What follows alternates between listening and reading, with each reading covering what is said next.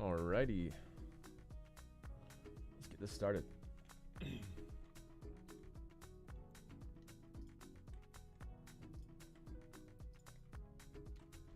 Make sure that everything's going good on the stream, and then I will get moving on it. Testing 1 2, testing audio 1 2.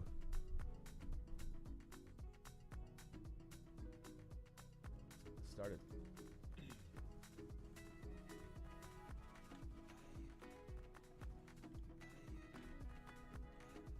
Make sure that everything's going good on the stream. All right.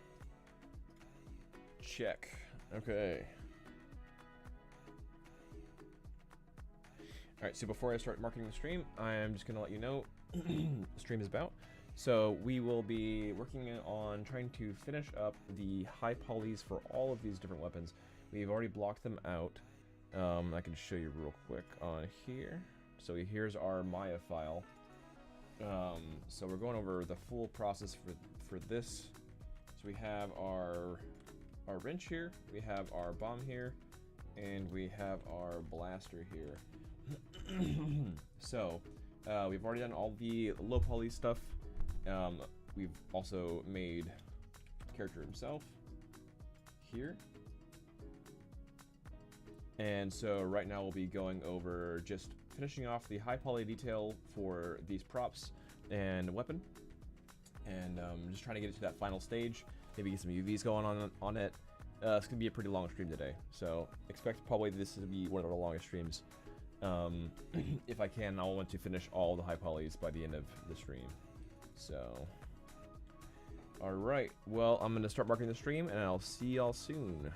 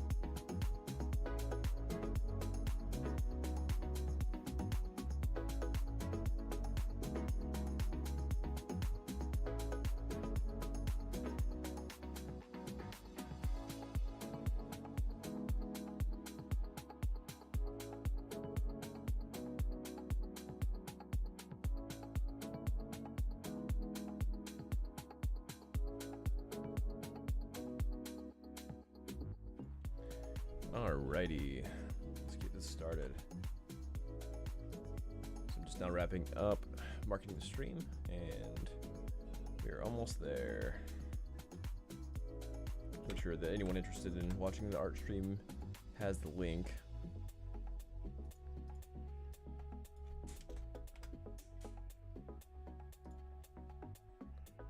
There we go.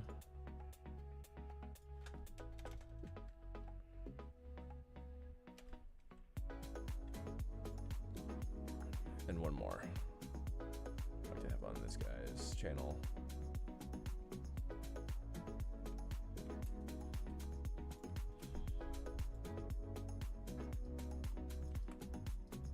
All right, we have a lot to do today. Okay.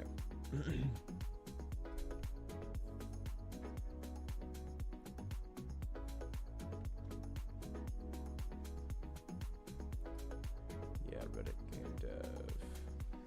There we go. I just want to send on the Reddit game dev and I'll start up the stream.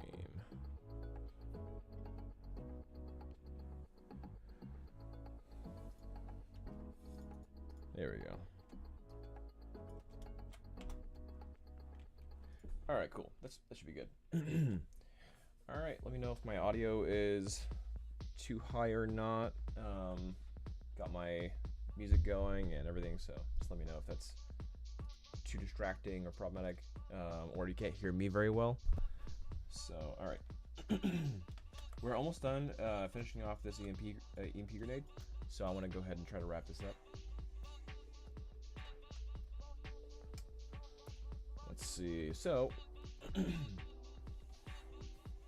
the last stream, we were kind of going over some like techniques on how to. Let me turn this down just a tad bit. There we go. All right, yeah. On how to kind of make this feel a little bit more integrated, and we need to bring these pieces into this main body piece to make it feel like it's actually one of the same, like it does in our sketch here or in our concept here. Because these green pieces actually are part of the green here, and so right now they do feel kind of separate, right? I just need to merge them together.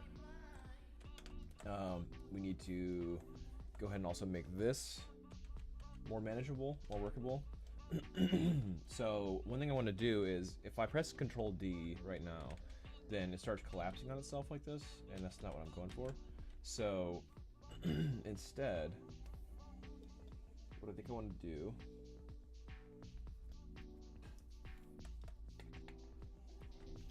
I can go ahead and start here. Let me, if I turn on my polyf, then I can start getting these increased sections. So I can do maybe group by normals here, and that kind of adds a new color for each of these different normals, or the way that these things are facing. And then if I do crease polygroups, it immediately will add this crease. If I start doing Control D now, it actually keeps that nice clean edge. I don't necessarily want it that sharp though, so something that I can do instead is run dynamic. If I decrease, I think it was, okay, if I increase the smooth division to maybe 6 or 5 or 6, and then decrease the crease level, then that will kind of soften those crease edges. I'm gonna go to something like maybe 2. 2 feels pretty good. 2 with the smooth subdivision of 6. I feel like that looks pretty good to me. So now it is not yet actually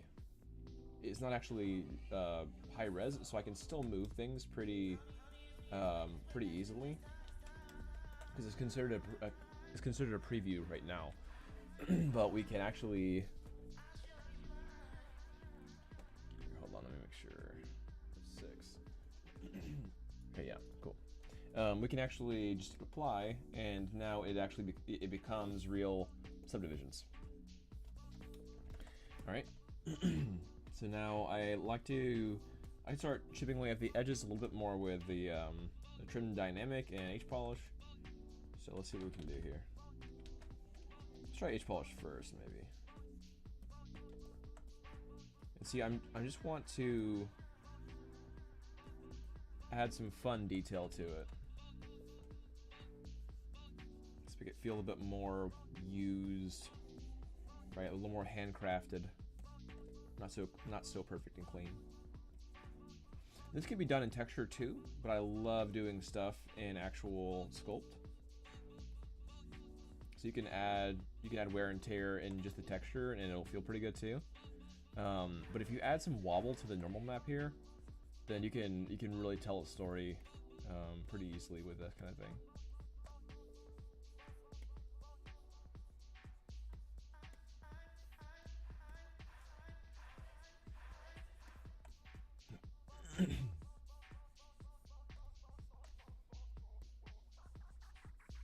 Alright, so I'm just kind of chopping away at these edges here, and trim dynamics is great for this too. But yeah, I'm just trying to give it some shape, give it some movement. If I work with these at all on the other edge, it might be easier for trim dynamic because it's such a sharp edge, and that helps me just kind of dig into it a bit like this. But all I want to really do here is just kind of start beveling this edge a tad bit. So I'm just using a very, very light push of my brush here to sculpt through this. And really, even this could be considered overkill because it's something that's not really seen that well. Where maybe the top it'd be, more visible, that kind of stuff. So typically, the things that you're gonna see is what would actually matter more, right? So I can run a softener here. I can do solo. That will help me see what's happening a little bit better. So solo is great for just isolating what you're actually working on. Things aren't in the way, right? So there we go. Just a some light stuff here. And this top area here, I can start kind of getting rid of this pinching feel. Start adding more of this wear and tear on it.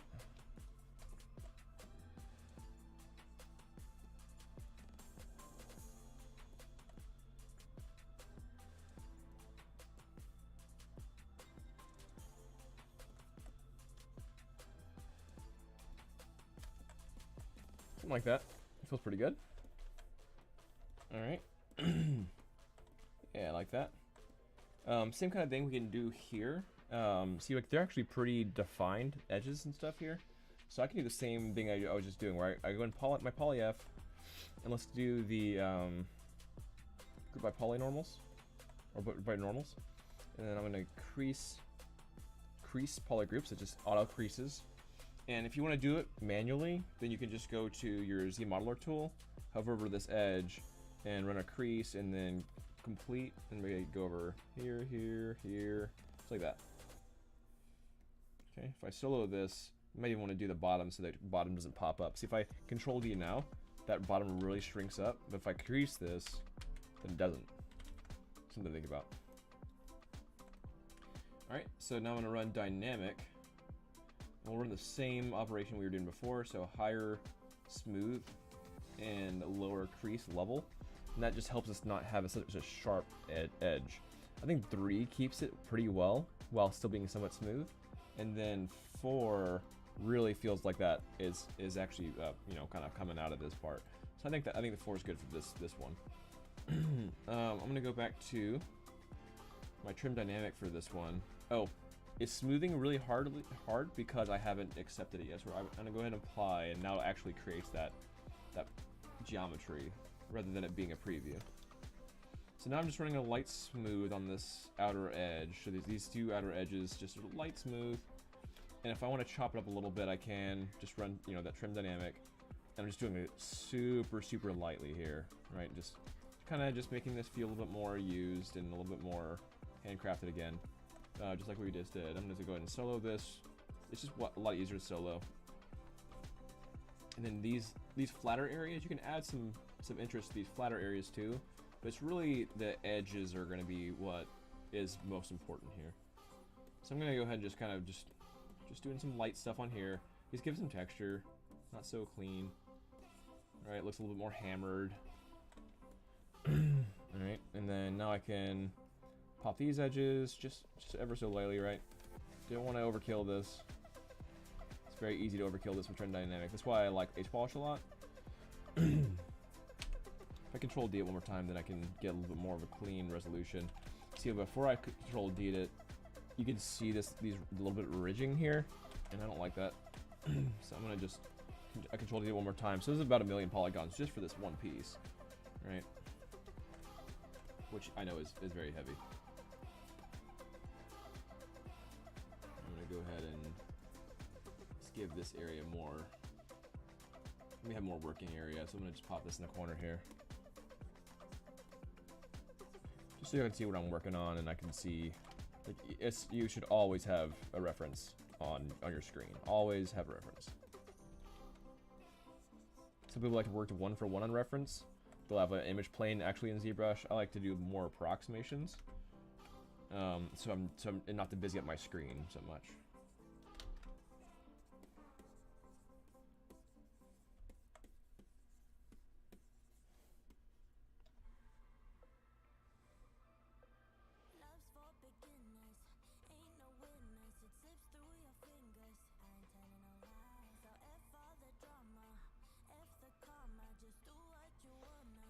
Alright, let's see here.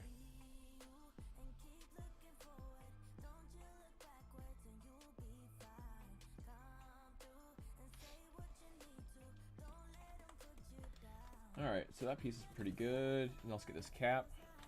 So I'm gonna think of the cap. You have kind of a little sharp edge here and all that. So I'm gonna just go over here.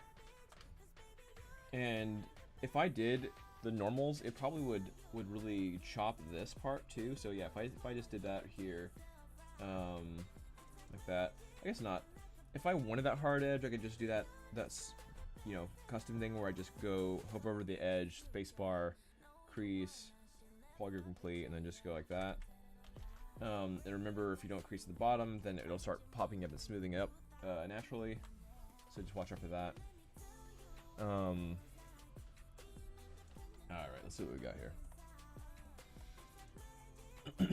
And because it's like it's not a cork, it's a button. But we might actually want to have some negative space where like it kind of comes in, where this button is inset into. But right now I'm not too worried about that. I'm gonna go ahead and increase that too. Let's go ahead and do dynamic, lower that, upper that. See what's happening. I'm just gonna turn off my poly F right now just to see what's going on a little bit better. I feel like that looks like a pretty dang good button. And I don't want to chop this up because it's more plasticky, right? So if I were to do too much like on the edge and stuff like that, then it just won't feel right.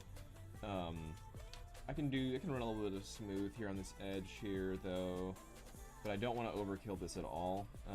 If I do any polish work, it might even be just along the edge right here, just to like really crease in that edge and have it be almost like beveled kind of interestingly. Let's see how that looks. I don't want it to be like a cork, you know, I want it to be like a button, so I'm gonna smooth this out a little bit so it has a nice crease, but yeah, I think that looks pretty good. So yeah, if I just cut into this too much, it wouldn't really feel like the proper material anymore. It'd feel like metal or something like that. So I'm keeping this pretty simple. All right, yeah, but what I meant by that inset part was if I run a draw mask. So I'm gonna solo this and just kind of create a mask here. All right, let's see how accurate this is. So I can also do Control Alt to get rid of some of my mask. Right, so I can start getting rid of some of it. Keep a little bit around the lip maybe. And this is just to create like an inset. It's to be super, super subtle, but you know, it's all makes it look better.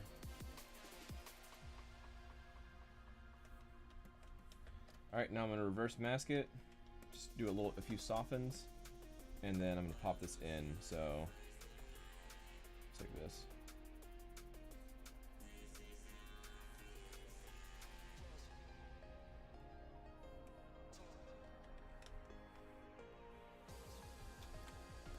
Something like that. And yeah, if it's too much, then I can always go into this brush again, and then just push it closer with the move tool, or the snake hook tool, I mean. So now I can just kind of just sink it in a tad like that, just so it's, you know, feels like a button. Not completely necessary, just kind of fun and kind of cartoony and stylized. So one of those things. So you could completely just not have done this, and it'd probably be fine. Just an aesthetic choice. Cool. All right. I like it. I think it looks fun. Cool. So we don't have spokes, right? So what is keeping this ring aloft? We're kind of like this. It's almost like a steam crate kind of thing. Yeah, try to figure out what's keeping it moving. Hey, what up? Good morning. Good morning.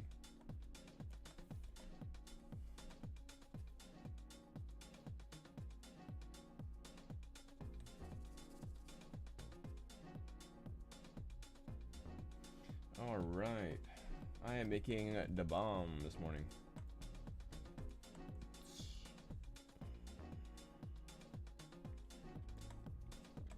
Well, I'm doing more than that, but this is what I'm doing currently. All right, so I'm gonna start putting these two parts together. So this and this need to combine. So that's the right here. So I'm gonna pull this up until it's right below it, and then I'm gonna merge these two together. So I'm gonna go to my merge and then merge down, always. So now these are all one and the same, except for like this one, which is separate. One of the first ones I did. So I'm gonna pull this up above the ring and then merge down. There we go. Now we have all these little inset pieces are working together, and then we just have these parts that need to be some love. So I'm gonna go ahead and run a Dynamesh for these.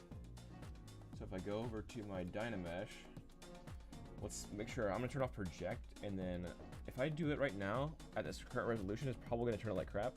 However, beforehand, I'm just gonna go ahead and save. Grenade high.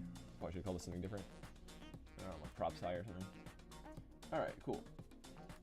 So yeah, if I go into here and then I go ahead and Dynamesh something at a low resolution, then you'll have that, essentially. which keeps its shape, but it loses all this detail. So if I want to keep all the detail, then I want to go ahead and do maybe, let's try right around 400 or 500.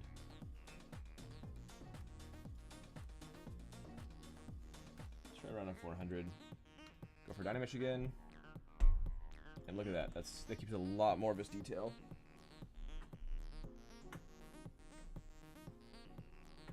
There we go.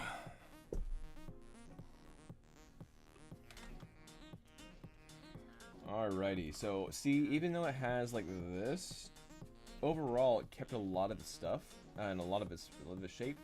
I'm gonna actually refine it even a little bit more. I'm gonna turn on polish and then bring this to maybe a little over 500, and then run it again. And see, now they're Dynamesh, but you can't even tell. And so really, that worked the best, I think. So this has this crease, but it has like, it's still the same material. So I need to go ahead and smooth this edge, so it feels like it's kind of like popped up from the center mass, but it's still part of the green, right? It's still the same material. Before it was that big seam, that hard seam, made it feel like it was separate like this. So you're just running a light smooth, and there we go. Now it has an actual, it actually feels like it's combined. Okay, and I'm running the relax smooth. So there's, if I hold shift to start, if I start drawing like this, and then I run it, it's a typical smooth. But if I start smoothing and then let go of the smooth, the shift button, then it does a secondary smoothing operation called like a relax. And so it almost like irons stuff out. So I like to run the relax function a lot more than typical smooth. So again, that's just hold down shift, start smoothing, and then let go of shift whilst continue smoothing, and does a relax function. It's nice. If you see that you're kind of losing some res here, like where these little pops, then do a Control D, and then it'll you know, multiply that resolution.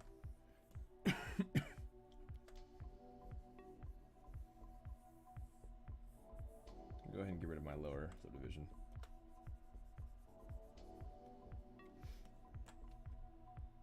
I'm gonna raise my draw size a little bit and just start smoothing these out. Oops, that's not what I'm trying to do.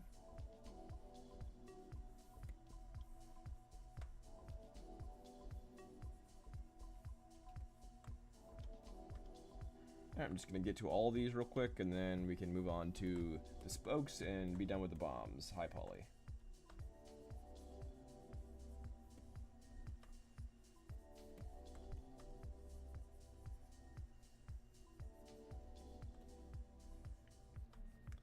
How you doing? How you doing this morning? It's been a minute since I've seen you on the stream.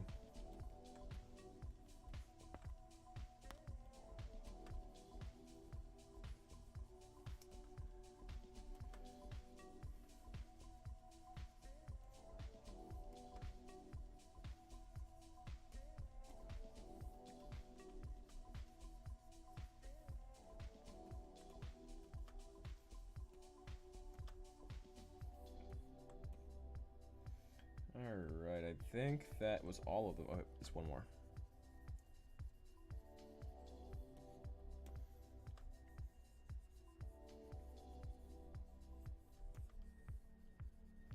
It's subtle, but it's definitely there. I think it was more obvious when I had at the lower subdivision. Packing move, so glad to catch you live. Yeah, hey! For sure, glad you're here.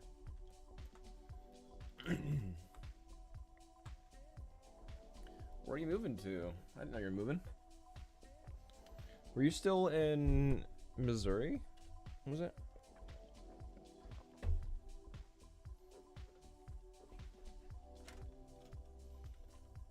Alright. So let's see. For these, these little parts right here. I actually think I'm going to do this in texture. I think that I don't want to do this here. I can, but I feel like it won't be as clean. See, if I did this, and then I could like push it in, right? So that's like a way I can do it. And I think that totally works.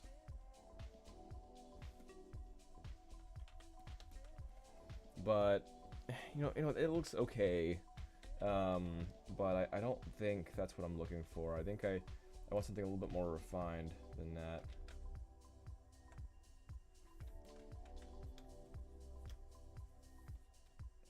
Yeah, I think I'm gonna do this in texture. Let's see, selling house in Missouri, moving to Illinois, where 2 of the kids. Okay, that's cool. Staying with the kiddos.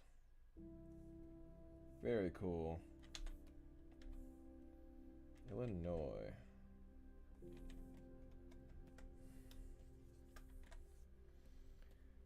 You know, I think it looks fine. I'll go ahead and handle these. Having a crisis over here.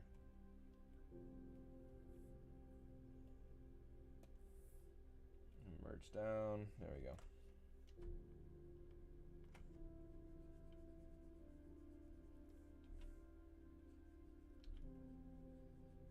Hey, that's cool. I know it was very difficult for me moving to Utah and being away from family. That was really hard.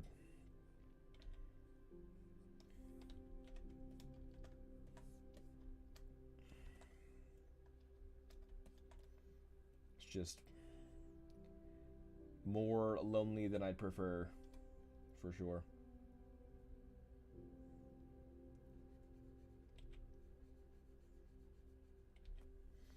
Go ahead and just have these turned at different angles. I think that would be the coolest way to do this.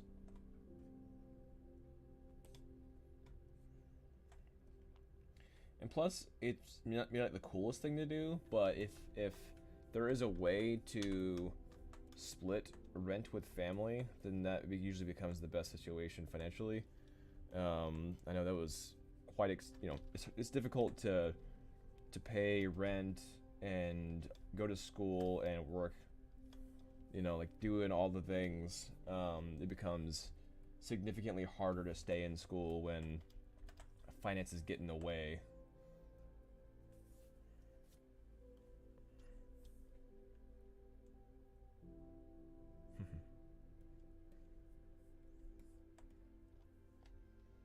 So I think that's a great idea. It's a great way to be able to support the little ones. Okay.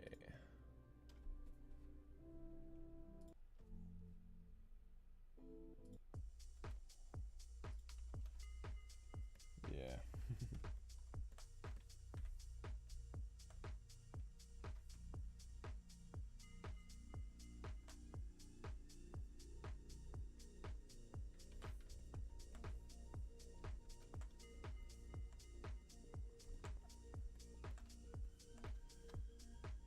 Hey, that's great. That's a great way to be. You cannot beat free.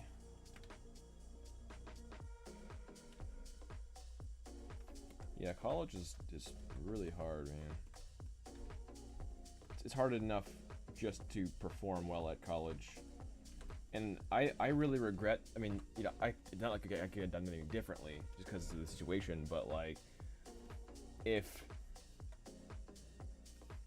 I regret only being able to like go part-time. Like I had to just pay bills, but like yeah, like you can just go through school and get it done way faster if you can just streamline and go full-time the entire time.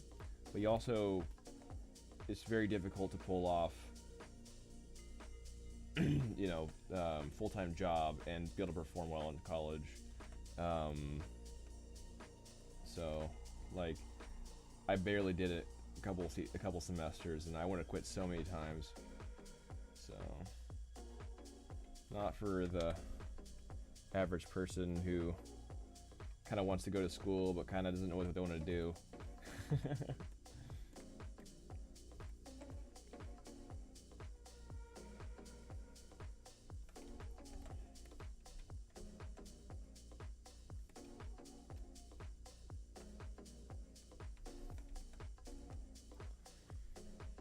Worksite ETC, so you get experience. That's a lot. Yeah, totally.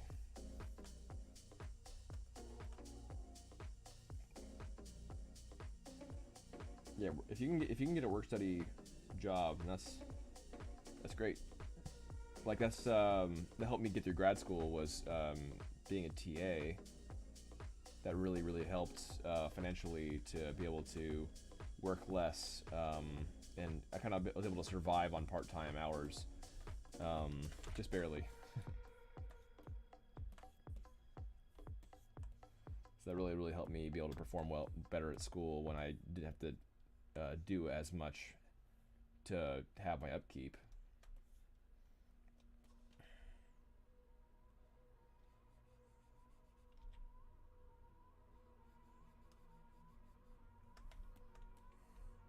Especially right now where things are just insanely overpriced.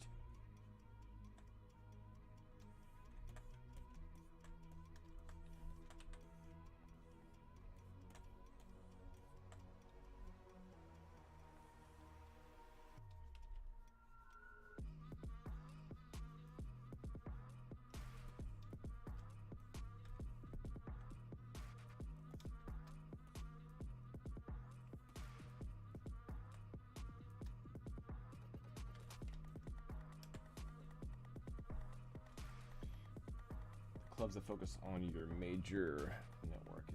It all adds up. Yeah, absolutely. Absolutely. You know, I had a theory about why it is so expensive to live on the coast. And I think that, I mean, part of it's just because there's a lot of tech out here and there's water and just, you know, there's good sites. But I think that a lot of it is because of a higher population, that means there's a slightly higher chance of having a bigger network. Although when I was in Utah, I feel like I was able to get a lot of people, meet a lot of people and have a pretty nice network. But yeah, it's really important to participate as much as you can and with people that do what you do as much as you can.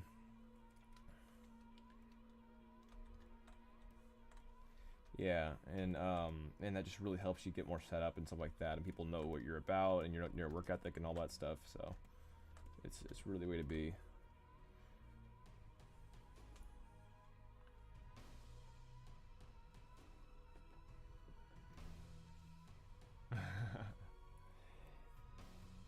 Absolutely.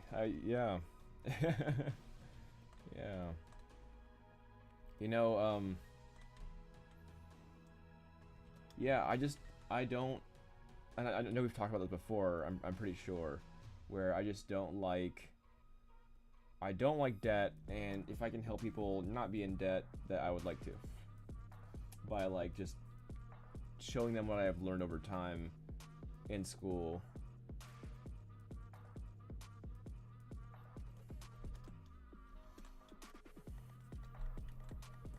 I definitely believe in school, but yeah, like not everyone wants to spend a fortune on education, and I totally get that. Let's see. I'll keep it there for right now. Alright, I need to add spokes to this thing. So let's see what we can do. I'm gonna go ahead and save. Let's go run save as. Yes.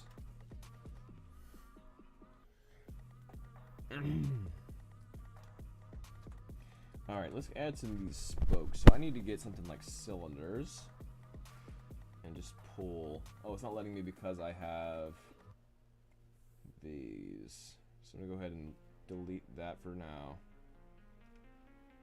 But what I actually want to do is, instead of deleting my lower, I'm gonna go ahead and duplicate this. So I'm gonna go ahead and duplicate, hide, delete lower now. So now this one doesn't have those, but the other ones do. 'Cause I like to have my polygroups if I can. There we go. And so as you're pulling out an IMM tool, you can push it back in to make it longer, but still keeping the same length. So instead of it like shrinking back when you push it in, it just elongates, or like skinifies itself, I should say, but still keeps that length, which is really cool.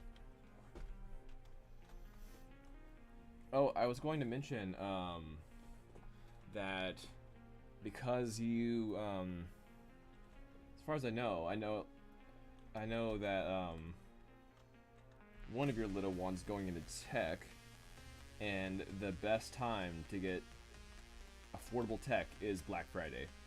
Just a heads up. Like every time I buy a new computer or new computer parts, they're just generally so expensive.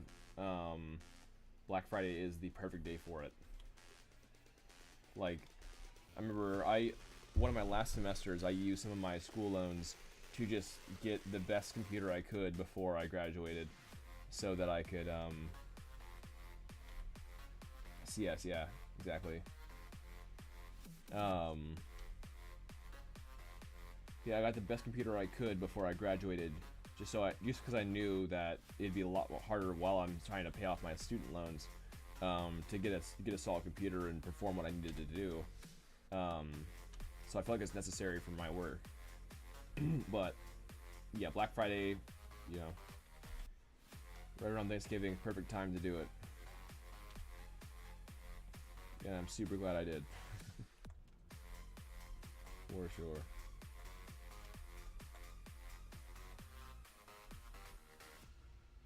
Like actually, I'm helping Amelia find a good computer, and we found actually a pretty good setup in MSI, from Costco. Costco's having a pretty good sale on a few computers, so you can go on like the Costco online stuff.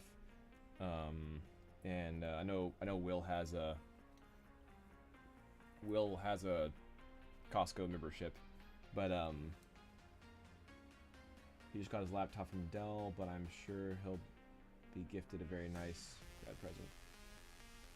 Oh yeah, oh my goodness. You could save, I think I saved like $1,400 because my setup here is about $4,000. So I think I saved about $1,400 on stuff just because I waited for Black Friday. Heavily suggest wait for Black Friday for that. Yeah.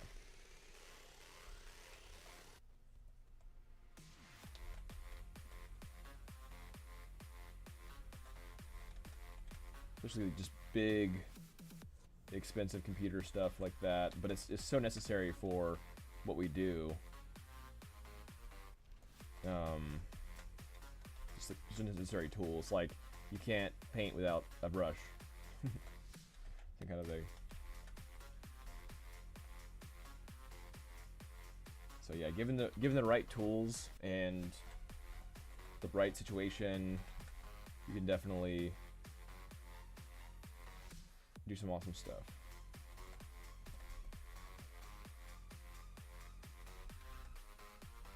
It'd be tragic to have all the talent, but you just don't have the opportunity. Come on. Why are you bugging on me this time?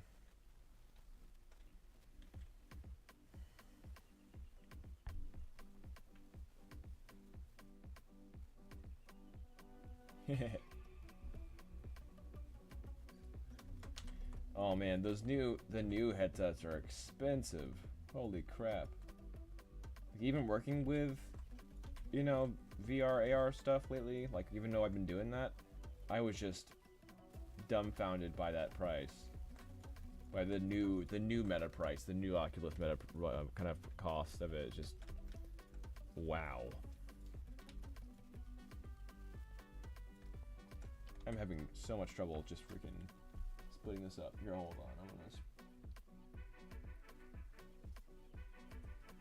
I know what to do. Although I didn't think about this. Control W, and then polygroups, auto group. There we go. Fixed. Now I can split. Subtool, split, unmasked. There we go.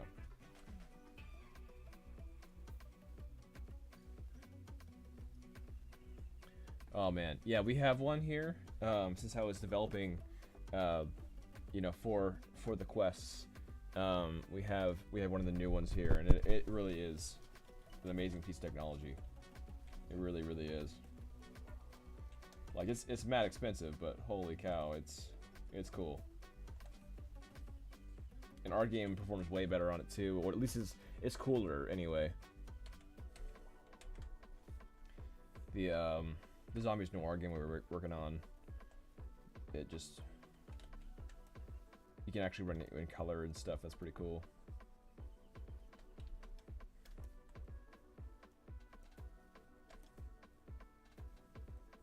Let's see what's going on. Okay, that's what I thought. So it's running like a taper here.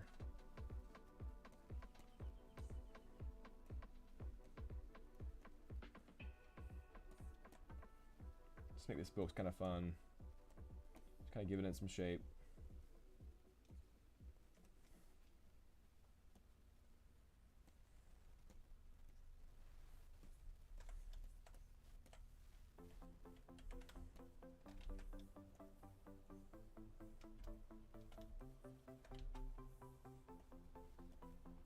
I'm just gonna just delete this and go for a Dynamesh instead. There we go.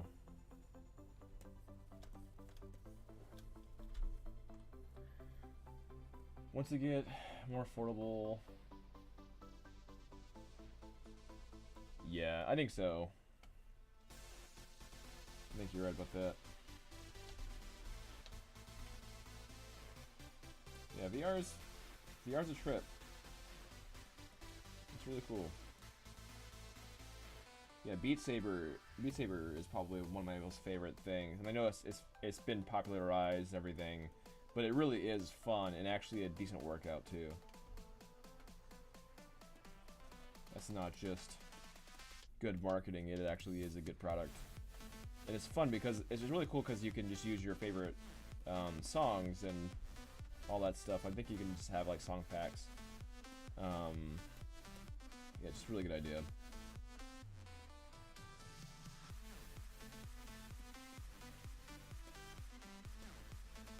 And then to just having lots of replayability because you could just play any song at any time and it'll kind of work with it. Like, build a level for you, essentially. It's a really smart idea.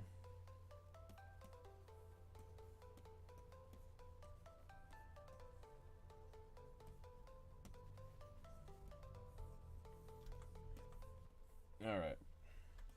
You're almost done with this guy.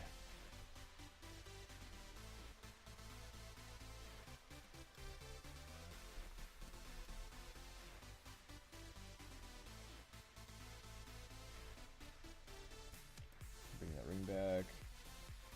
Awesome. I'm just gonna do those two, actually. I don't think I need any more than that. I was gonna do a cross thing, but I think two is fine. I'm gonna run an inflate on these ends here to make it look a tad bit more substantial.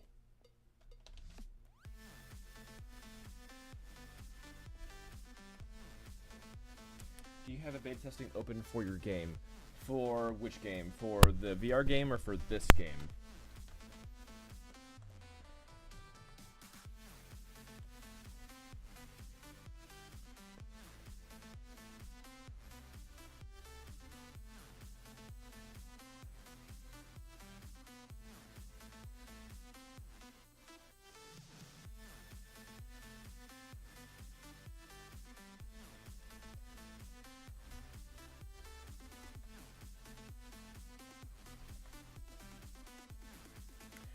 Yeah. We do build. So if you go into my Discord channel, actually, yeah, where is it? If you go into my Discord channel, let's see here.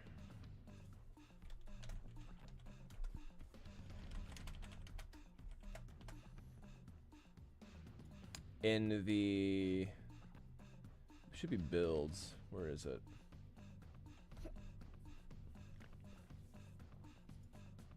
Oops. Not that one.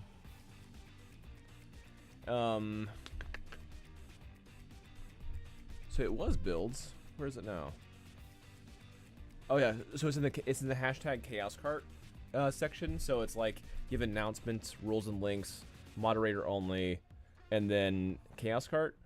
On 10/21, I posted a build, so a little bit, almost a month ago. So if you'd like to play that one, that's my most recent one. I swear there was another one that I had posted. But yeah, I've been trying to do semi-frequent builds for people to just try the game. Yeah.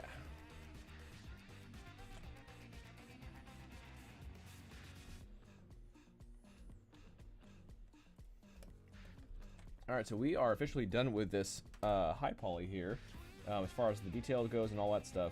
So I'm going to go ahead and move on to our next thing. Only other thing I might do is merge these two things together, like this and this. But I think it's pretty fine just to have it the way it is. If I wanted to do that, then I could just merge these two. So like, let's see here. Yeah, I could combine these two. I'll just merge these two layers together. So this one, I'm gonna go ahead and just let's see here. So here's that layer.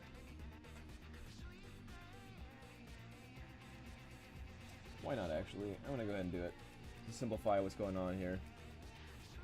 So this one and this one, I'm going to delete lower here, and I'm going to go ahead and merge these two together. Merge down. Totally. Yeah, I think the build, it's not like small, so definitely have, as long as you have some room on your computer, then it should be good to go. I'm going to go ahead and save. Maybe a couple of gigs. I think the build is a gig, if I remember right.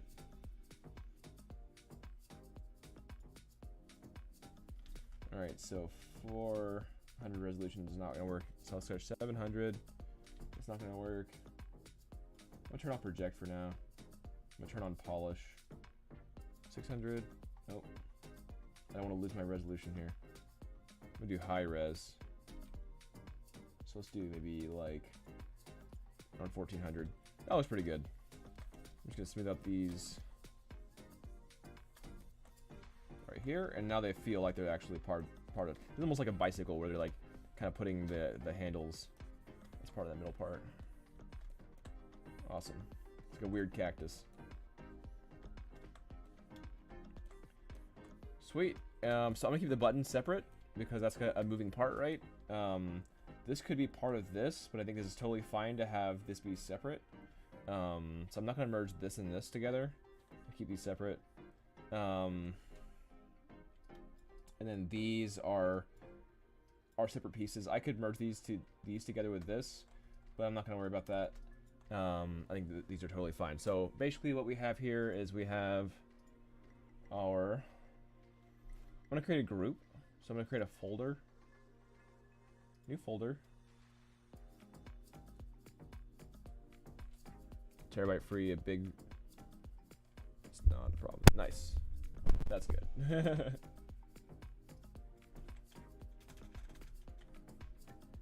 Hey, thank you. Let's see, I'm gonna call this bomb. And then I'm going to just close this folder, and I'm gonna push all these different layers into the bomb folder. Including this one. Alright, so what do we got here? We have these different parts. I'm not going to worry about naming them right now. I'm going to keep them in the folders, basically, is enough. So, bomb. And so now if I want to have, like, the pistol, I can have, like, the blaster under this, and then below that I can have the wrench, right? So I can keep everything in this one ZResh folder. So I'm going to go ahead and save this out.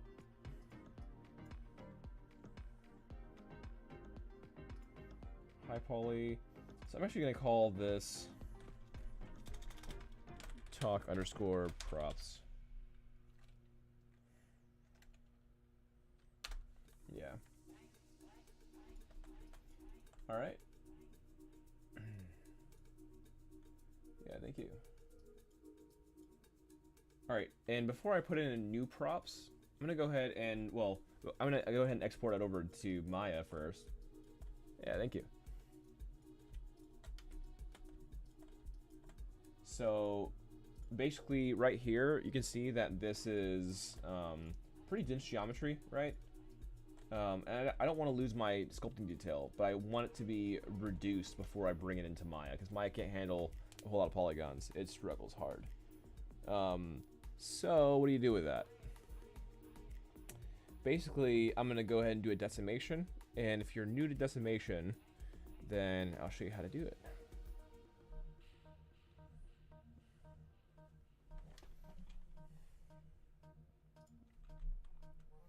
So basically the idea is that I want to keep all this nice charred, kind of handcrafted feel, all that sculpturally feel, and I want to keep all of that.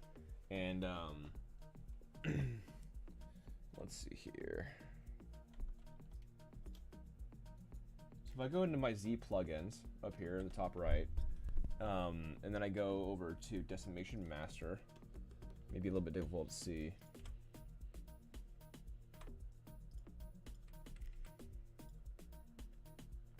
Okay, and I'm gonna go ahead and pre-process all. So it might take a second. And essentially what this is doing is all these different layers, it's going over all the different layers, and it's understanding the spatial, it's like kind of gaining spatial awareness of what all the geometry is. I love these Alanis, they're really good.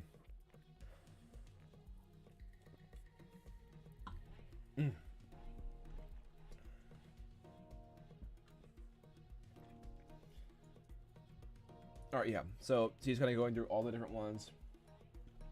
So right now it's on 185, which is this part. Alright, so if I edit anything after this point, get your stuff to all where you want it to be before you do decimation. In fact, you might even want to duplicate all of your layers before you decimate them, and then have the duplications decimated and keep the originals for further sculpting if you want to adjust things later down the road.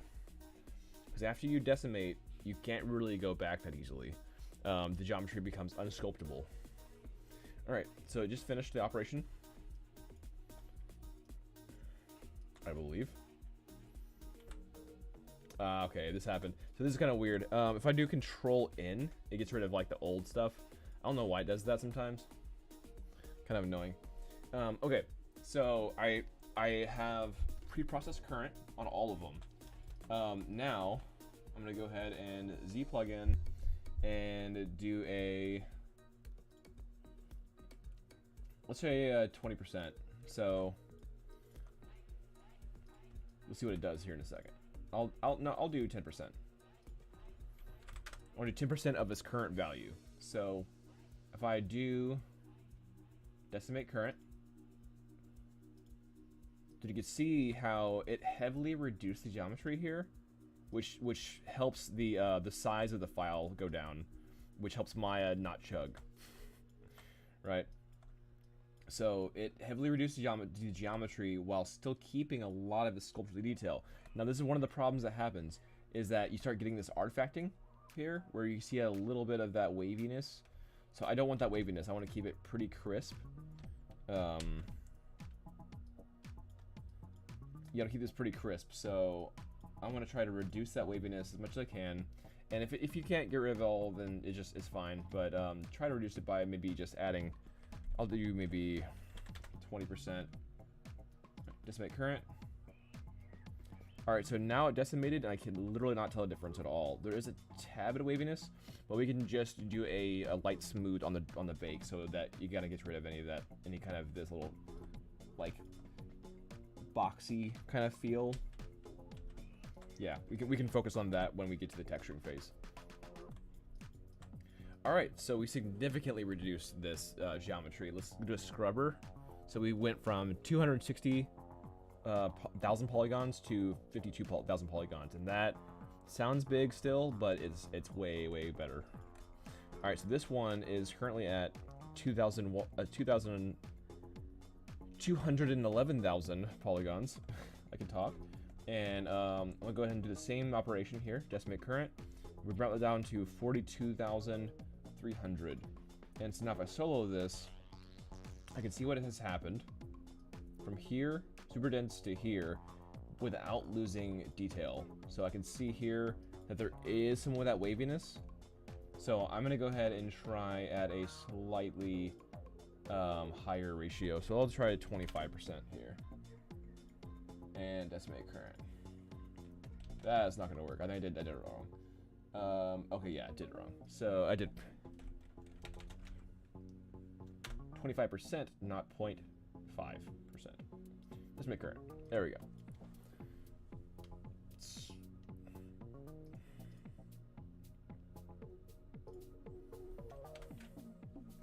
Check it out. I have new I have these new I made those in Photoshop. They have this new thing for members. It's kind of like a YouTube Patreon kind of thing. And so they're basically trying to like replace Twitch, where you can give perks to people that like are members, or you're members on YouTube. So it's almost like a it basically is like a YouTube Patreon kind of thing. But I think that, I don't know, I want to give anyone who's on my Patreon currently the whatever I can that would benefit from YouTube membership, because I think it's one and the same. Any kind of support, I feel like I want to be able to like reciprocate the love.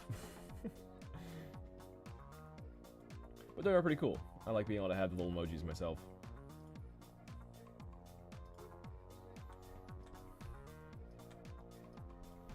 All right. Let's get this bomb going.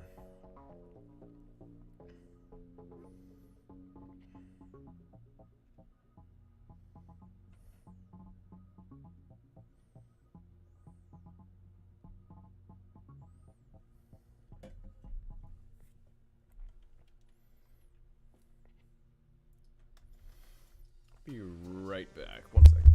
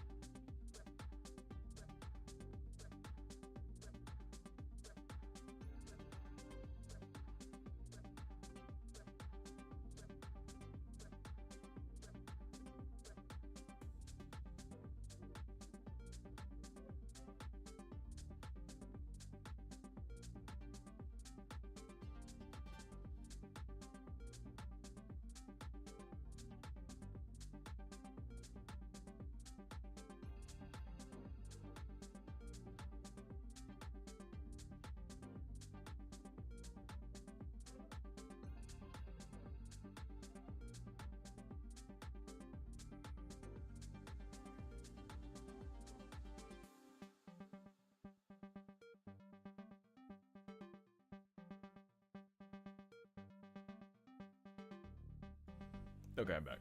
Sorry about that. All right.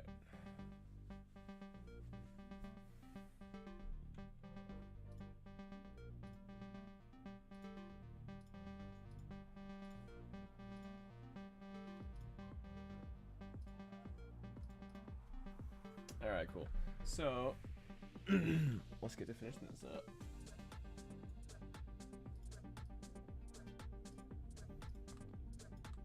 Let's go ahead and decimate this big piece here.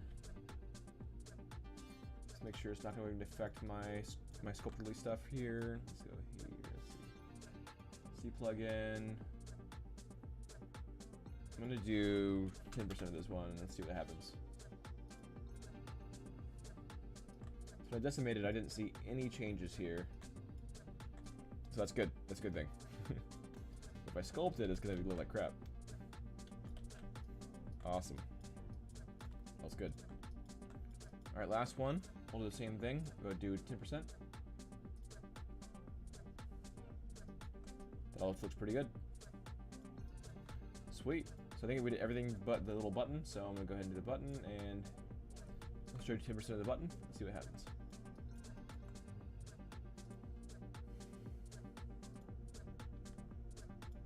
Awesome. All right, we've reduced everything significantly. We went to like from 4 million to almost 500,000. Great. That's where we want to be.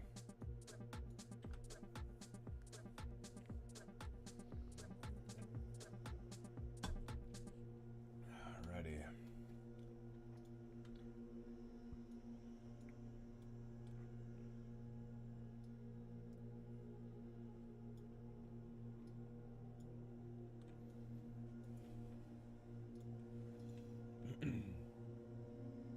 We went to like from. All right, so now I'm going to go ahead and start exporting this into our Maya program.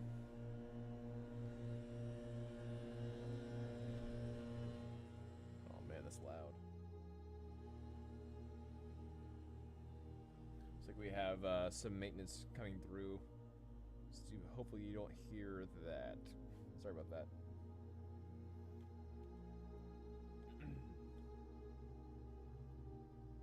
Alrighty.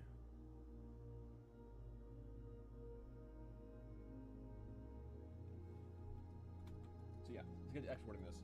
So I'm gonna go ahead and do I'm gonna right click on this, and then I like to do off the gear.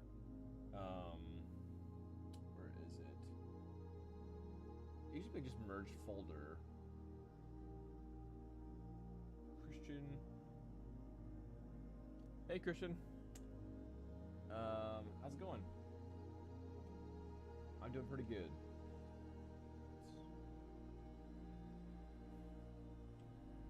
Yeah, I'm just doing some art today. So just kind of finishing off these props, trying to make everything look good and detailed and everything, and then re-import them into Maya to start texturing here soon.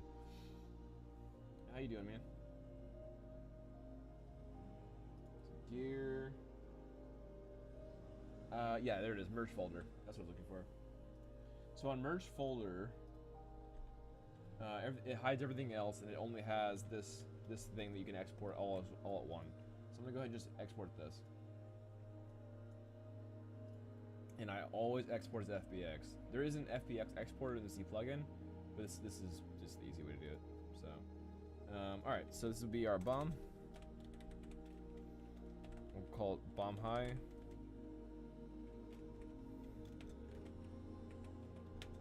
Caps and something like that. All right, and selected. I'll do selected for now.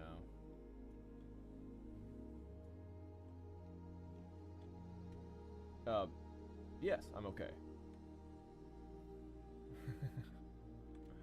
I'm doing okay.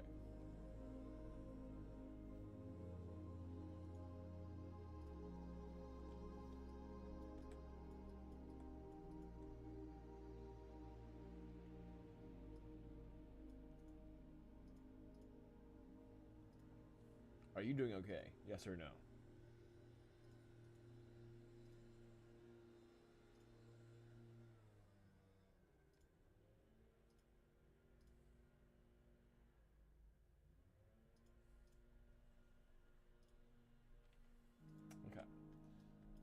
So I'm gonna export this. I got our Maya. There we go.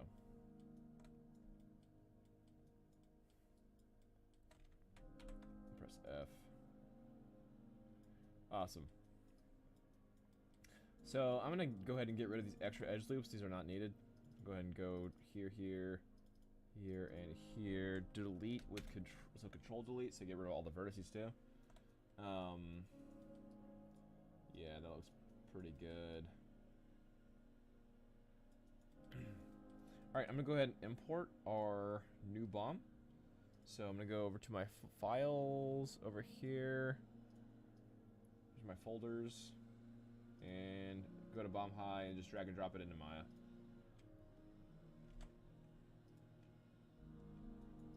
There we go. Now it seems like some things got like moved a bit, so things that might have been offset in ZBrush.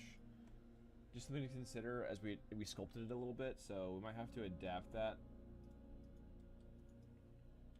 which is fine. I think I might end up doing some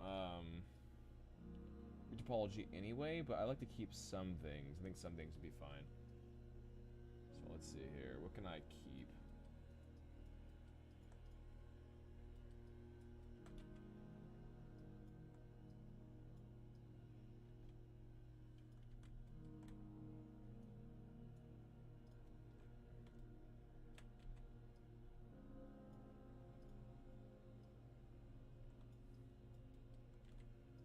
Let's move some around some vertices here. Here we go. Where should it go?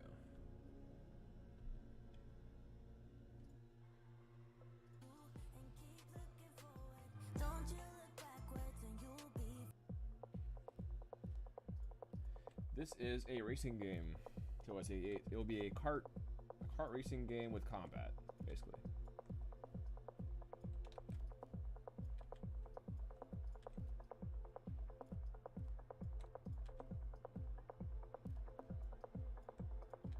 So essentially, if you mix Mario Kart with Overwatch, that's kind of what I'm going for.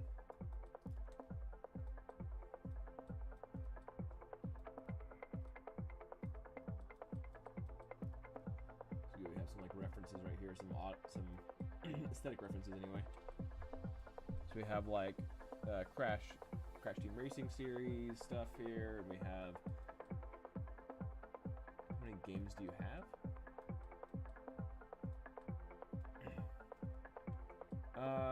Well, I've helped publish a couple different games, if that's what you mean.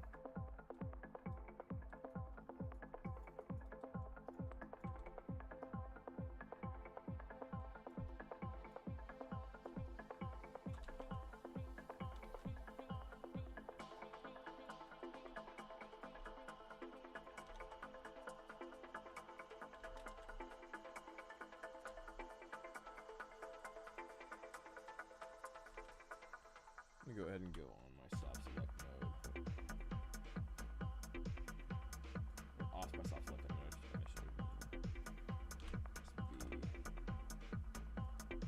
So yeah, these lighter polys are being a little bit too. They're not actually encapsulating the high poly properly here.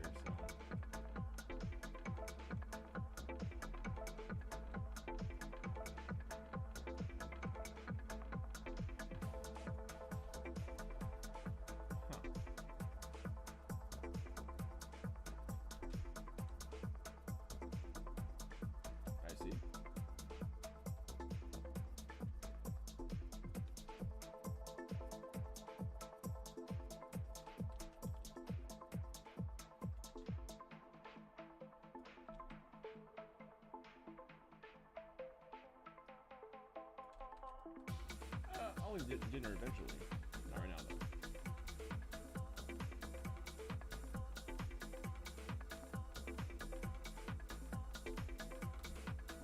It's still pretty early for that. Alright.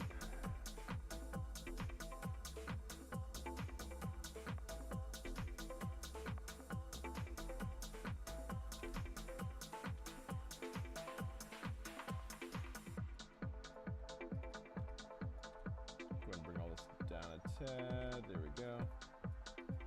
Awesome. Save.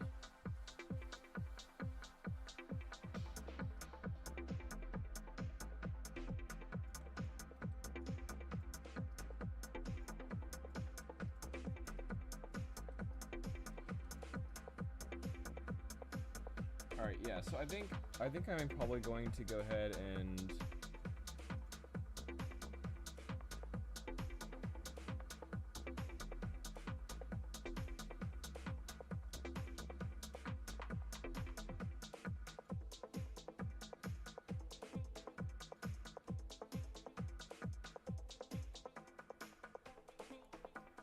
let's see here.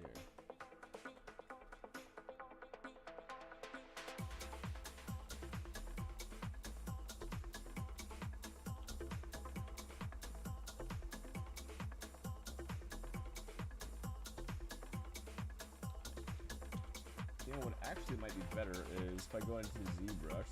Let's try this in ZBrush real quick. So in ZBrush, I can actually do, and I believe in retopology, but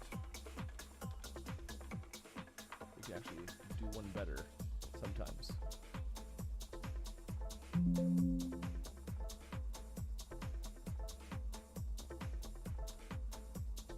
Where is my ZBrush? I hate that it does that. Sometimes when you tab out of ZBrush, it just doesn't want you to open it back up. Kind of lame.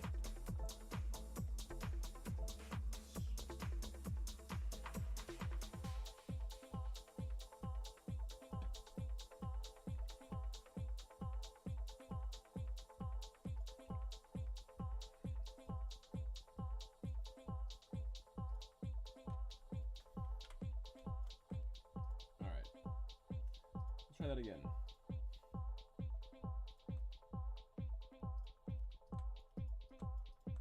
Here, I'm gonna just append. Let's see here.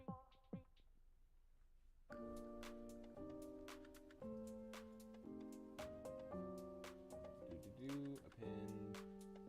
Let's do a cylinder, and then I hover over this, and then I'm gonna go ahead and just import the bomb high here. Usually when you import something, it will replace what it currently is on. I guess not this time.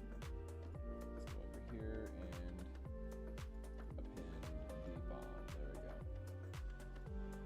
So go ahead and delete that.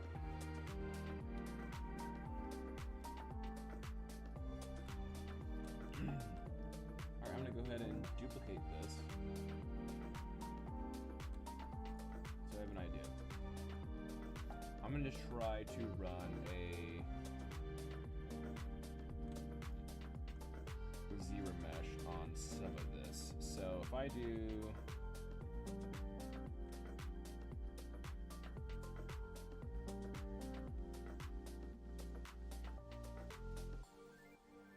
split and mask,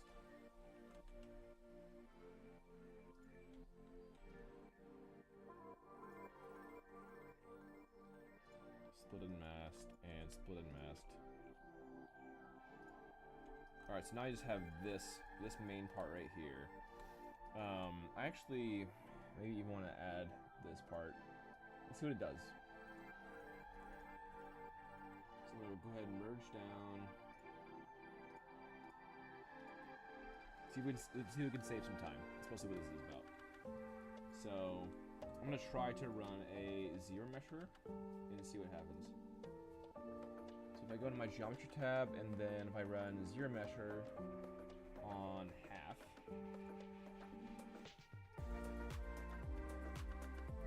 let's see what we got here. I'm gonna go ahead and actually die mesh everything together. So turn off this, turn on polish.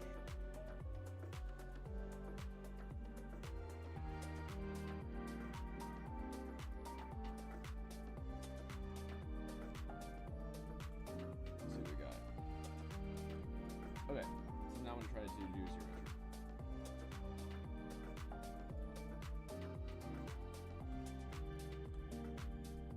So I'm going to do half and zero measure, and then I'm going to do, let's see, if I do keep groups,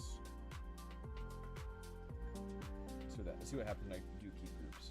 Hopefully that means it'll create an edge loop around these groups. It's been a while since I used keep groups.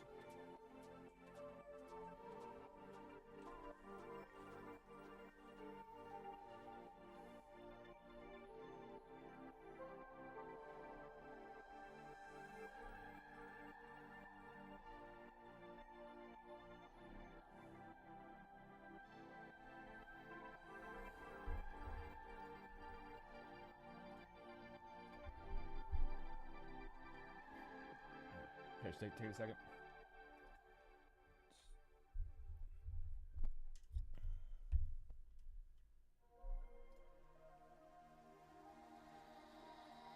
Driving through the New York rain, roll down my window and let the rain in. You call me by All right, so too late to turn home. it kept basically all the information, and it did create an edge loop around the groups, which is pretty cool. But it's definitely losing some information. I'm gonna try to do a. I'm just gonna try to do a decimation here. Let's see, decimation. Let's see what happens with decimation. I'm gonna do 1% decimation. That's this current. Let's see what happens.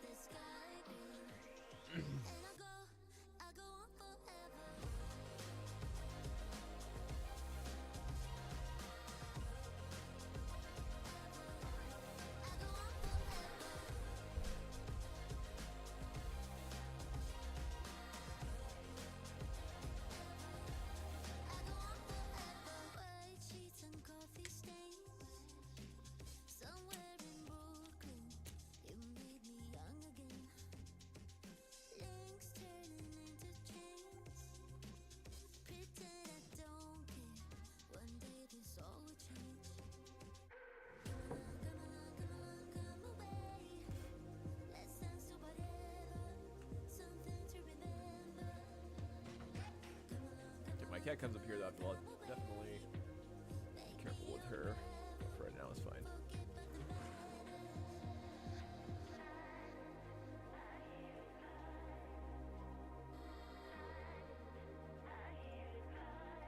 Alright, cool. So, let's see what this does. And then red decimation of 1%.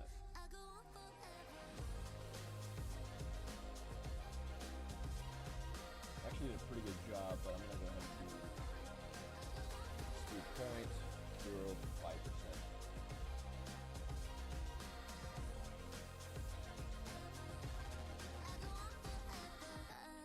Not even less.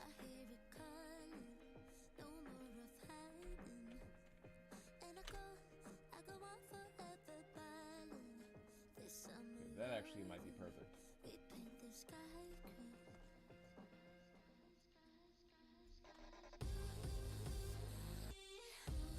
Of course, we need to fix a few things like this button here, but overall, that doesn't work. I really like the way that turned out. Kind of low poly. So we can go ahead and do that here too. So I'm gonna go ahead and run.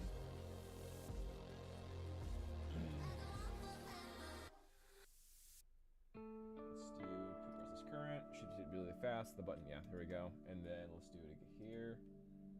So let's do same thing. That one just depleted itself. Let's do 1%. Okay, this can definitely go lower.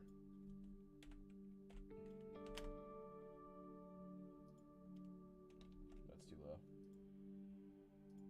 And really, this one like this, the easy could definitely be done manually, of course, like this kind of shape. But anything they can do to save some time would be cool to do. So let's do maybe 0.2%. Okay, that was pretty good, and I can do some fixing and stuff. Hey, thank you. The new emotes are people that are like, I guess, help support the channel. They're basically, we have a new membership thing, the whole like little join button. So anyone interested in doing that can now have emotes. It's basically like Twitch. It's kind of fun.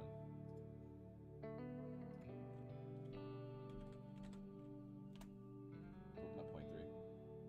I'm gonna do 0.3, not 0.03.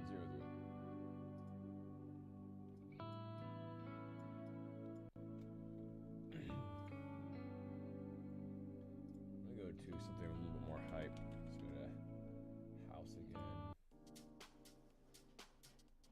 There we go.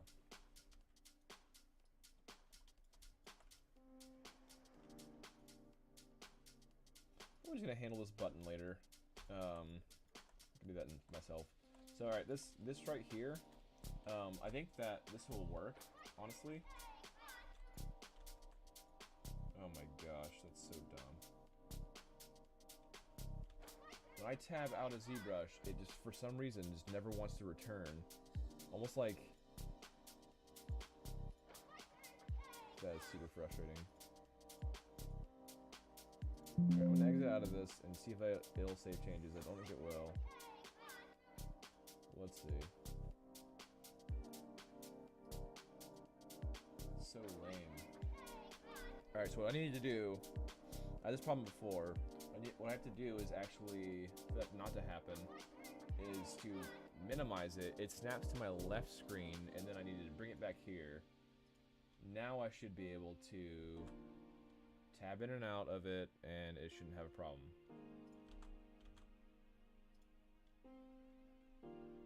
All right, so let's see what it does.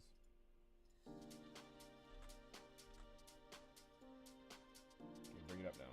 I can. Okay, cool. So that's the fix. So lame. It's making me do this crap again. It's so annoying. All right, let's run it again.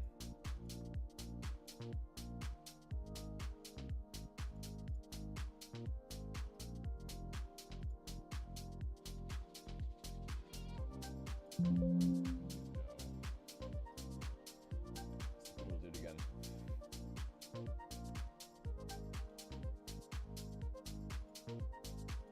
Yeah, I guess it's just gonna want to snap to the other screen. It really does not like me minimizing the ZBrush. That is frustrating.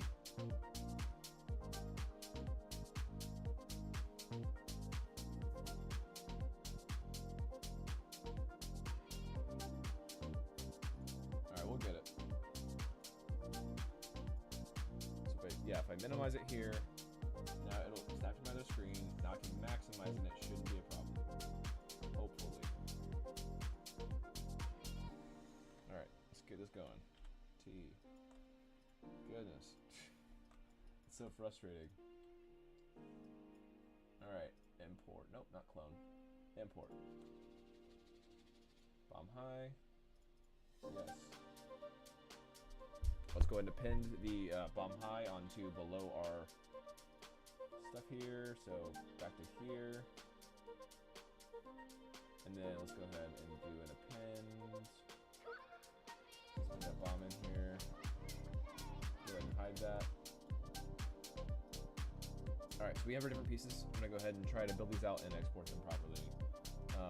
So we figured out that we can fix these. Split, unmasked. Split, unmasked. Alright, I'm going to go ahead and hide these two. I'm just going to try to merge all these two together, all these together. So I'm going to do Dynamesh and turn off this, turn on polish, and bring this up quite high. Just Dynameshing everything together. It's a weird song.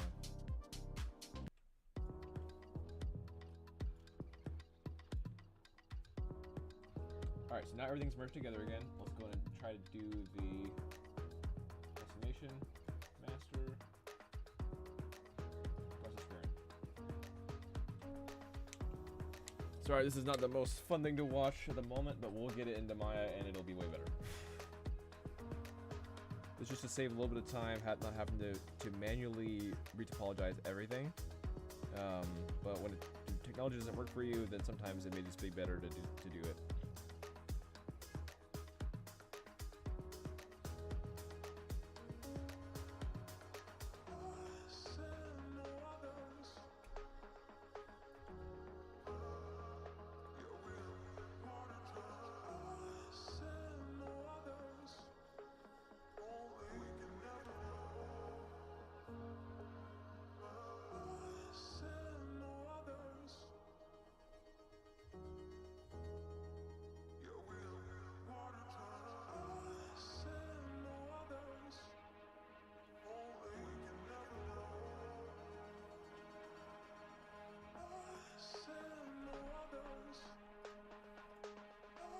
Alright, there we go. Let's get it. So now it's all one piece, right? It's been clarified here. So now I can decimate current, and I'll do it at, I think my last one was 0.05, if I remember right. Decimate current. Now that's getting it pretty dang low. There's definitely some messiness here.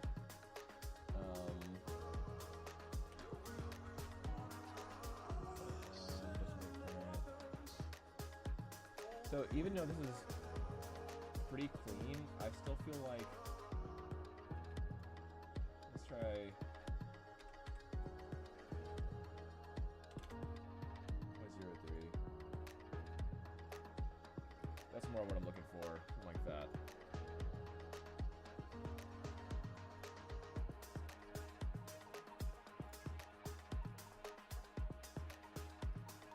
Alright, so before it has time to mess up again, I'm going to go ahead and export this out.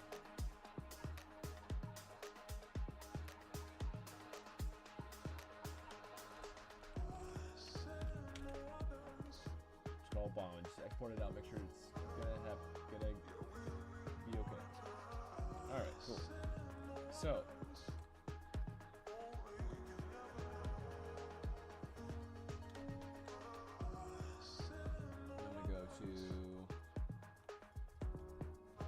I'm not gonna worry about this. Maybe we can do something fun. Let's see what we can do with this. So I'm going to roast this current like I did the last one, and see if we can make this lower res. All right, that was pretty fast. So I'm gonna go ahead and try to go for something like 0.3 maybe. Just make current.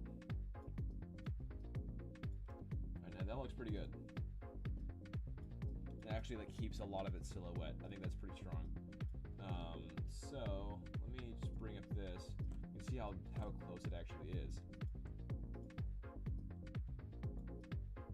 So yeah, I really like that. I think that's a really strong one.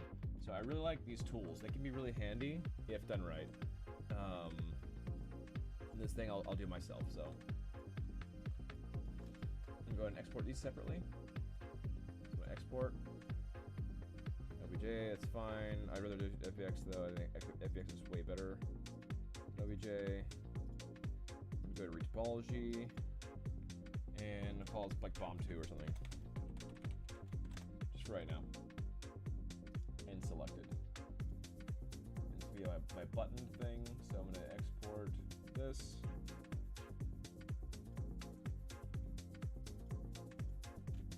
So I'll call it bomb 3. Export. Awesome. Yay, and I can actually go back and forth to it. I really should have saved before I tried that though. That was risky. Risky. Alright, so back into Maya. Let me go back into ZBrush. It will, yay! ZBrush is being my friend today, or now. Alright, I'm gonna go ahead and delete that. And then bringing in these. So I just exported the 3 new high poly stuff. I'm gonna go right click on this and go to my local file location. And then I'm just gonna grab all 3 of these and bring them in. There we go. So this just saved me a lot of time not having to retopologize.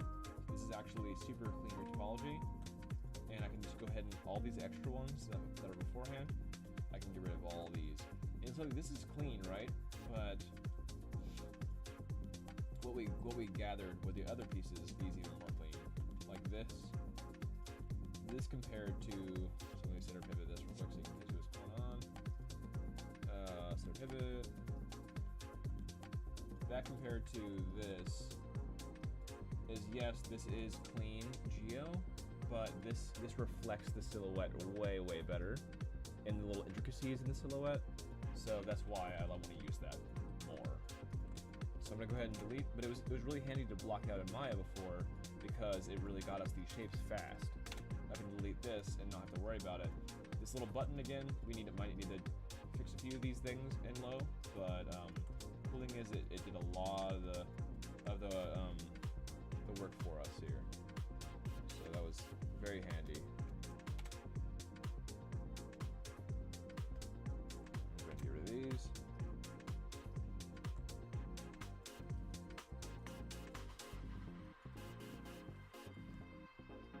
Okay, now this is pretty optimized, this one.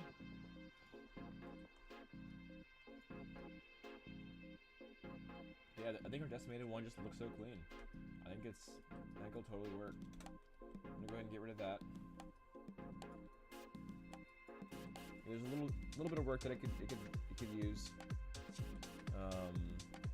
Yeah, I think overall it's super clean.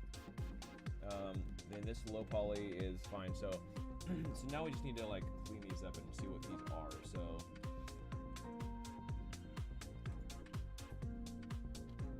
what I can do.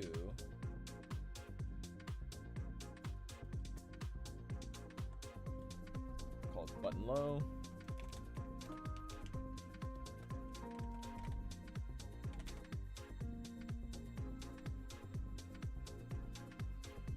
So the button low.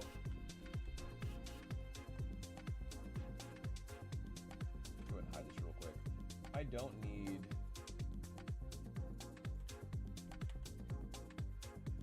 what I don't need is these faces.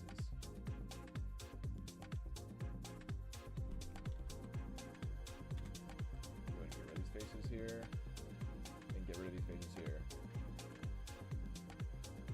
Those are hidden inside the handle, inside the little gripper. So I'm gonna hold on to those. Okay, that's good. What I also could do without is, so yeah, this button geo. What I really need to do is just bring in my high poly and then work from there.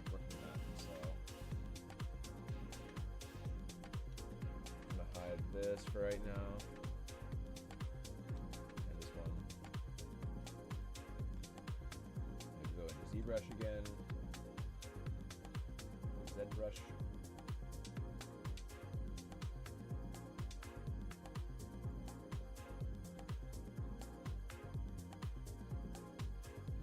And then, oh yeah, so I already have my my bomb high. Let's go into that. It's over here in high.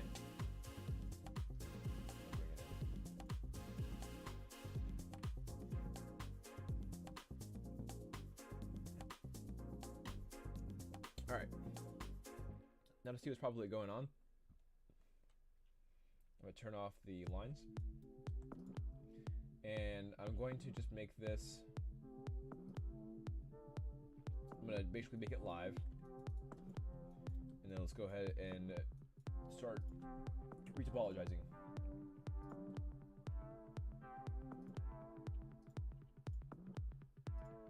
So this is modeling toolkit in general. I'm going to go ahead and do my quad draw.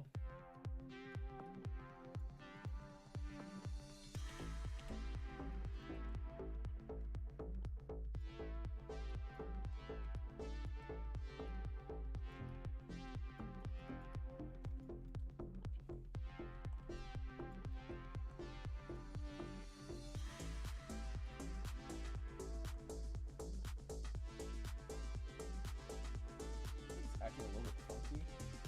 Not all of the lines are kind of just digging into the high poly too much, something like that. Let me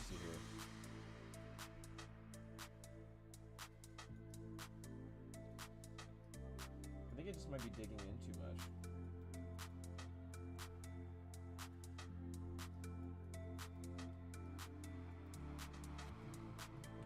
Maybe quad ball just looks a little bit different like than it used to.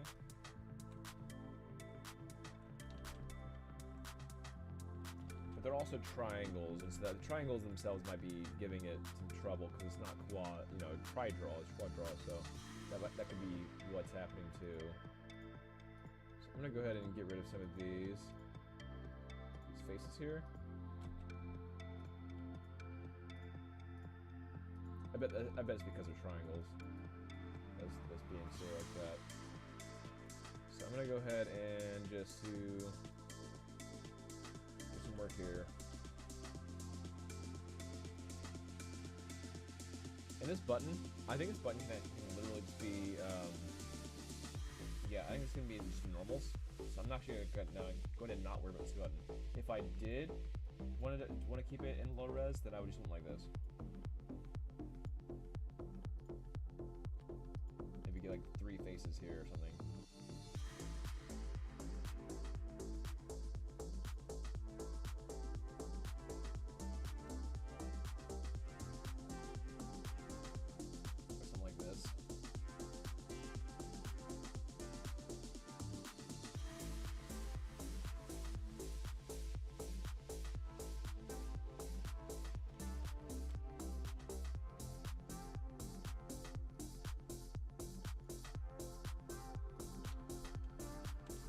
But yeah, I think it'll be fine just being normal map and just keeping it more simple for the geo. There's no point in doing something like that when it's not going to really matter that much in the scheme of things. So let's just make sure that everything else is matching up pretty well. I think it is, but I also don't want, I want to normal map these. So I'm going to actually get rid of these inner faces here. And just go ahead and close this gap.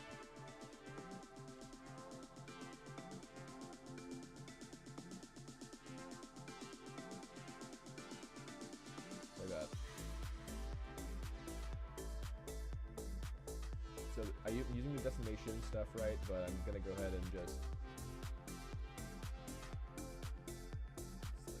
close a lot of this stuff. And things that don't keep silhouette like this, I want to go ahead and fix that too. So like that. Let's go ahead and fix that silhouette.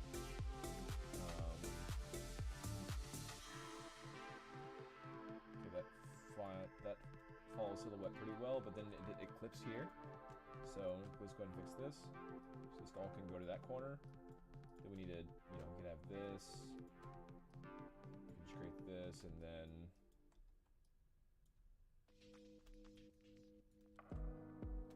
there should be an opening here.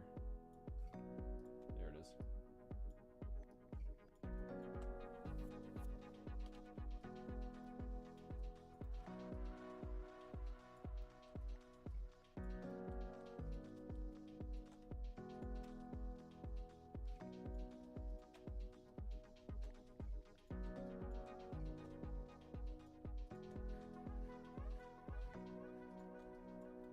I'm just fixing these silhouettes, making sure that they all fit. So like this triangle is not going to work for this kind of like quad edge here. It just doesn't actually fit the silhouette properly. So the same thing here. Kind of deleting this and this. Leave that too. Just create a new clean quad here and here. Then there's a triangle here.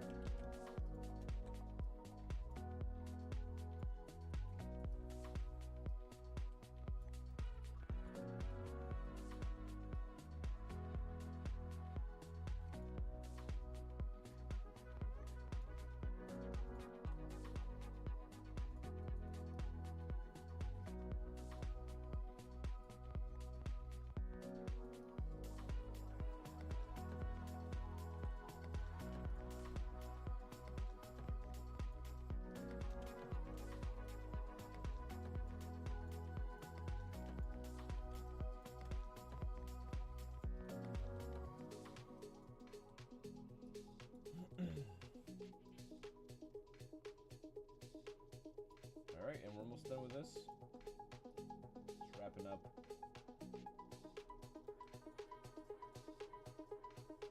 I think everything follow silhouette pretty dang well, as far as I can tell. There's a little bit of silhouette issue right here. So I'm gonna go ahead and cut into this.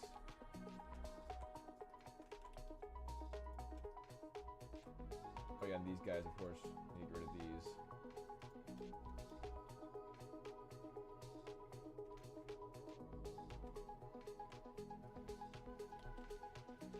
So yeah, this issue is different.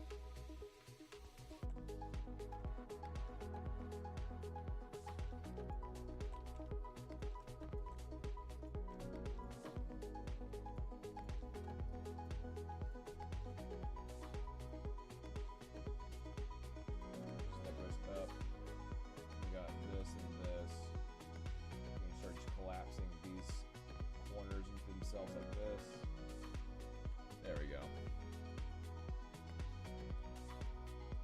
But just no need for these dips, right? It looks good in the high poly, but low poly you can do without. So I'm just deleting these faces and collapsing these edges here. That was collapsed, that was collapsed, that was collapsed. This one is collapsed.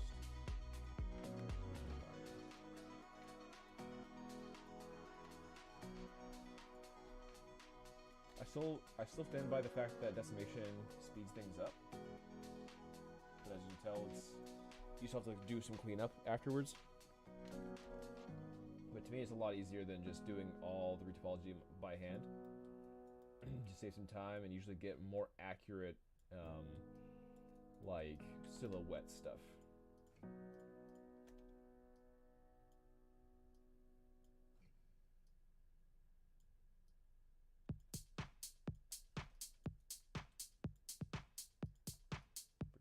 Here.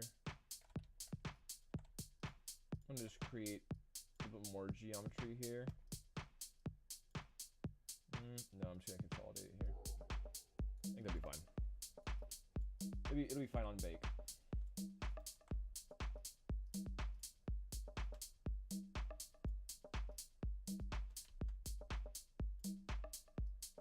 just collapsing all these together, collapsing this, moving it over to one. I think that's all of them. Oh, here's one.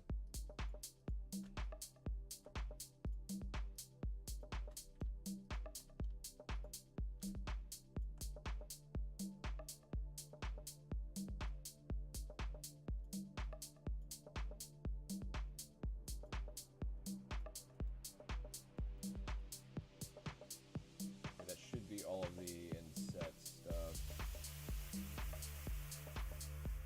All here. On the bottom. Cool. Alright. So that should be done with the retopology of this part, the main base at least. See how it looks up here.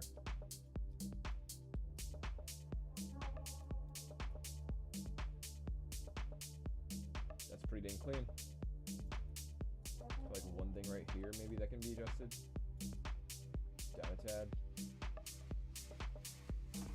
That's pretty much it. That's all I can see that I don't like. All this looks pretty dang good. Like this stuff, we can add more geometry to this. So like any of these wide angle things, we can do this stuff to it. Just literally add like double the geometry here. Just alongside these.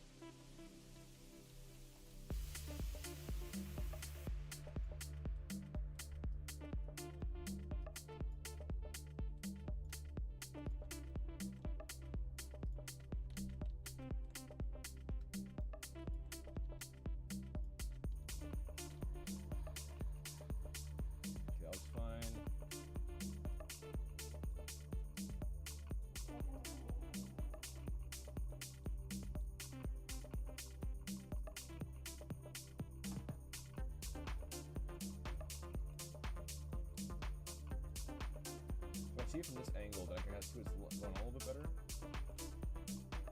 So I can kind of see that, okay, I could add another triangle here or something. I could add something maybe like right here.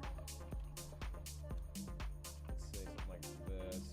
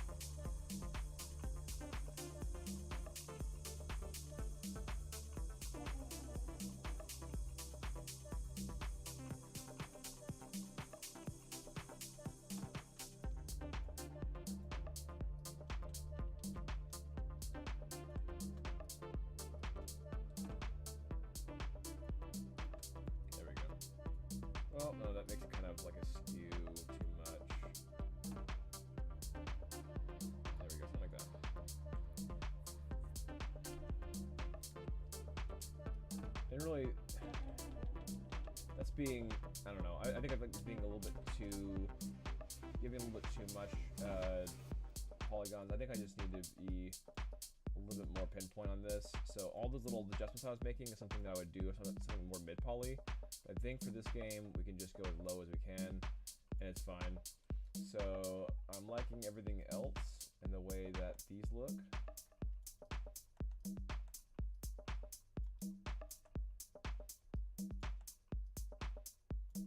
Just make sure this top piece has a little bit more extra geometry on along the edge work, because this one actually will matter a little more because you'll be able to see this a little more.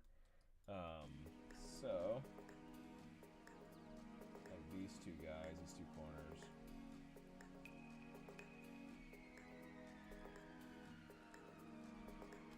For instance, like this. Just gonna use a little extra love here.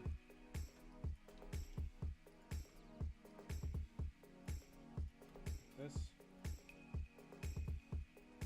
one too.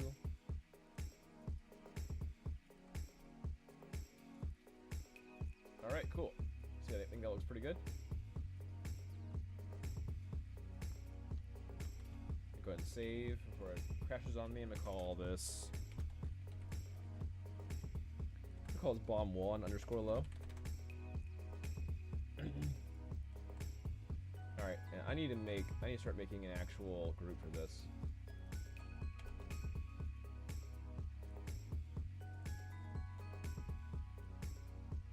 So what I'm gonna do, I'm gonna grab all these and then Control G.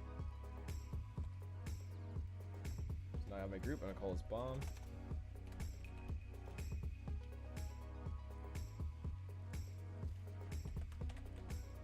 Call bomb low. So I can bring out my high. Now this guy. Bring it right above. Bomb 1 high.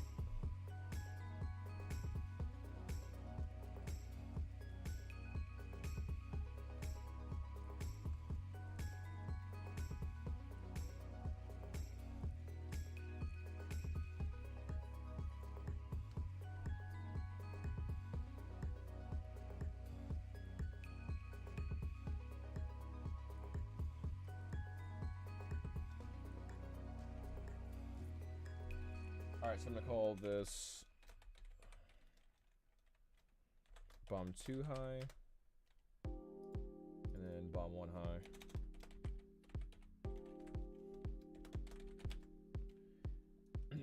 So the main body, so the only additional thing would be this button. So this button can be its own thing. So I'm going to go ahead and separate this too. So I'll probably need a name again.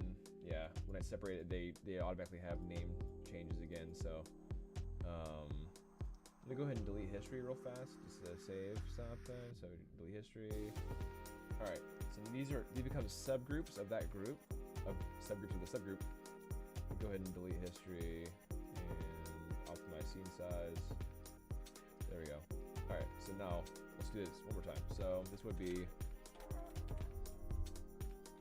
bomb 3 underscore high. This is for the button. I like to just have some simple name conventions. So then bomb 1 underscore high as the main part. I'll go ahead and just place this above.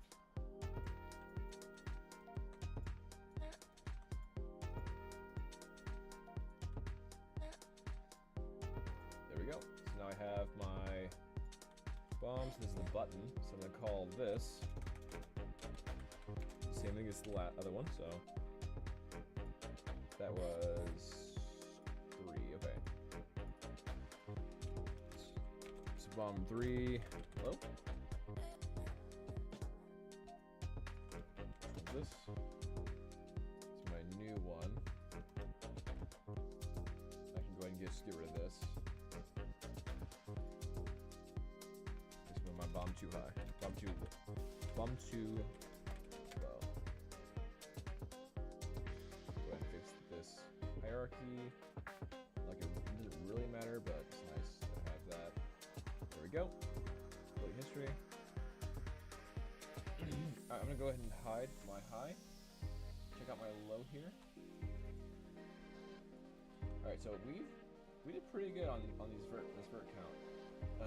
So I'm trying to keep all my props pretty dang low.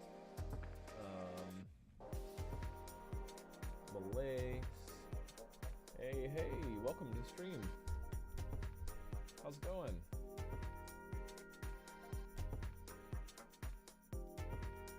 Welcome. Lacing. We are making this these props for this character for talk. How's it going? You new to the stream?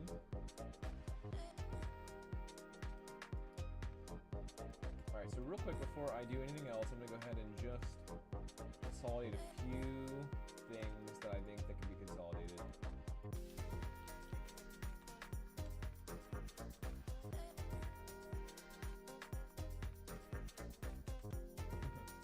Let's go.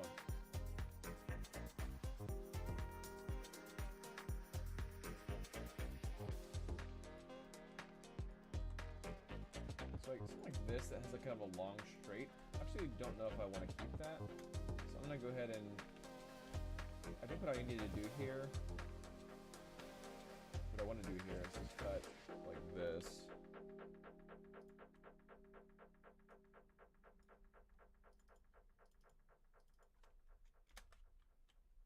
There we go, and then just have one of these, maybe on this, like that.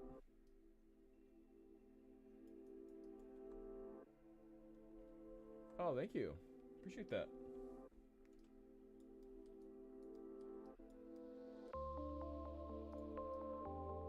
Yeah, we do art streams, we do kind of game dev streams and everything. So, welcome and thank you for subscribing.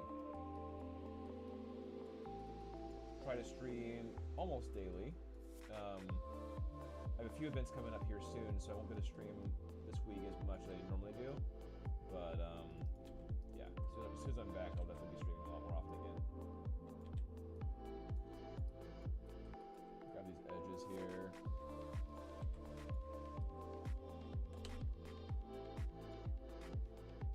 And by the way, the only reason why I would do decimation on this is because this is not going to be rigged the same way that other things are. If you have a character, you're going to want to have clean edge loops. But for this, it's such a hard surfacey thing. The only thing that will really move is like the button being pressed down, like that, and maybe this being twisted or something. So, but I actually have no intention on that happening right now, because like that's if I did want to have it twist, then I'd have this be separate. Like I'd build this out, I'd cut this part out right here, and so that way the whole thing could twist. Looks like that's supposed to be part of it. So I guess I'll go ahead and do that actually, now that I think about it. I'll go ahead and separate these lows.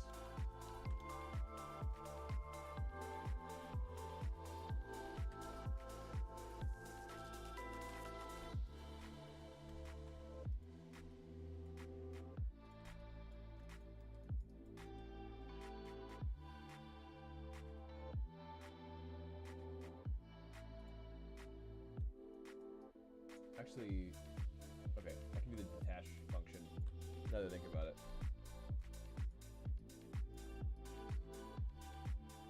Do a detach.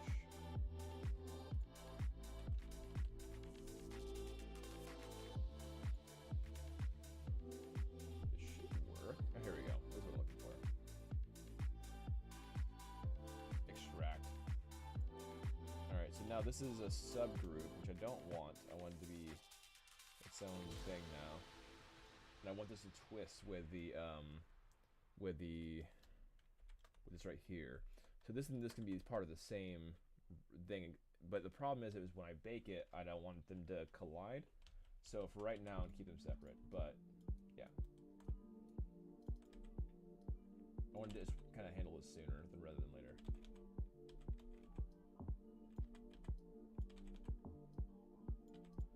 Alright, and let's go inside of this mesh here and just close this up. Grabbing all these, and I'm just going to grab all verts and center pivot. Or center pivot. Merge the center. There we go.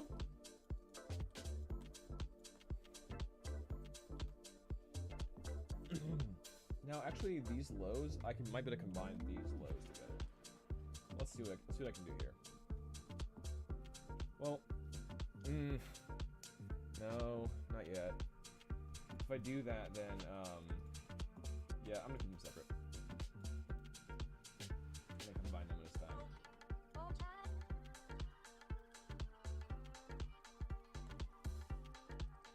Should I? So they're moving together. That's the main thing. So if I merge them together, essentially, I want to be able to like do this. If I have any twisting functionality. So let's see what happens here. Go my high real quick.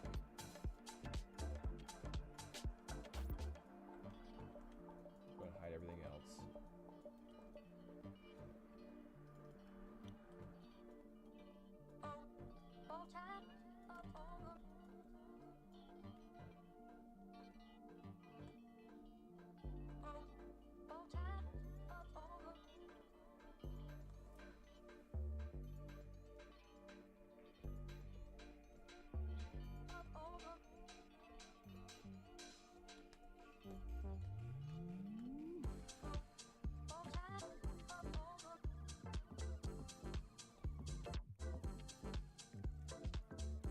By being really slow.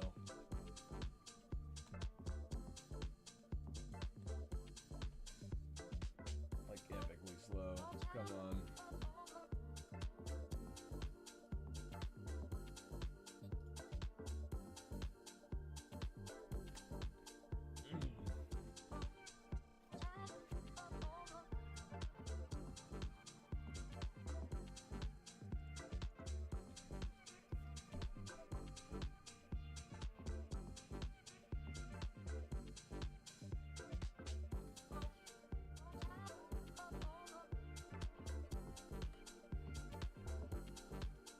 Come on, Ma, you can do it.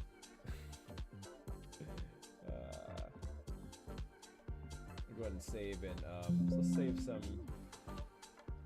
RAM by closing ZRush for right now. I think it's because I'm streaming too that it's being a little bit slow, so that's probably just the nature of the beast with streaming.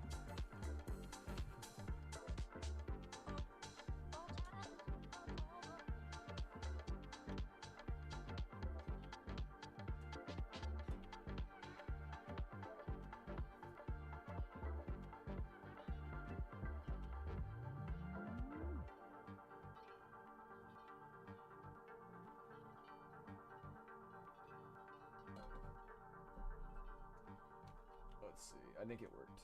Yeah, there we go. Alright, so I'm going to split this up. So let's go ahead and pull this away, because it's all these different top bits. Alright. There we go. So now I'm going to actually merge this with, I think it was bomb 3? No. Bomb 2. There it is. These two. I want to combine these two. So let's go ahead and do that. That's mostly because they're all going to be moving as one piece. So that's why I want to merge them. So I'm going to go ahead and delete history for right now. Bring this into my bomb high. That's my seed size.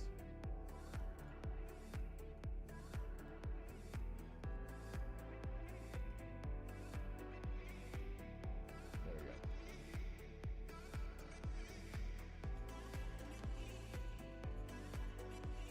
So now this is my new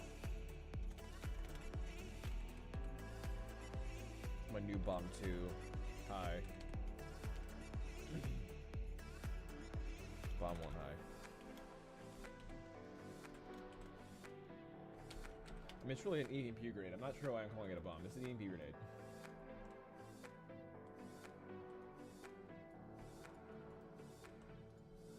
Alright, cool. So now I have all my pieces. We're gonna go on that. So I'm actually gonna have these pieces be the same. So now they can actually maneuver together. Jankily, but still they can. Alright. I'm gonna bring this above. There we go. Let me go ahead and hide. Bring out my low. I think this is kind of pulled away here. Alright, now that I have these merged, I actually want to do it on the low poly end too. So I'm gonna go ahead and hide everything that's not these. Control H. And what I can do is make this live. Maybe. They may not want me to because it's in a group. I bet this all of what's going on. Or maybe it did work. Okay, it did work actually. So I made that live. Now I'm gonna hide the others. And call quad bombs. Alright. Now I'm going to just lead around here. There we go. Do these loops.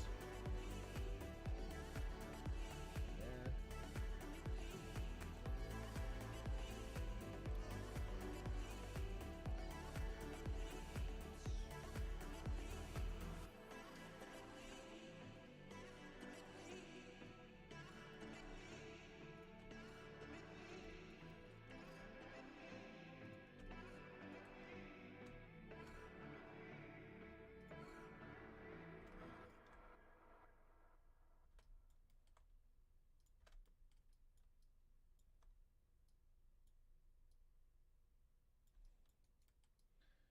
All right. So these things are kind of way beyond this point. So they're kind of like over here. So I need to bring these closer in. I'm gonna just turn off quad draw real quick and just so I can play around with what's going on here. So I need to grab these edges.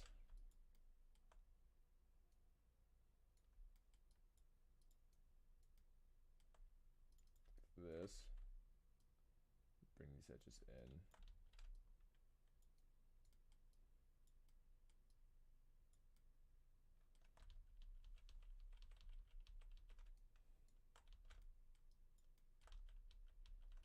Okay, now I can grab these edges properly.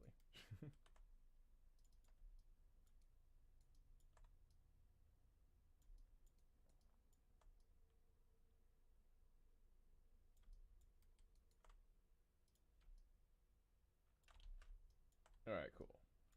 Yeah, there we go. That's what we're looking for. All right, and then this edge.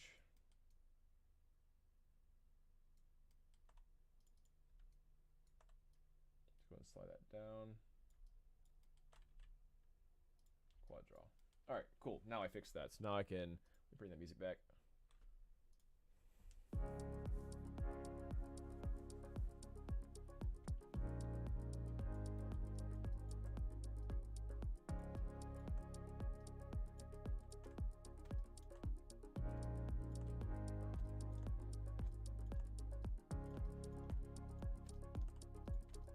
There we go. Clean. Oops.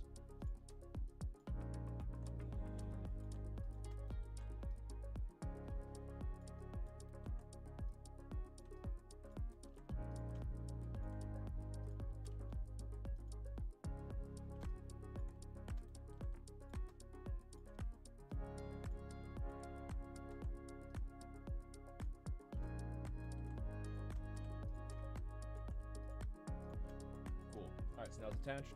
Now it's all one low. We'll go here too.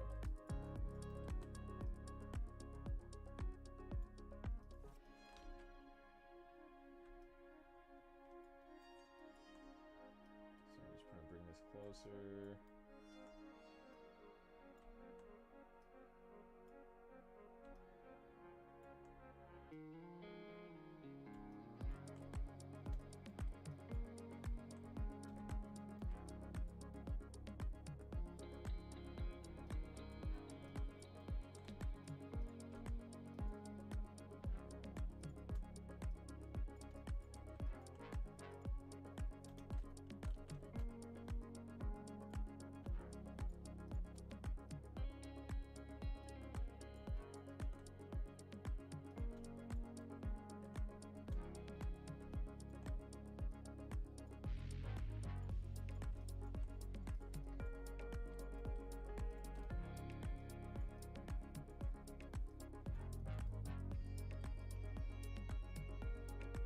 Alright, so this is definitely having some trouble here. I'm gonna go ahead and delete these. They're way too long. And they're not actually keeping this sort of properly like I want to. So this can go here. Okay, and then I can do something like that.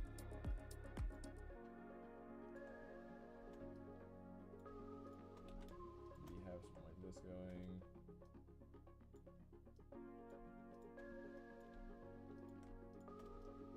There we go.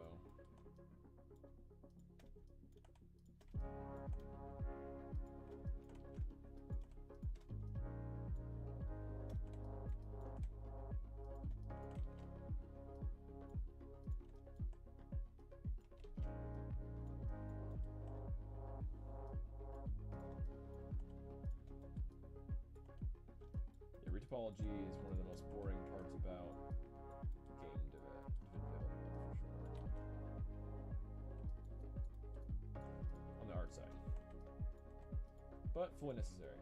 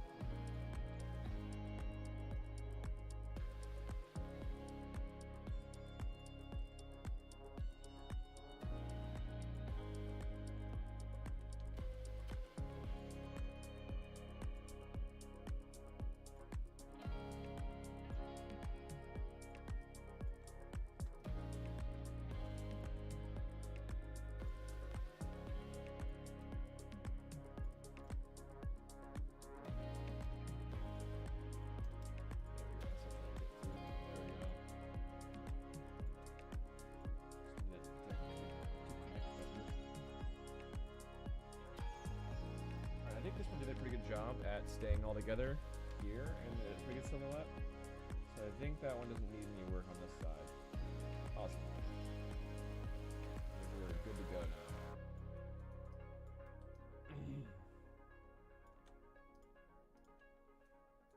Otherwise, a very simple piece became quite a big chore here. Unhide this real quick. Alright, so this needs to be bomb 1. I'm gonna go ahead and delete history. Up to my scene size, and now I can call this bomb 1 again. Bomb 1 low.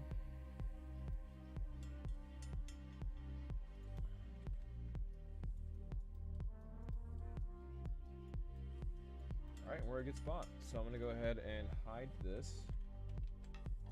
Well, I'm gonna hide my high poly.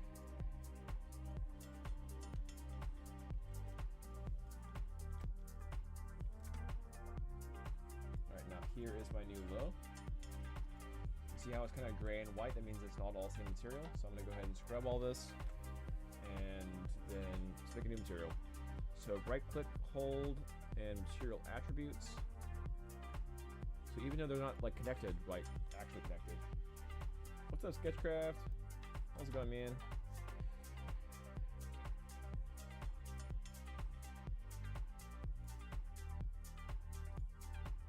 I am finally trying to finish up these models. Have been taking me forever to do.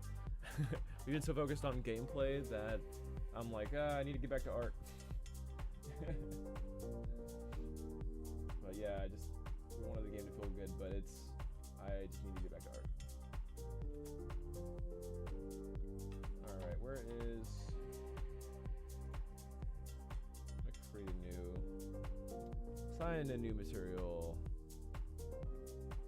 Neighbor's fine. Call this... Actually, it should already be existing material. Let's see here. Improps, there we go. Material props. This is all going to be one single material, so I probably should just have this be mtalk. Hey, thanks, man. You see the... I'm not sure if you saw the high poly. The high poly is where it it's at, man, on the bomb. Check this out. Load. Props.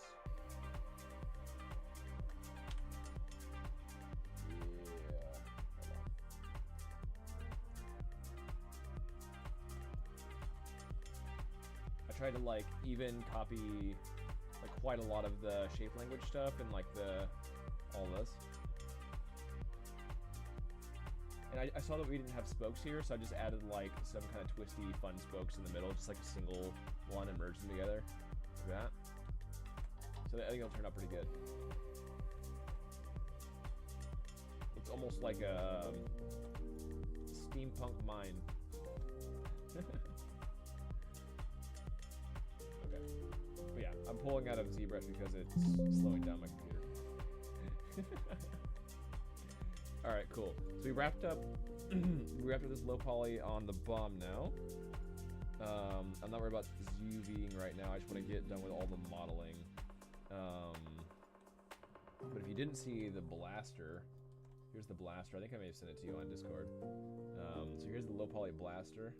I think that was looking pretty cool. We have like the trigger has its own kind of like area for just being ready for rigging and stuff. This part, I'm not sure if this part will move, but I have this here, and to me this looks like kind of like where this funnels in here. So I added some kind of a little bit of movement here, and then just kind of like that, the clock bit here. So I might end up adding a moving hand. So I'll probably have just like a plane with a moving hand. If we want to add that. Which I think I would actually, because it's going to be pretty forefront. And then, let's see here. We've got that wrench that I may have shown you. I tried to do like a 1-for-1. Literally, I built it on top of it. So this is as close as I could get to accurate for your sketch work. Hey, thanks, man. Hey, you did an awesome job, you know, designing it. So I appreciate all that. Like, I become a glorified 3D translator, and so it really helps to have these concepts fleshed out for me. Awesome, man. Thank you. Reference mode. There we go. Alright, yeah, so right now I'm basically I'm making the kind of beat up details and all that stuff. So I'm kind of adding all this stuff here, kind of giving it some more bevel over in ZBrush. So I'm doing that now. So I'm going to go ahead and save and then export all this out. Feel free to lurk, man. I'm just working. We're working for a while today.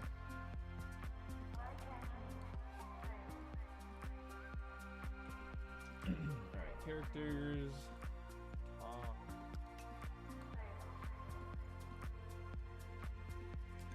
New. Start my block out. This will be my wrench. Make sure that initial stop check. There we go. I did not mean to grab the image plane too. Oops. Let me go ahead and do that right again. Export selection. Alright, now let's go into ZBrush with the wrench. Let's get this wrench going. Let's wrap up these wrench details. And we'll get over to texturing. Hopefully next week we'll get all the texturing from all the stuff done. Get that card in as well. Alright, let's focus on this wrench.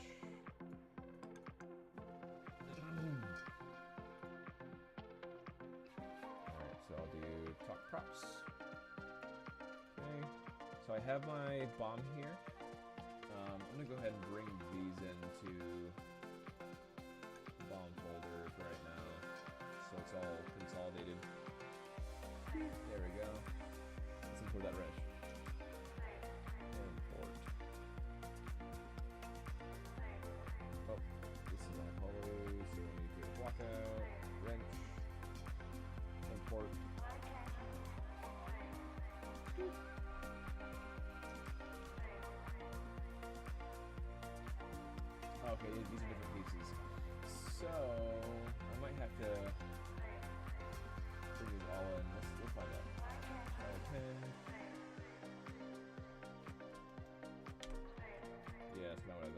Okay, so what I have to do, unfortunately, I have to go back and forth between these, which is fine. So let's see. Pin, oops. Pin, small tooth. Back to this. Is it only, you can only append what you have selected on the other file. Big tooth. And now I'm gonna high poly it and beat it up. Let's go to this middle piece here. This little lever.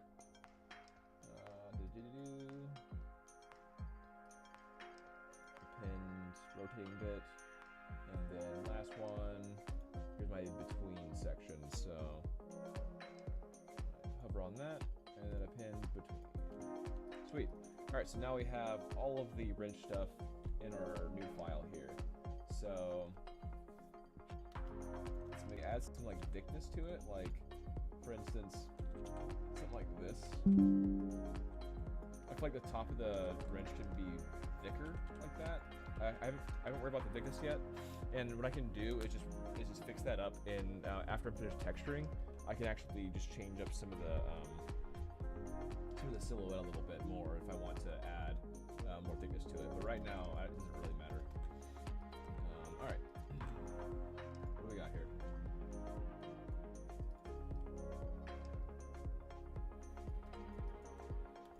All right, so first off is these bolts. I'm gonna make a new folder. Call it wrench.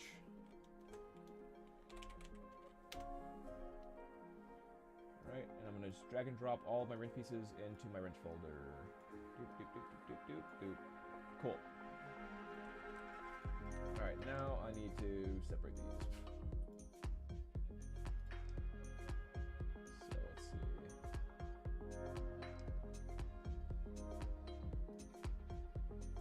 If I go to poly groups, I can do auto group, and that auto groups the bolt separate from the tooth.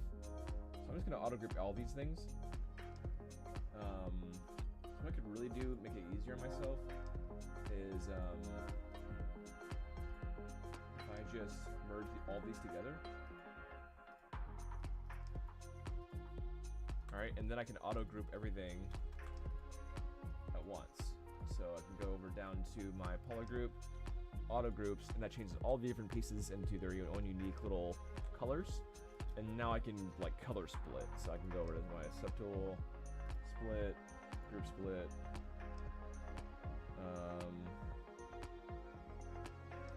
always. There we go.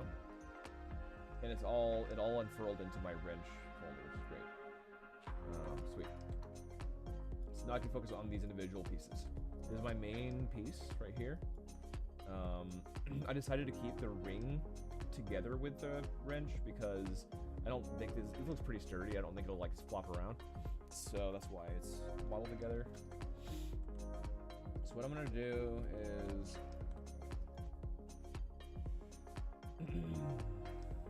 I'm gonna group by normals, and then I'm going to crease polygroups, and then I'm going to do my dynamic, decrease my crease levels and increase my smooth levels like this. Look at that, that looks great. Oh man, awesome. But there's a little bit more cut here rather than it just being super clean. So I think maybe I can do something here. Let's see what I got. I think I'm gonna just custom crease this myself. So C modeler tool. Let's go ahead and crease edge. These guys right here. All right, let's see what it does now. Increase that one. Dynamic. That's better.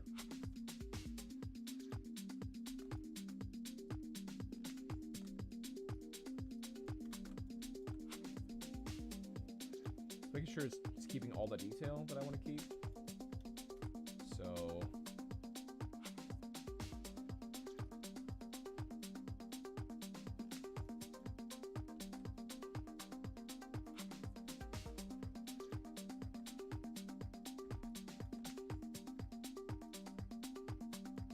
just makes it nice and tight and keeps it nice and clean. Let's see what's doing up here. All right, yeah, that really worked for us. A lot of these animated tools in ZBrush are fantastic. So I'm gonna reduce my crease level. I just want to make it this softer. Like I wanted to just find this pinchy, but just like that's like too soft, right? Because it beveled out, it like rounded out these areas. But if I maybe do like level 3, it keeps it pretty good. And let's see what level 2 does. Still a little too not keeping the form right. Alright, so I'm actually going to keep it level 4 and then apply. Alright, so now I have a lot of agency over how crisp I want this to look. So now I can start carving into it. It's my favorite part.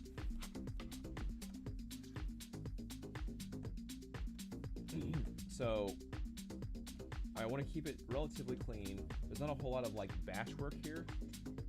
So this is really just me adding a little bit of artistic agency on here, and let me control D one more time. And I can just start doing some carve work. I'm gonna use trim dynamic for these corners. But really, I don't want to do this overkill, right? I just want to do this nice and clean. Just add a little bit of fun bevel work. This is not World of Warcraft. This is yeah, it's not WoW. I don't want to overshape it.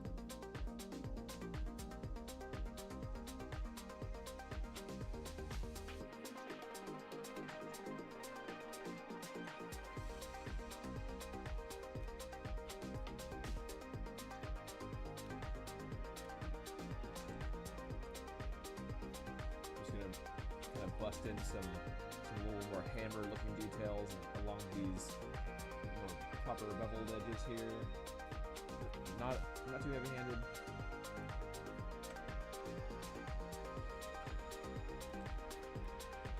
This area is looking a little bit funky. I think it's fine. Just add some uncrisp that edge a tad. Just adding some hammered feel to it. So it's not really a proper science to this stuff, just that I'm just not trying to kill my shape, just trying to give it some interest. That's all I'm doing here. And all this will be reflected when I texture. When I go into texture, it's going to remember all this fun detail that I'm adding in sculpt, and utilize that for the low poly to look really, really cool. I love the way this handles basically.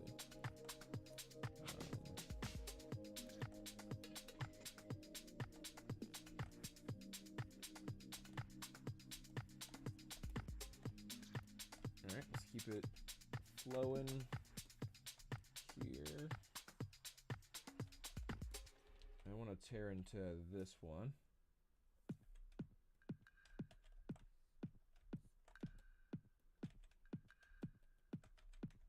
If I mask it, then I can't utilize anything else. So I'm going to go ahead and just save now before it crashes on me. Which ZBrush sometimes inevitably does. But it didn't crash, I just minimized it just to make sure that it wasn't going to have that bug again. That bug was super annoying. Every time I tried to tab out, then it would not find itself again when I tried to tab back in. Even with Task Manager and all that. So this is one of the issues with that creasing tool, is that sometimes it creases the wrong thing. So I might need to have to push that in a little bit, these little areas that are unintendedly creased awkwardly. And then some of this garble here comes from creasing too. We can run a polish though. There's some things we can do to fix that.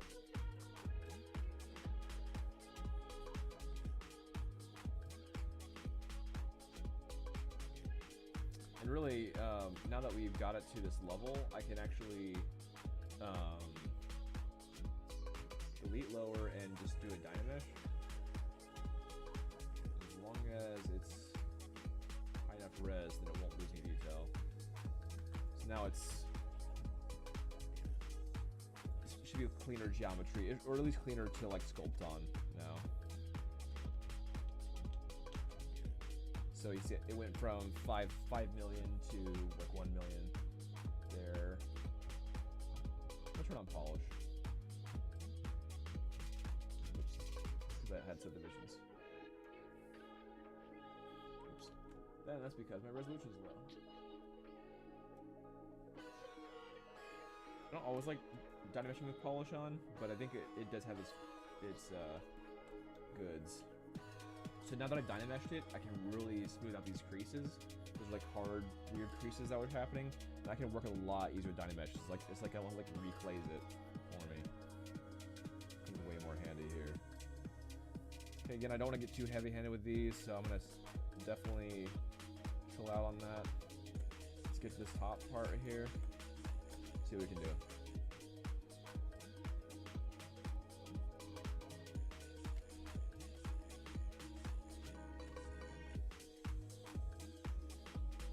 Okay, we're just trying to make it look a little bit used, a little bit handmade, right?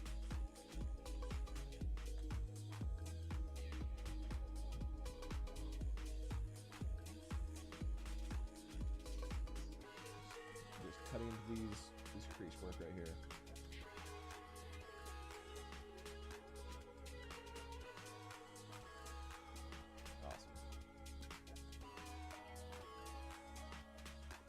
Giving it some nice clean front bevel here.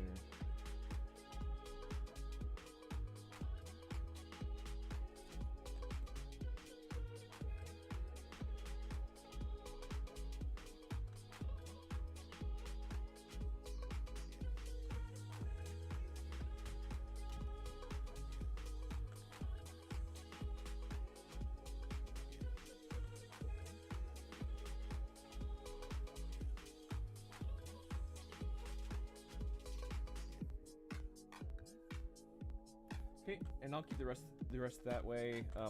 This inset area I'm gonna keep pretty clean.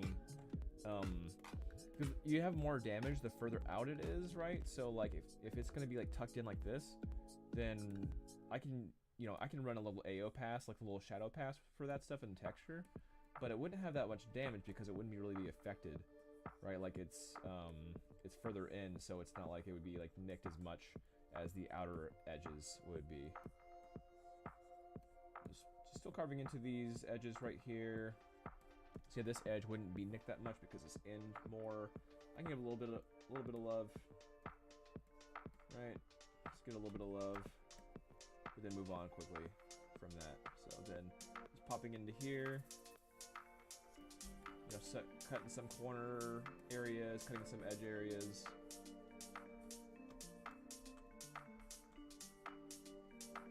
Nothing should look symmetric and the same. That's why I have symmetry off.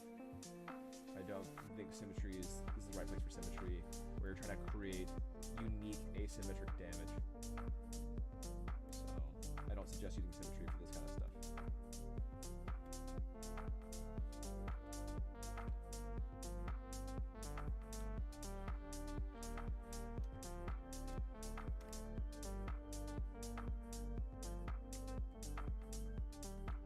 Alright, that feels pretty good.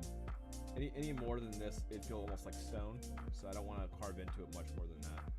Alright, so just really trying to get this area feeling good. And these little carve bits, these little areas that are on the actual concept, we can play with that in a second. Sketchcraft designed that kind of like, and I know that some of it's just for texture and just for flair, but we can actually do something with that in the actual, in the texture, of course, too. You can do that in texture, but I love doing things in sculpt if possible. See, this wouldn't be nicked that much either because it's inside, so I'm just gonna a little bit of love on this area. A little bit of love in this area too. Make this a little smaller so I'm not killing different areas. Okay. There we go. Alright, and we're getting pretty close here to finishing off the high poly in the main area of this wrench anyway. Which is a big portion of it. We'll give this a little bit of fun here too. Not that much.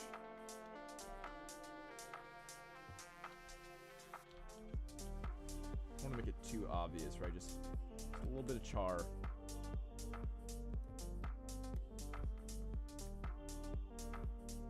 little bit of bevel, a little bit of char.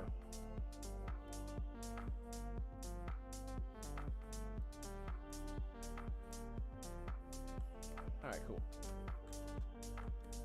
Cool. So something like these little divots, these little kind of dip areas. We have a couple of them on this main area, so like up here. What we could do with that is we can either play a build-up tool and just start digging into armor like this. Like that looks pretty cool. Like that. Already that looks pretty dope. And then just do a light smooth. And that kind of gives some fun detail. And alternatively, we can do dam standard and just start cutting in like that. If you want it to be like a really sharp kind of feel, then we can do an alt version of that, like that, and then we can do it like a light smooth, so that it feels like there's an actual, like, almost like an ear inset thing, but it kind of donuts the center a little bit, and so you gotta be careful with this kind of technique. So I kind of like it more subtle, like this. And I can run like a lighter version of the crease if I wanted to, like that maybe. But I'm gonna keep it subtle.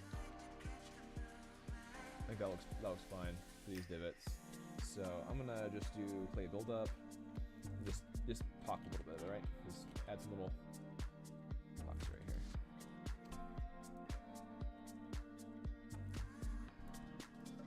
Right. I'm gonna do that mostly around this iron, or this kind of metal here. So let's go ahead and just grab a little bit here in this corner. Just add some fun interest to surround it, right?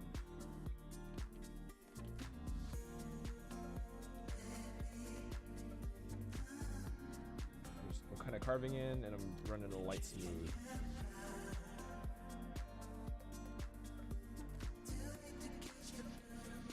I think that's a little bit too much, so I like it kind of just really showing out on these sides here.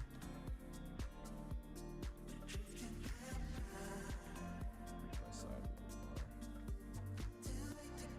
Cool. That was good. All right, and this is the same material down here. So even though it's not on the concept, I'm just gonna do a few small ones down here. That.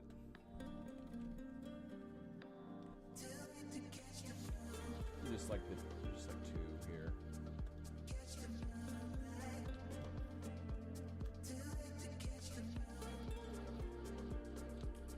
These the more surface area here.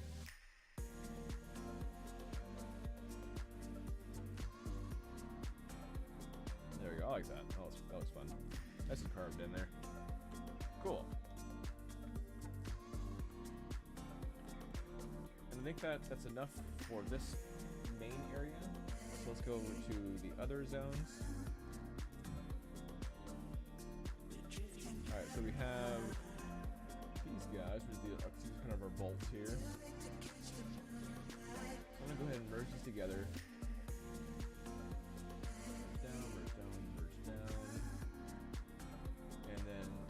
See what we can do.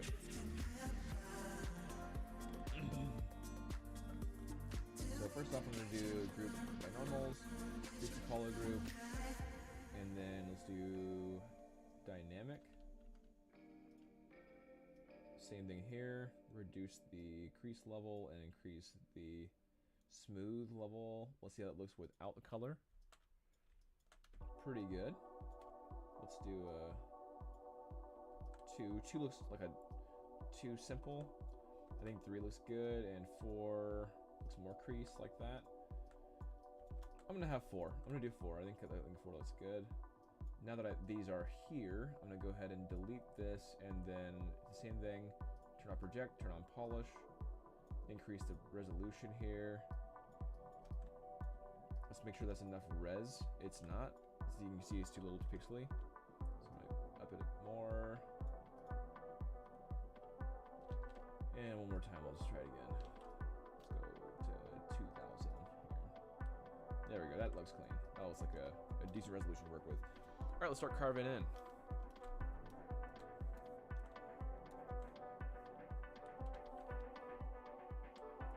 So these actually have kind of like these kind of have these bolt areas, and this kind of thing most people would actually do in texture, but we can totally do it here as well.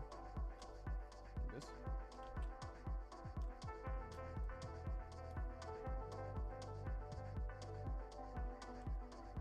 Because again, I don't want to have this be like a perfect science. This is going to be kind of just like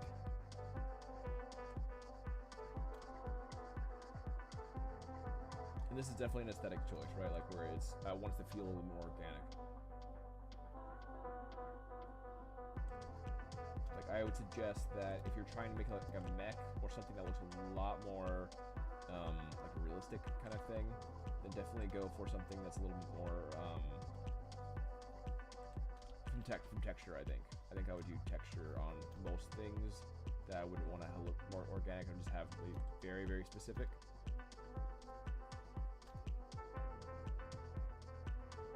In those cases, I would definitely do texture.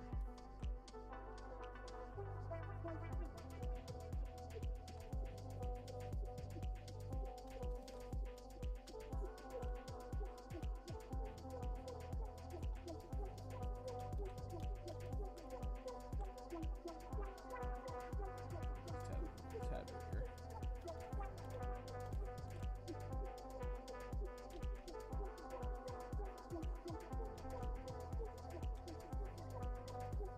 Cool. That looks pretty good. These bolts. I'll start carving into this with my trim dynamic.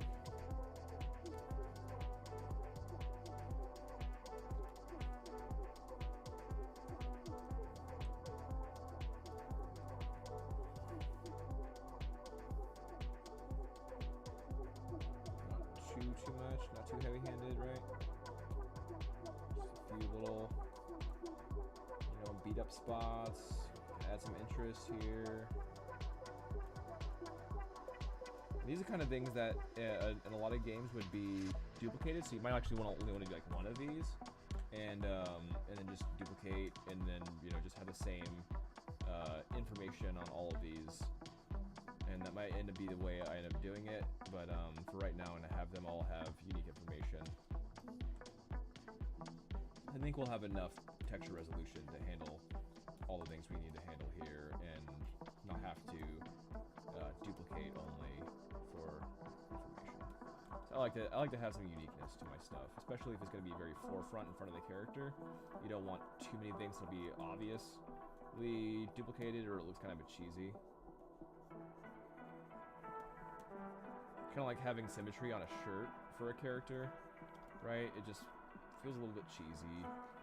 Like, yeah, it's easier to pull off, but yeah, just hanging my corny. All right, so we're kind of just digging into these corners here. I think a tad bit of bevel, a tad bit of love, and then I am kind of carving these edges here. Looking for a little bit more choppy.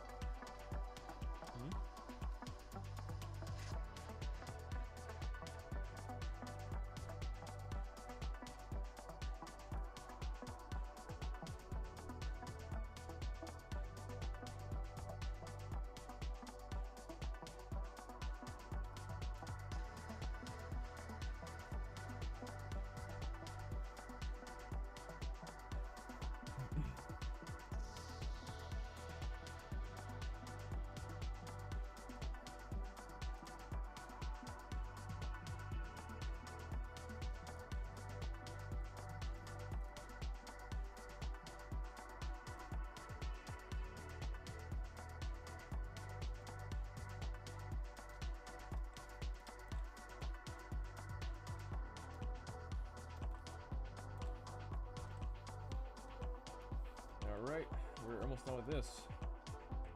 Okay, the bolts are looking good, I think.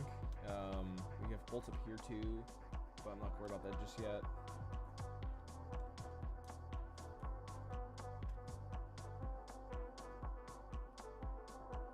One second. I'll be right back, y'all.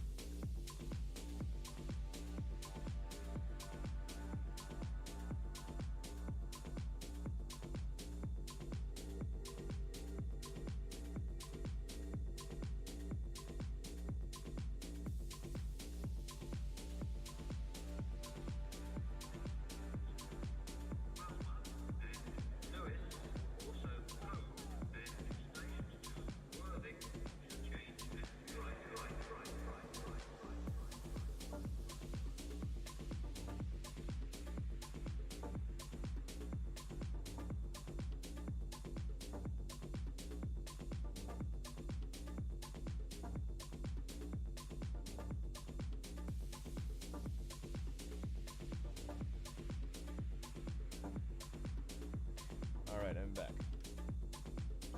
Keep this show on the road. Alright. Same thing as I was doing. Keep on making it dynamic, then it's starting to shrink those though, so I need to figure out what's going on with that. So I'm gonna solo this real quick. F to frame. Alright, yeah, so this back part is gonna smooth it. It's getting shrunk in like that. So one thing I want to do is increase this. Okay, the bottom looks good. So now if I dynamic it. Select a little funky. So I'm gonna just go ahead and like dynamic these corners here. Now let's see. Crease corner. Okay, I'm going to reduce my smooth subdivision and reduce my crease level. Maybe 4 again. I like 4 apparently. Okay, I feel like that's pretty good. I'm gonna go ahead and apply. I'm gonna delete and then modify. This is this area right here. It's pretty simple. It's pretty simple zone.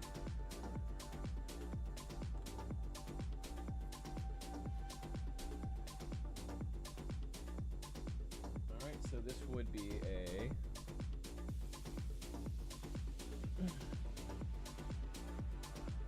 Dynamesh, project, polish, crease. We did not like that.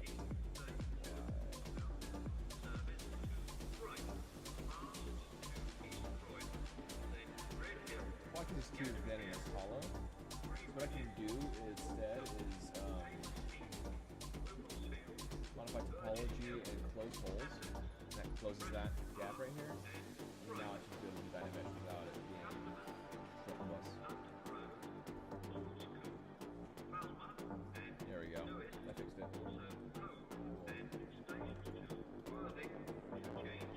Time to carve. Let's get it.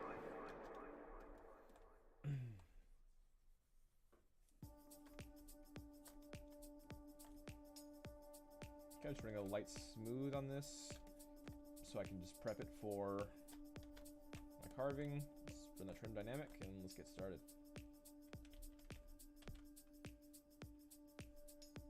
So I'm just cutting into these hard edges first, right?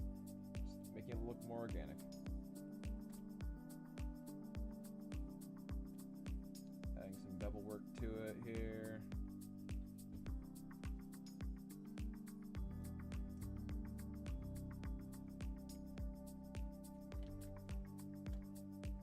I still want to keep this shape, right? I don't want it to like collapse on itself. We're not really trying to change the silhouette here. We're just adjusting this so it's not this really clean and simple shape here. Okay, we don't want to get rid of this corner edge right here. So still want it to be pretty clean. So I'm gonna keep that. And just kind of dig into these edges right here. Also makes the baking process a little clean too. When you run like this.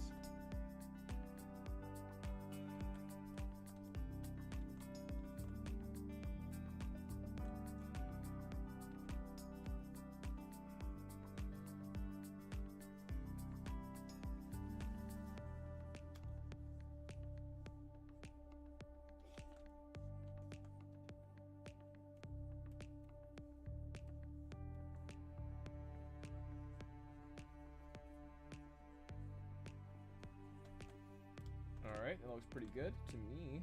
So I'm gonna go and keep that. Delete lower here. Alright. Yeah, I feel like that looks pretty solid. Let's move on to this little piece over here.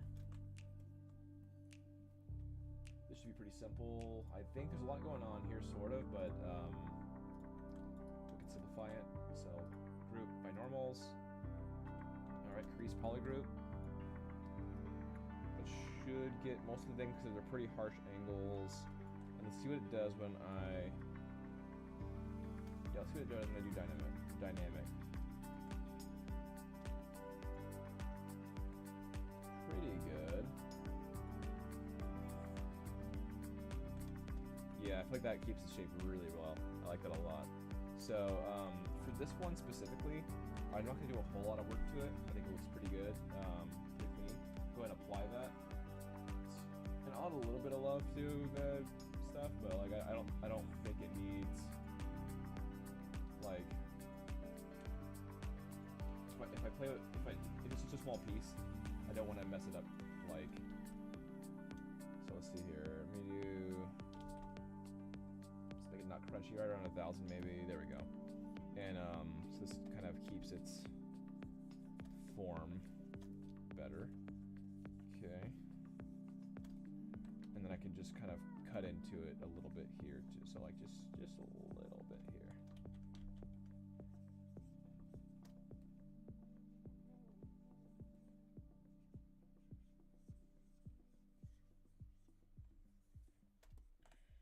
Okay. A little bit here in the back.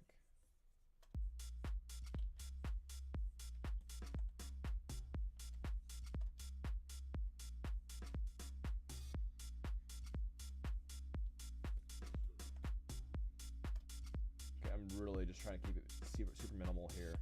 I don't want to take this part so simple and such a small area. I don't want to over spend on this thing. It's very insignificant otherwise. I still want to keep this cool shape here.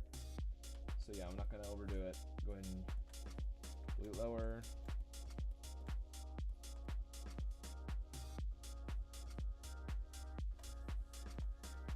Alright, perfect. If I want to add a little bit of something, then I can do the whole play build up. We just have some kind of dug in zone. That smooth.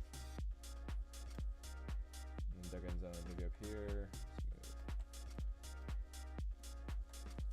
Cool. That looks fine. It's only because like this is the same material as this, so I thought I might do that. Alright. So we've done everything from the ground up except for the teeth. All these three major top zones. Oops.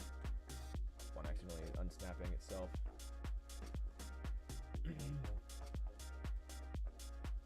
Alright, cool.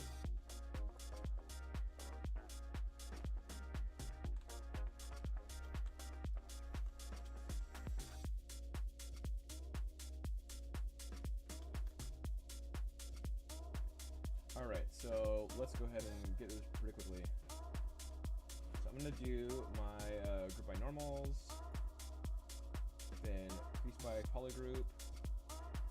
Let's make sure that it increased the bottom. It did. Nice. This area, I'm going to go ahead and increase here, and here.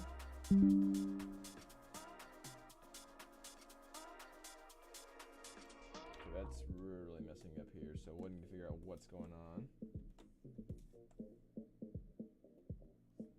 This is all creased. It's probably because this isn't creased. That's probably exactly what it is. So I'm going to go ahead and crease these.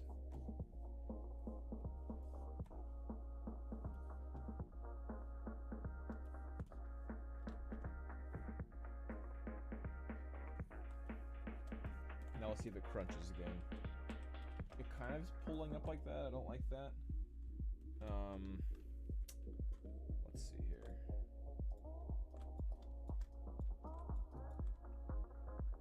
If I do dynamic and then lower my level, yeah, it's still wanting to pull up on me like that. So I need to figure out what's going on. Alternatively, may just have to just dynamash it from here and then just do a smooth. So I think that's probably what I have to do. So I'm gonna go ahead and do that. I'm gonna go ahead and close holes to this bottom part right here. So my geometry, modify topology, close holes to the bottom, there we go. Now I'm gonna run the Dynamesh. Dynamesh, turn off this, turn off polish, maybe about 1,000. There we go.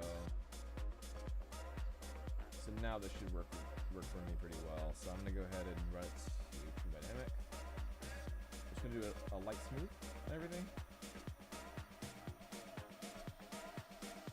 Alright, now we'll give it a little bit of work, a little bit of love with this trim dynamic. Not that much.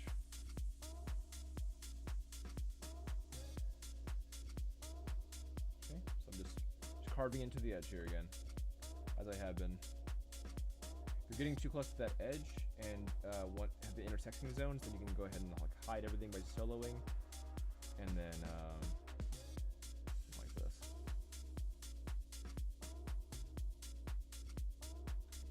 There we go.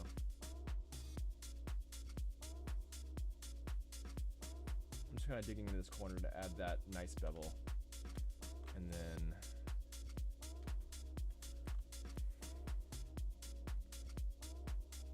now I can kind of carve into it a tad. Make it feel like the actual material a little bit more.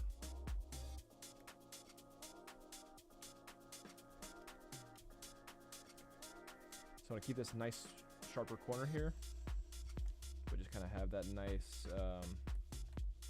nice carved in feel here.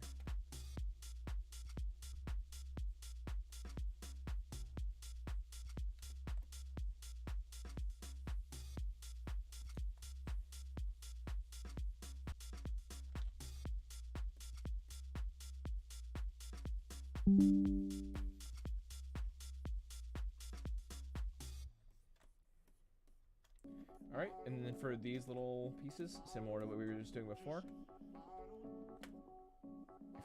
if you want to add in this kind of thing, I'm just going to do clay buildup, and I'm going to try to add this, what he has going on here. So I'm going to do my alt and just carve in with my clay buildup. Just this whole section, right? We're kind of just cutting into it. It's like a lot of wear up here. Kind of run a smooth. Now if we go to trim dynamic, I can kind of cut in a tad bit more. And then I can also carve in this newer edge here.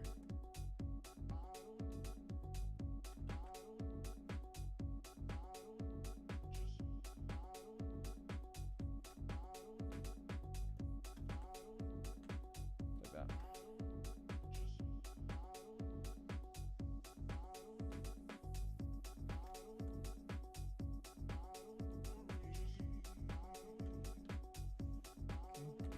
Got this little piece here. So this is me just holding down Alt while I'm using the clay buildup. That close. Let's add just another one, maybe like over here. And we got some little tiny ones.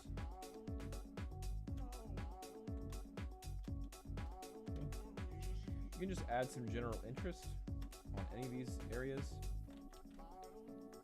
So if you wanted to have some like macro interest stuff, you can kind of make it draw size bigger and just add some fun detail like this. And when you run a smooth, then you have this kind of really ground up kind of feel. If this was like a really, really worn down piece, that's probably what I would do, but I don't want to do that. I want to keep it simple. So yeah. The concept. We're not making Swiss cheese, we're making kind of just some carved feel. Alright, I feel like that looks pretty dang good. So let's go to this one. I'm just the same thing I did last time. I'm gonna go ahead and solo. Let's go ahead and fill that hole.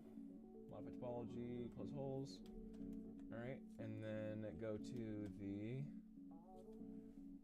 Dynamesh, turn off project, increase that, Dynamesh.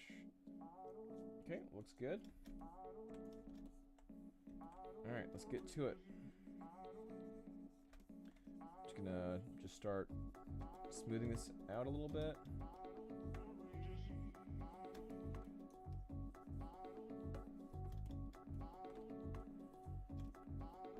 Let's get the carving. So I'm just gonna, as I've been doing, just chip at the edges here. That cool bevel that feels more organic. I like to go attack it from like kind of different angles. I feel like that feels better. So like here, move over here, rotate a little bit here, build into that, maybe here, like that. So you kind of just have different levels and different angles you're pushing at rather than just all flatly. Making it feel a little more dynamic.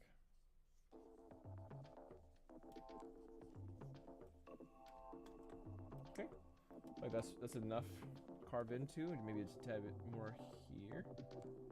I want to cut into that true edge too much. Keep that silhouette nice and clean. Let's go ahead and add some of this right here. So it would be clay buildup, alt. Starts about right here-ish. Got a little shape here going on. Let's go ahead and make that.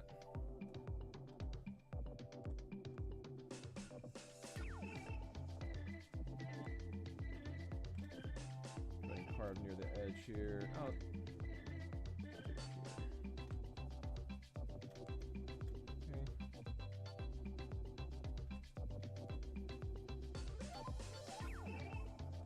This will all show up in the low poly, so it's all in fun.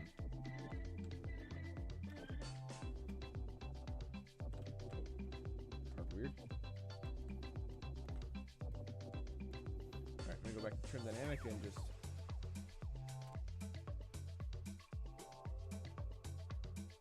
put that up a little bit.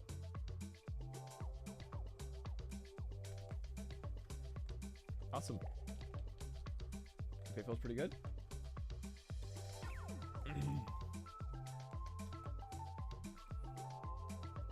So, now we just have the top bolts.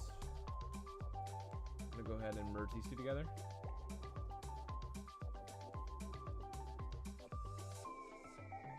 So bring this up here, and then merge down. There we go.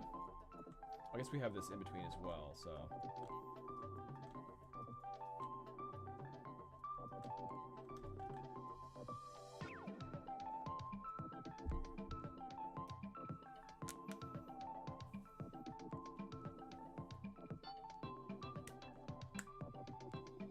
Alrighty.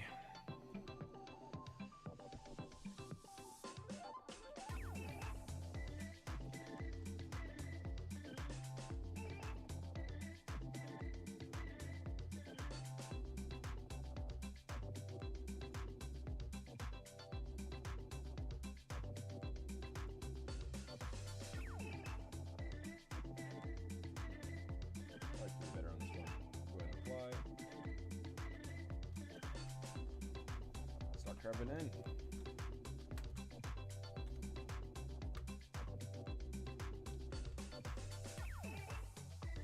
Control D again, I'm gonna delete lower.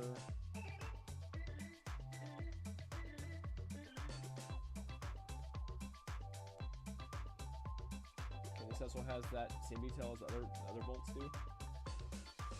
I think this one does too, so I need to add that on that one, that bottom one too.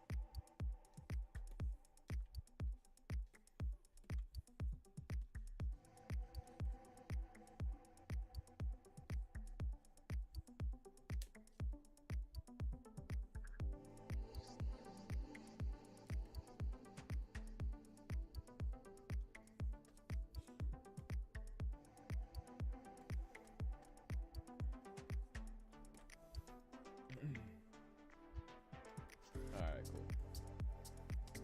Alright, so I'm gonna go ahead and start carving into this. Do it at a random. I think this direction's be good.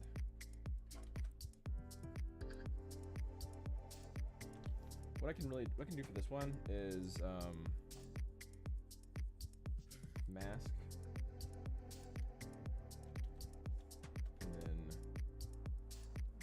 Here,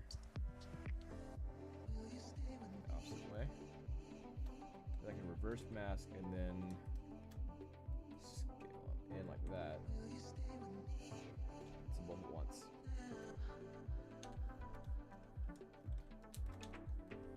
I like that result. That was pretty good.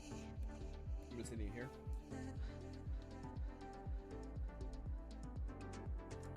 This one, that's gonna go up toward this. Reverse mask. Center pivot it.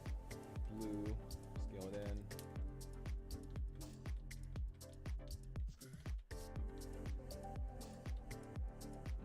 Get this slightly closer to the center. Yeah. Reverse mask. Center pivot. Blue. That's a little bit too much.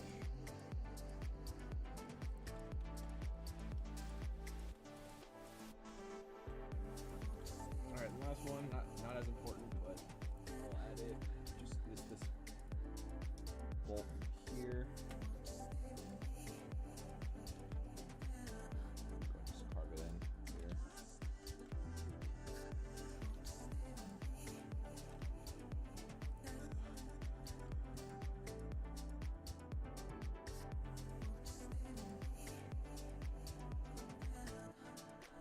There we go.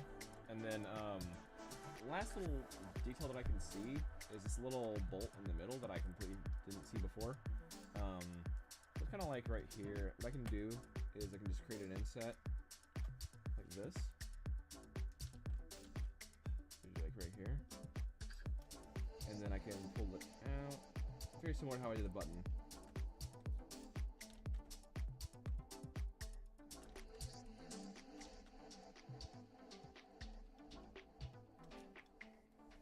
Right, and then just do an easy damn standard here.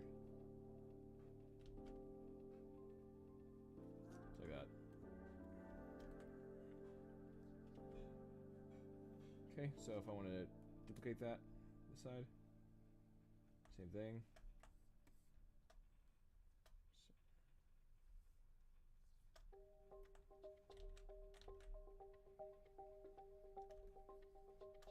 Just gonna be an approximation.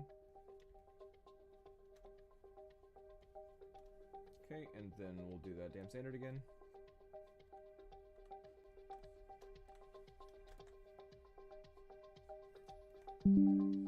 Alright, cool. That looks pretty good. And that's probably going to be way too small to be able to see at all. So that was honestly just, I really don't want to do this, but I'll do, yeah. I think it's just too small to care about unless I actually gave it some more size. So I'm actually going to just do that. I'm just going to read this really, really fast.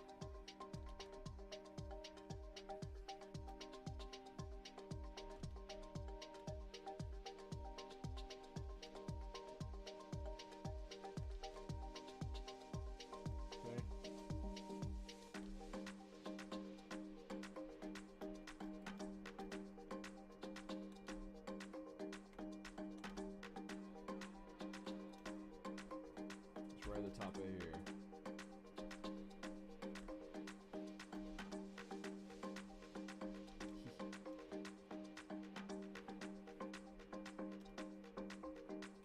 Okay, and then damn standard cut.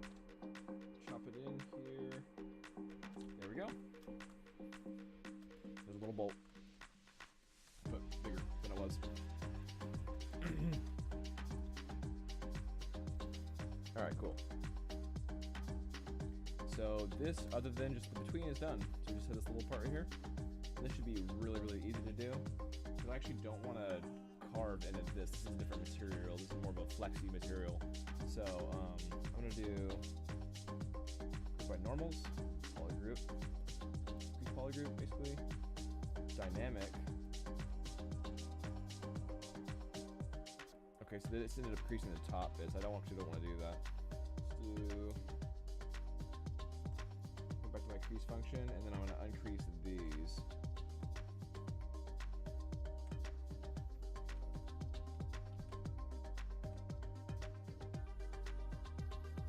So I want to keep these main edges creased, but not the top areas. So that's better.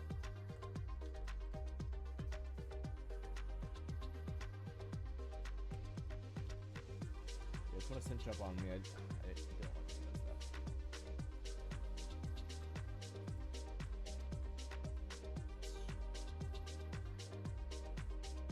So, let's see here.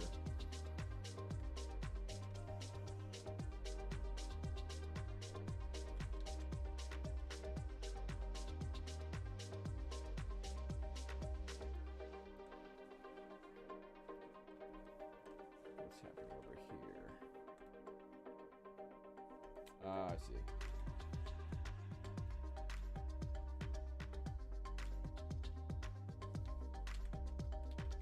Better.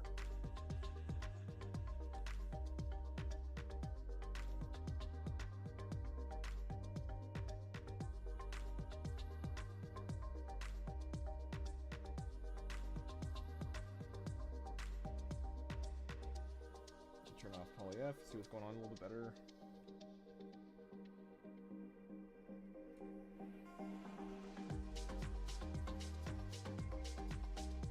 Alright, this is, I'm gonna just leave it as is. I'm not gonna mess this at all. So, I'm gonna do apply.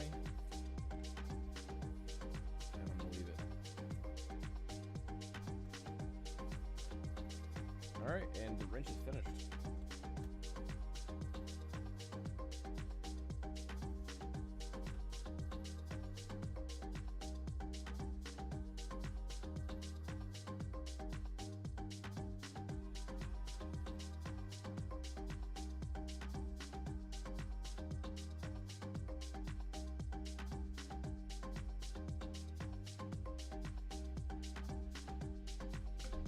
Alright, and I will be right back, and we can wrap up this ridge and bring it back into Maya and match everything up.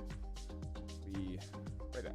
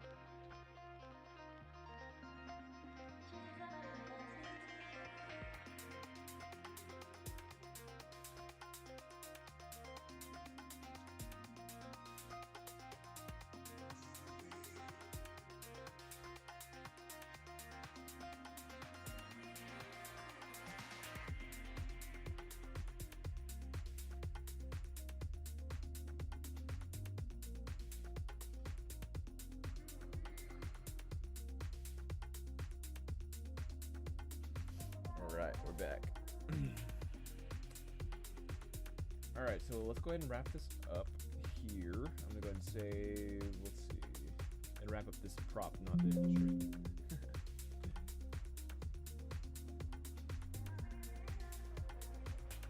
Alright. So first off, I need to make sure I have everything in the group, which I do. And then we can work with these different pieces. So these are a group currently. Let's see here.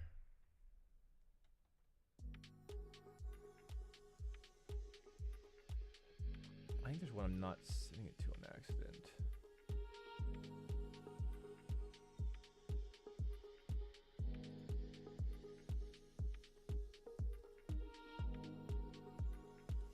Can I send it to this chat? I think I can. Let's see here.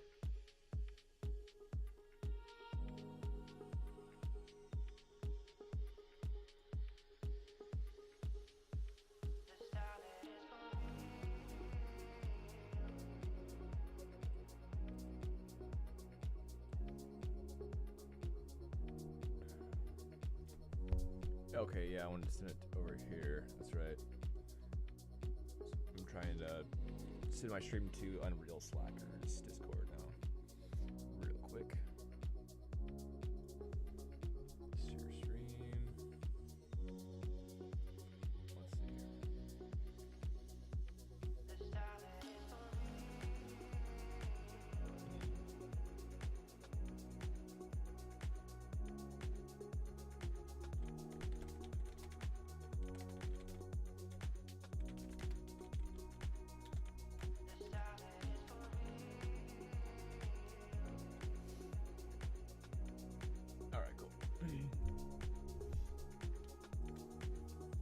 So, alright, so I have these different groups, and I want to...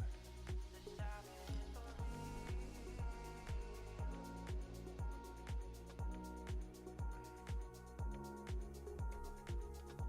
don't know if I want to connect all these bolts, actually, but basically I want to have these be connected here. See how it looks like in... I'll go ahead and save before I mess it in. I just want to save often. I'm not like redoing anywhere.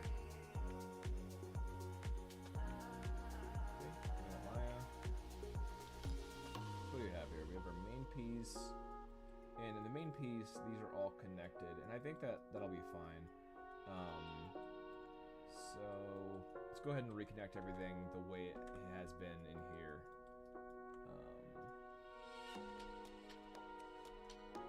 So I'm gonna go ahead and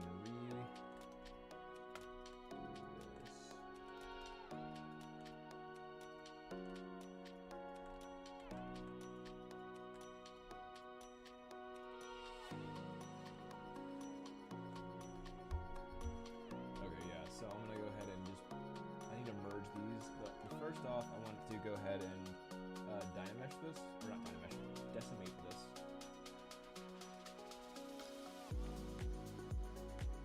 Welcome to the stream, y'all. Thanks for joining.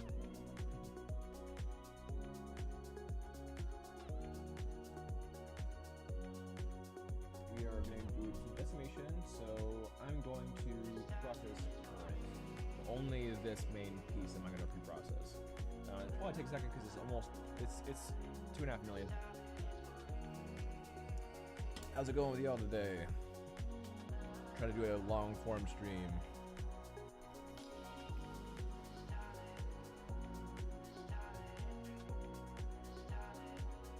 We're in ZBrush and we're bringing things to Maya. So, but right now, so we just carved in some detail for this wrench. Now bring it to Maya.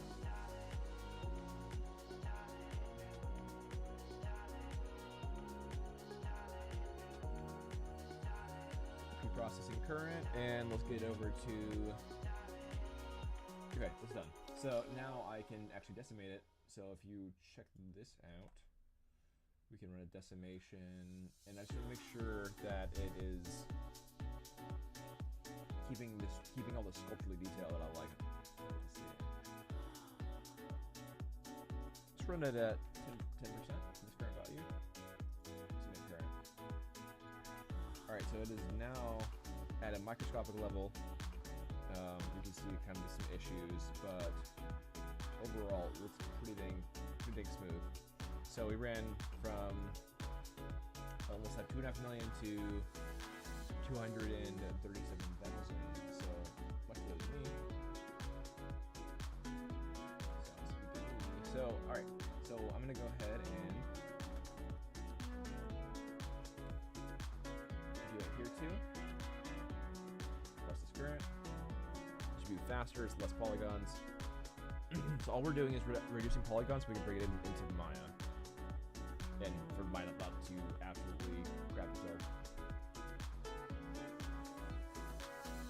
Alright, that one's done. Let's go ahead and just the current. Alright, much better. Same thing for here. That's the current. So we're really reducing everything by like, I mean, to 10% of its current value. So this like almost 400,000 will be brought down to 40,000 essentially. And that I can't really even tell the difference detail wise. So it really does work really well. Now I'm gonna grab these bolts, same kind of thing. Process current. This may take a little bit longer because it's 4 different pieces, but maybe not. Nope. All right, perfect. Go ahead and debug. That's 19%. I could probably get these to 5% of their current value. So maybe try that here. Go for 5%. And if you can go lower, it's great, but then you start getting into this issue. I don't want that. So 2% is fine. All right.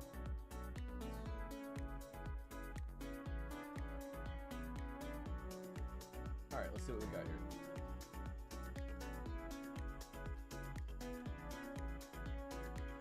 These top areas, okay, that's about 500,000.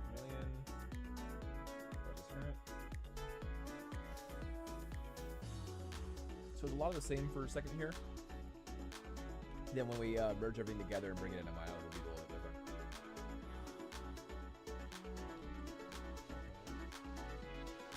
All right, let's go ahead and adjust the current. 5% value. So that actually stayed pretty well, but there's a little bit that's pretty rough.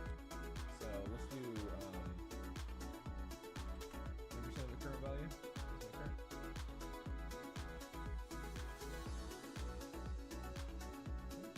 Process current. These other two.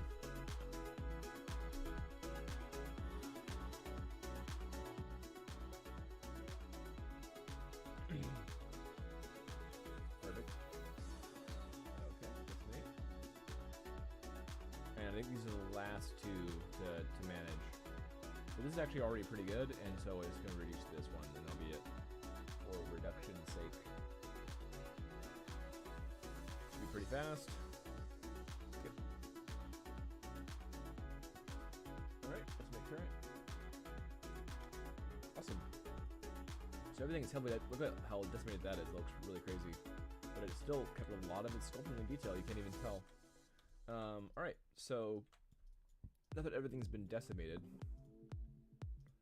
it's significantly lower than it was.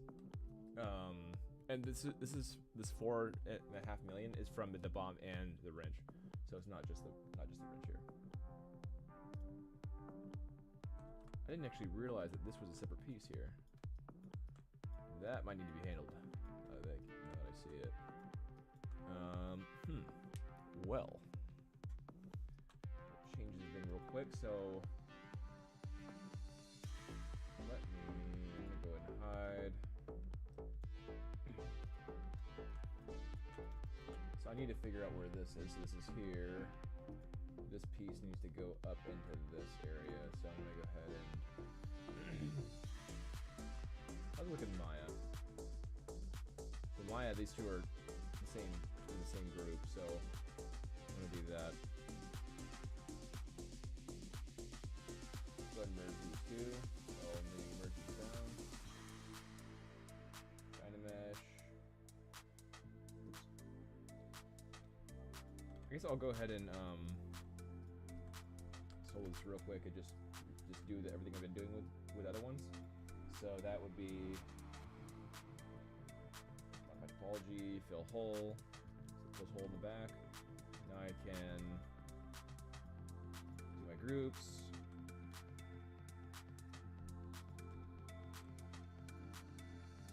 Okay, got one with that one. Let's do dynamic. More and reduced. So that looks pretty good. All right. So then turn off solo and apply. Now delete lower immediately, and then I'm going to carve into it real quick. Wherever my pin has gone. Let's see, where'd it go? Where did you go, pin?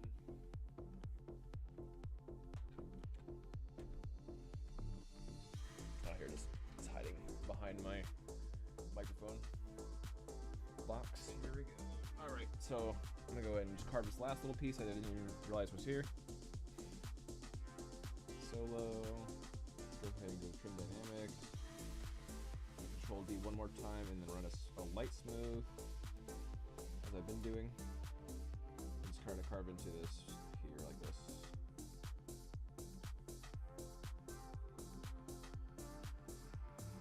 Again, I want to keep these silhouettes. If you were here before, I want to keep these kind of sharp edges as much as possible.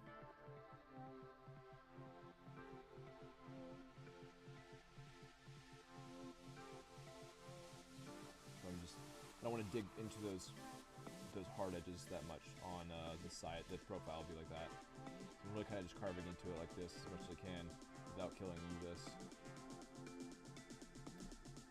Okay, that looks fine. Don't put too much time on this. And delete lower. Merge these two. Merge down.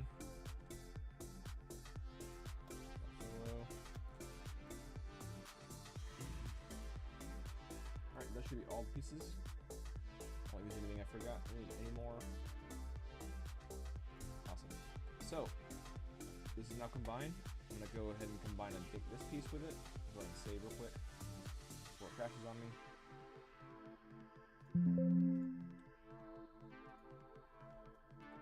So yeah, this is combined with this in this middle main piece and the bolts in the bottom. So I'm going to go ahead and do the same thing here. Here. So this is here. I'm going to go ahead and merge down.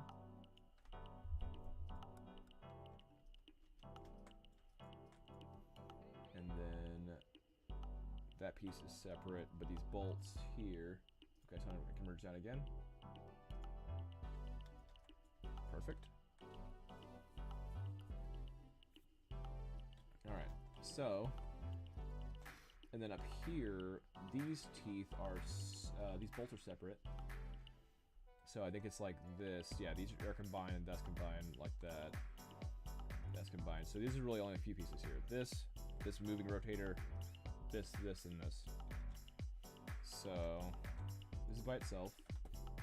That's fine. But these two bolts need to be split. So I'm gonna go ahead and mask one, and then split mask. And mask points. All right. So now this big tooth and this V will be combined. All right.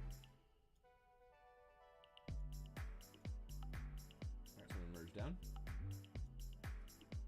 There we go. The small tooth and this bolt need to be combined, so I'm going to bring this up here. Merge down. Should be all of them. Yep, those are all the moving parts. So I'm going to go ahead and save. Again. And what we have our naming conventions as. We have wrench main, so we have main, small tooth, large tooth, between, and a rotating bit. So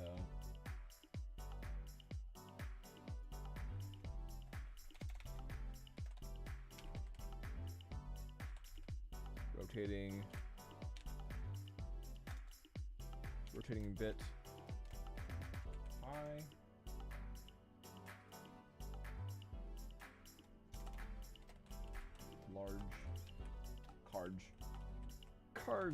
Large tooth high. Then we have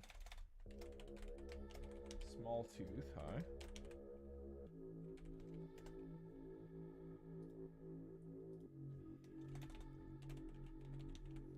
Between high and our last thing here is main high.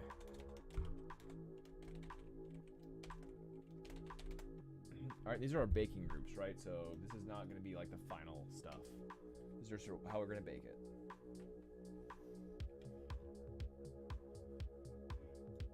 Alright, so all stuff for wrench is ready to go. So I'm going to export visible this time. Export, definitely do FPX this time. If you do OBJ, it's going to kind of break down those pieces, and it's not going to stay all separate. And I'm going to call this wrench underscore high here. And then, okay.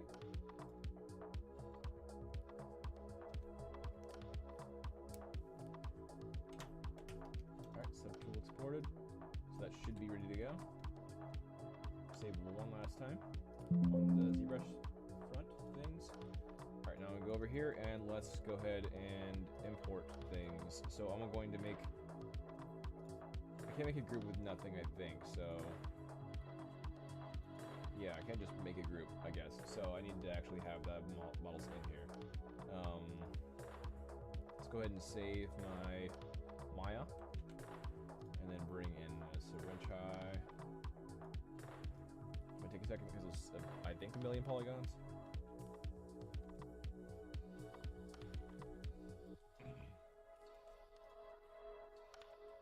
Main high. So I think I did something wrong. It's because it's only showing up the main. So I need to make sure that it's exporting visible. So I'm gonna go to Z plugin, then I'm gonna do the FBX export import, and then I'm gonna do visible instead of selected. And then I'm gonna export. And I'm just resave over to the wrench high, and it already does it as FBX within OBJ. If I did it only selected, it'll only do the main like just happened, so. And make sure that it's exporting all these different pieces all at one time in their naming conventions.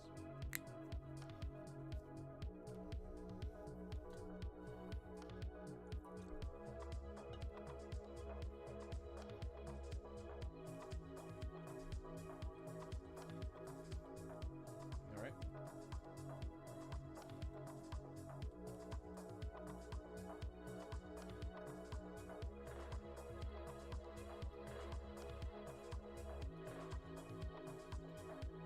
Do it. Export of time. I'm still doing all the different subtools.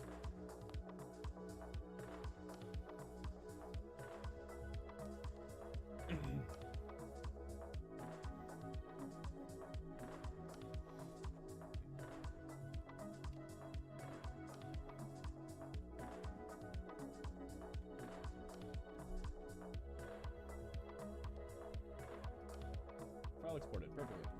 Alright, cool. Now, let's go back to here, and... So this is the new export, because it's 409. Drag and drop it into Maya.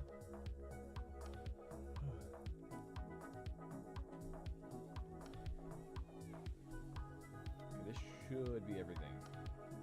I don't know why I didn't keep the proper naming convention. It may have been something that I did on the export. Let me just check and see if there's a naming convention area. So, export.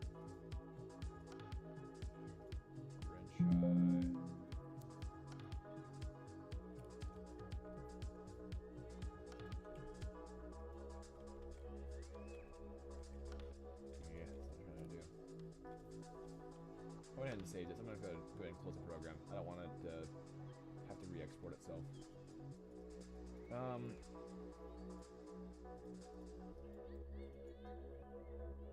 all the pieces are just caught into this high.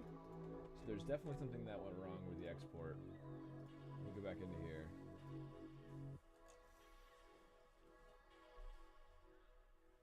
Alright, let's go ahead and handle this bug and then bring it back and then that. Load. Alright, let's try this again.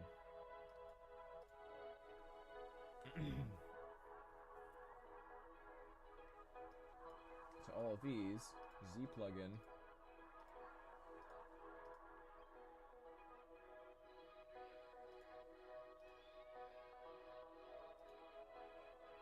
So yeah, hold on. We got Z plugin, and then let's do FBX export. Maybe layers? Maybe layers? I used to just have this automatic, so I used to already just have the name layers different. I see the Maya thing, and I'm just not sure. I haven't used the Maya option before.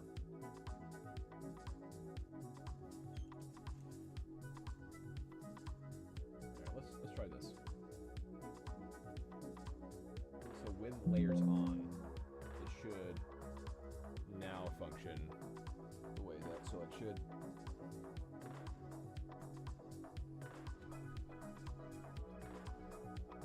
Let's see if it does.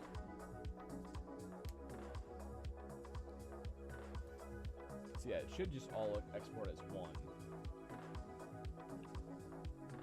So yeah, there we go. See how it's selecting those individual ones? That's how I know it's working more. So this one should function the way it should, the proper export basically. So let's try again and delete all these phonies. So I guess you need to check layers on when you're exporting doing FPX. So wrench high, let's go ahead and drag and drop this and see if it did the way it should. Yep, there we go, I can already tell. Yep. Because you're already seeing the dark blue here. Perfect. Alright, so now I'm going to go ahead and drag all these and then Control G to group them all. I missed the rotating bit. So that's middle mouse drag into here. There we go. Alright, so I think all the retopology is finished with this guy off of the blockout of it. I think that's going to function just fine. So, my wrench low. Let's open that up real quick. And I'm going to bring this as my wrench high.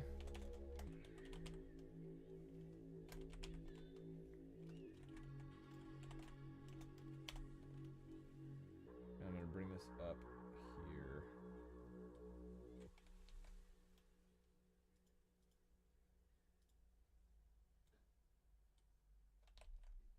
Come on. Right in the middle. There we go. Wrench low and wrench high. So now I need to make sure the name conventions match. They have to match or it's not going to work. So we have main. So I need to change this to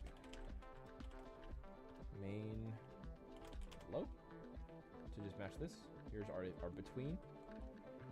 So between underscore low. Might as well just move this over here to match with the hierarchy. Don't really have to, but you can. We have rotating bit high.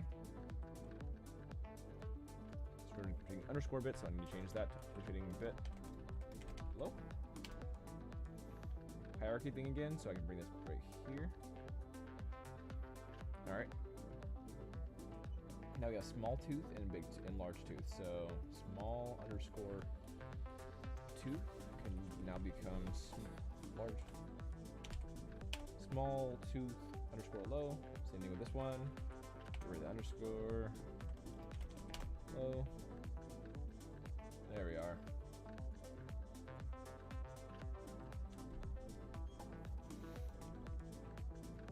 Alright, this reference, I'm just gonna hide that.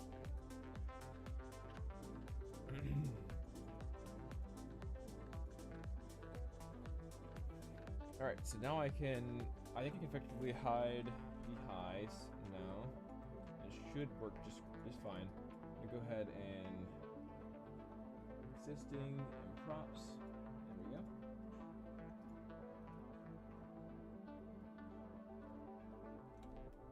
We have so many different materials here that can probably be deleted now. So I'm gonna see if I could just optimize scene size and have that get rid of some of those different materials. It should have. So it got rid of some of them, but there's still some of them here.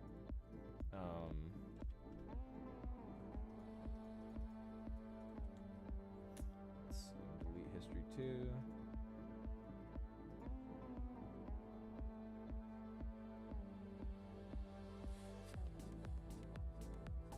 I think there's a way to to get rid of unused materials. I think there was a thing for it.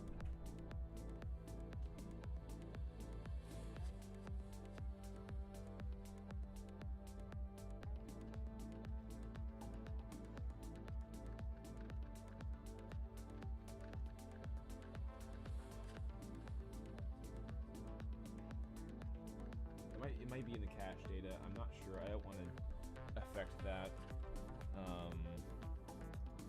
Not right now, anyway. So anyway, that's fine. Okay, so I just want everything as talk. All my low poly to be on the assigned existing material and in talk. Because everything's going to be in the same material, right?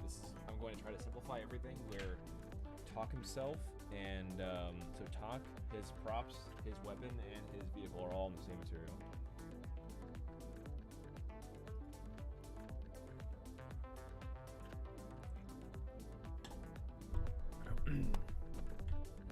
Trying to reduce draw calls. Alright, cool. So we now have our wrench high, we have a wrench low, we have all the name convention needed. We have our talk high, talk low here.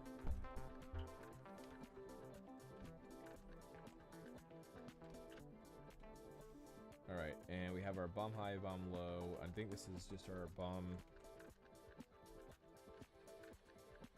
Make it visible. There we go. There's our bomb reference here. So I'm going to go throw that into the bomb low. Now bomb low can be above bomb high.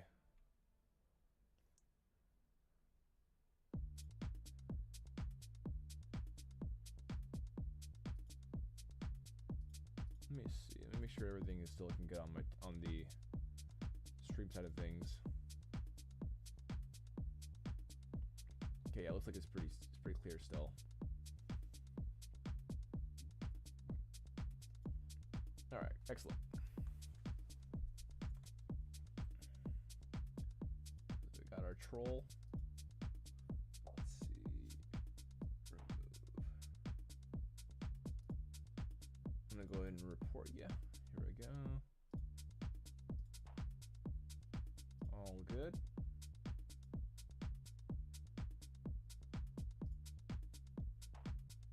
Perfect. Okay. Go to remove that person. Sweet. So so we have. So now all we have to do is our blaster. Yeah. So our blaster is our last thing we need to make a high poly for. Let's go ahead and make that happen. So I'm gonna go ahead and export this. Selection. We need to do it as an as an FBX. This is our blockout, so I'm gonna do it as, for now, blaster low. I'm gonna save this out. Change will cut a lot of stuff here. Go ahead and delete history. I have to do this pretty often. And I'm gonna save it one more time. Makes our files a little smaller. All right, let's go to ZBrush again.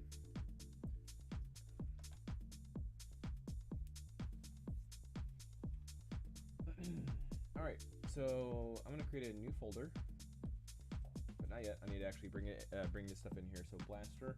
Let's go ahead and do import. Just to be safe, I like to append, just in case it wants to get rid of something. Because it used to, whenever you imported something, it would get rid of your current selection as ZBrush, and I totally don't want to get rid of the whole folder. So I'm gonna go ahead and just append a cylinder, just in case it decides to be goofy like that. I'm gonna hide the wrench. And I'm going to import our blaster. Tox blaster. Okay, that's some block out. Blaster. Okay, don't need to import any cameras.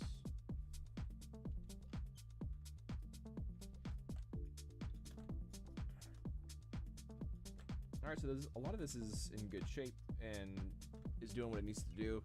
Already on the low poly end of things. So, we're pretty much going to try to like replicate what we've been doing, but on a definitely more complex piece right here. So, what kind of materials do we have here, which is I think your first important thing. We have wood, which we haven't used. We haven't carved wood yet. So we have wood material here, and we have wood metal. We still have that other kind of metal here. We have this kind of clock thing here going on. So we have quite a lot of pieces like bronze or brass. Some emissive areas. So I want to start with say maybe this area, and we'll go from there. So let's make it look like this.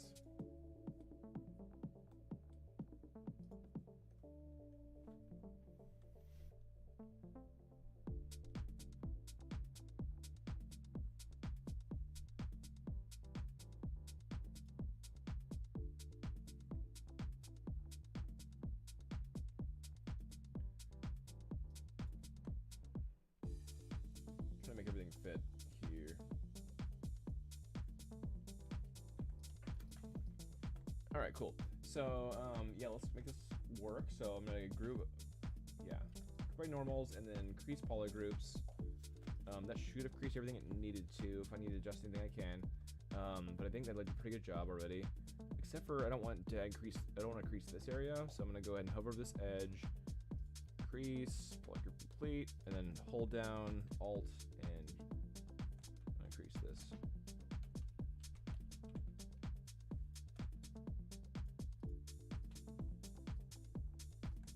I'm going to fill holes so it doesn't shrink out. So this part right here, I'm going to go ahead and fill hole, geometry, modify topology, and go ahead and close holes. There we go. Alright, so now I'm going to do is, this actually needs to be creased. So I'm going to go ahead and crease this edge. There we go. Alright, so now I'm going to do a dynamic again. Heavily reduce this and reduce my levels.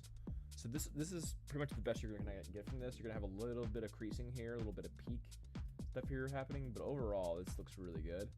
There's some weirdness happening here because I think that they were separate.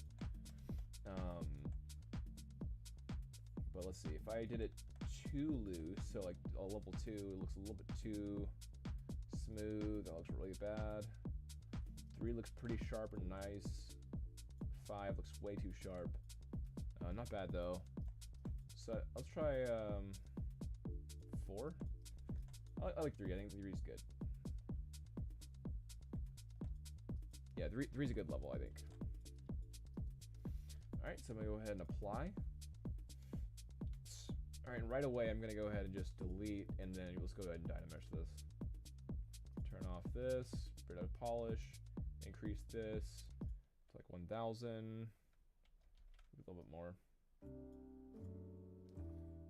Alright, so let's go ahead and clean this up, because it looks awful. So I'm going to do H polish. And I'm going to solo this real quick.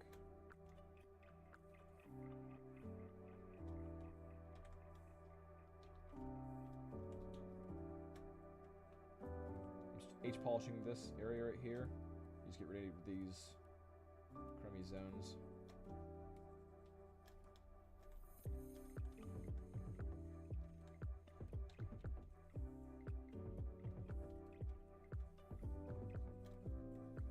Okay, running it smooth. Alright, I'm gonna go ahead and run it smooth on all these areas right here.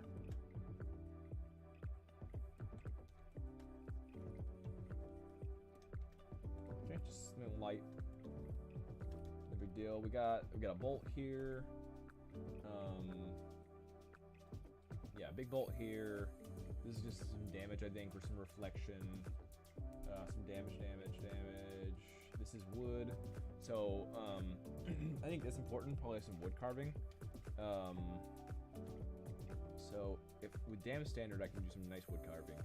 So, something like, if I want to copy this, kind of just do sweep.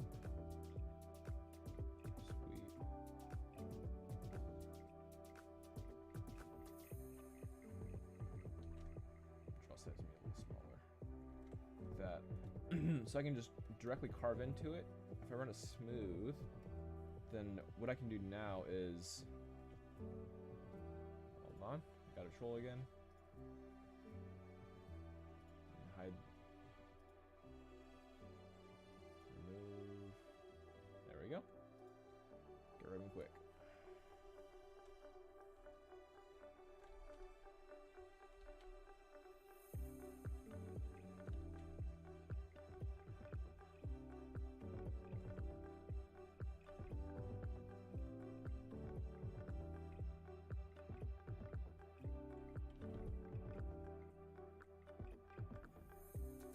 So just basically doing a counter cut here, counter dam standard around these areas.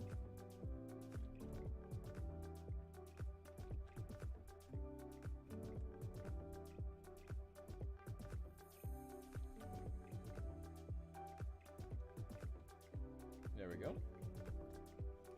And there we go. That's a very, very stylized, fun, like wood grain kind of feel. And we have a little, you know, zone like here, so I can kind of add some fun. This can be some fun alt wood grain like that.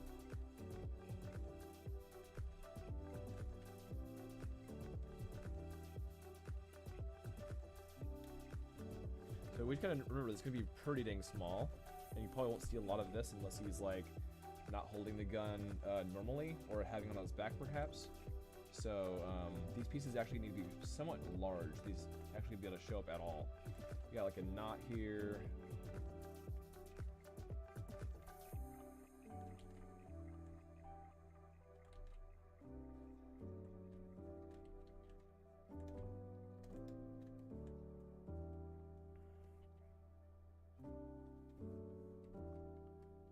Gotta dig that. Let's make it bigger though.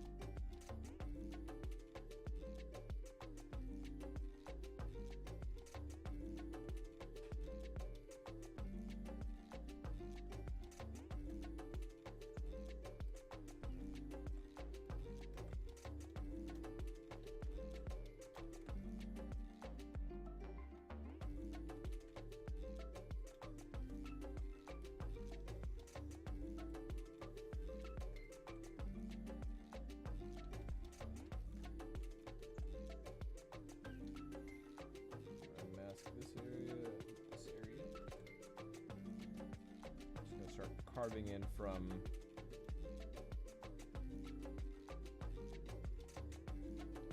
here.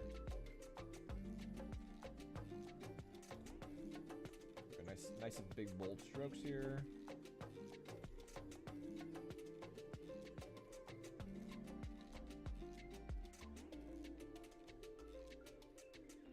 Just kind of following it with this one.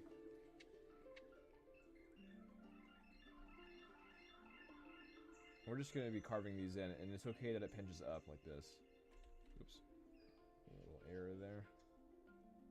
We will figure that creasing out in a second.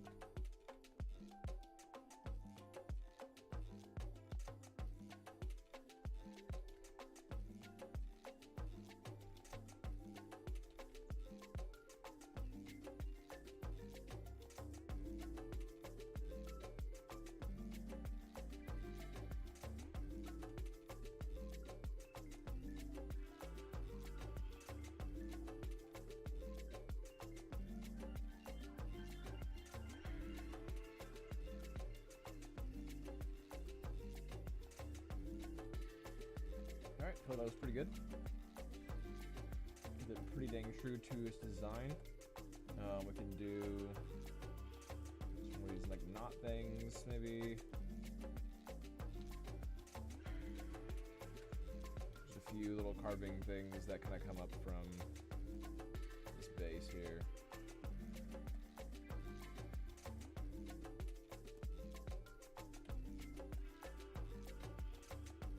Alright, so for the actual, these pinches and stuff, you can just use the trim dynamic, cut into it, like this. Yeah, and see if I can cut, kind of push the pinching back some. It doesn't look so cheesy and so simple. That also helps me kind of get some variation on the wood itself. You know, kind of gets like it pushed like that, kind of has some like grainy feel to it. Maybe start doing like a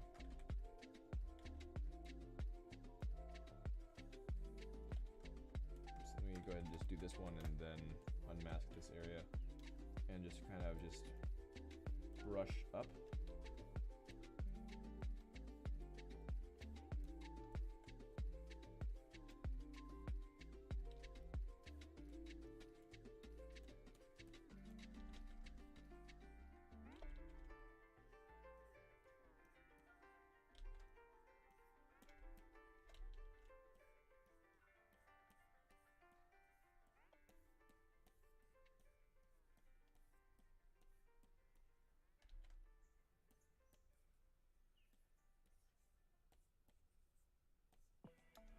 There we go.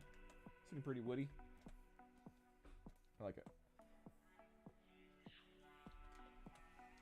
Alright, cool. I think this is the only part that's kind of still pinched up a little bit. Push that in. Like that. There we go.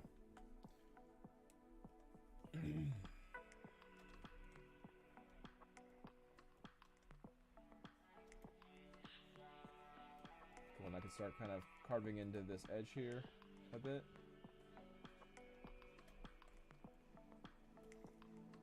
If I wanted to really feel like I have some separation between these two materials, like the wood and the metal here, then I can do some damp standard stuff to just kind of carve it a pinch.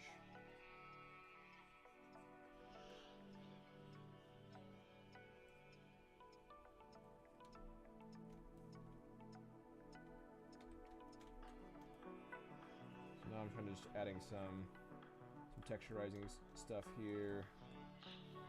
Go ahead and mask lasso and unmask this area. So I'm only fetching this bottom part right here. No, I don't want to kill this silhouette, I just want to dig in a little bit.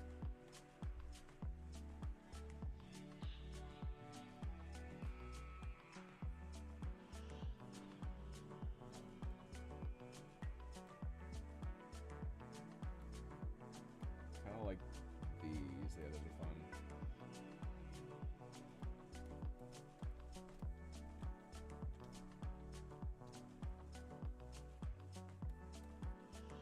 Kind of feeling like it's hammered in a tad. A little more handmade, right?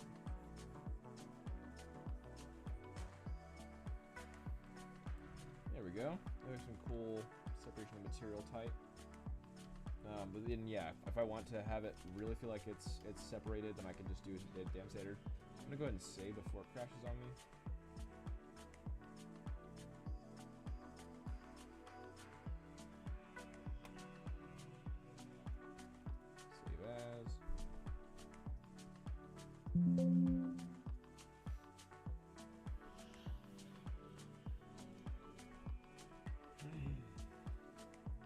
So yeah, to get a nice like cut in there, yeah, just damn standard. So here I'm gonna just pinch in right around this corner. We're just gonna define these corners a little bit better like this. That's all I'm doing with damn standard here. Just cutting in, just defining these corners a bit better. Like this, and it feels like it's kind of just pinched better now.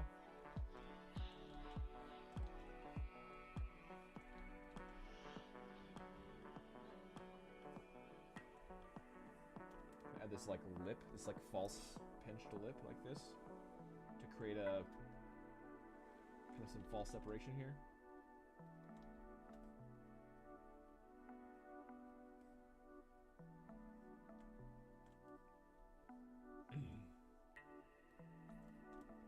Kind of makes it just feel like it's part of something else.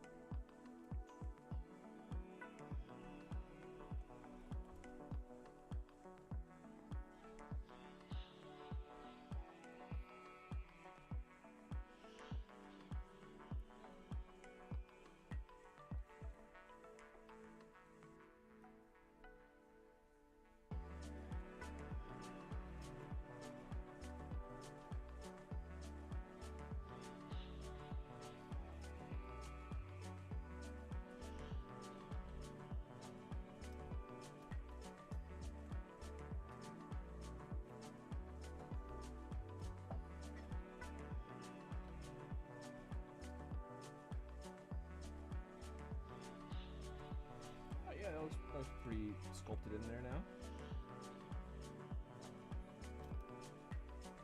For any other errors around here, that looks pretty good. All right. Yeah, that's feeling pretty cool. So one of the things that is included is like this other part right here. This feels like part of this. That's one thing I hadn't realized before, was that this part feels like more like it's leading into that. So I actually want to sculpt this, but then like probably merge it with this area.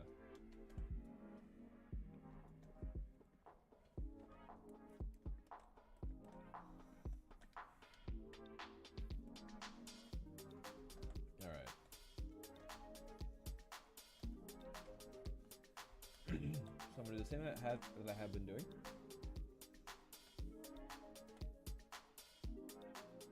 Group by normals, crease polygroup.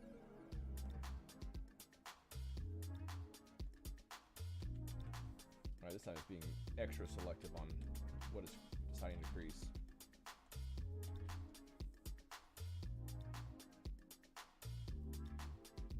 So I think what I'm gonna do is uncrease this one and this one.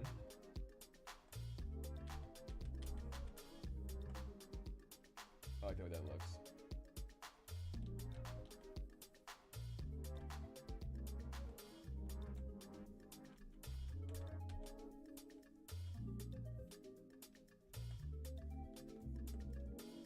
Yeah, it feels pretty good. So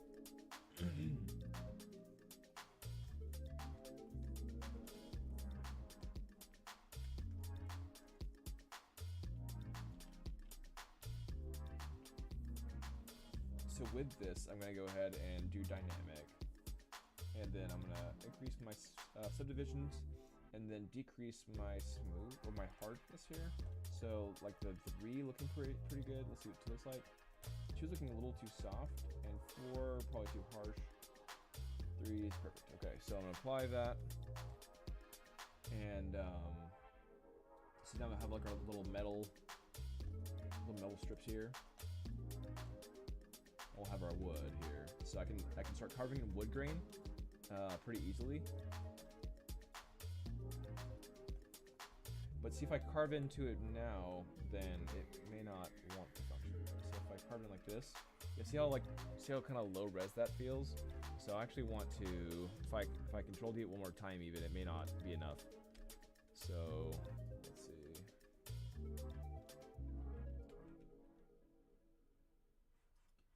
Oh, it's because I messed. Control D one more time. 2 million-ish. That's pretty good. That's pretty okay. It's because it's on a grid though, that's why it's doing that. So if I dynamesh it, it usually has a better result. So I'm gonna go ahead and just delete lower for right now and then dynamesh it. I think it's good to have some divisions, but in this case where I've already blocked out everything, it's not as important. So I'm gonna go ahead and do it now.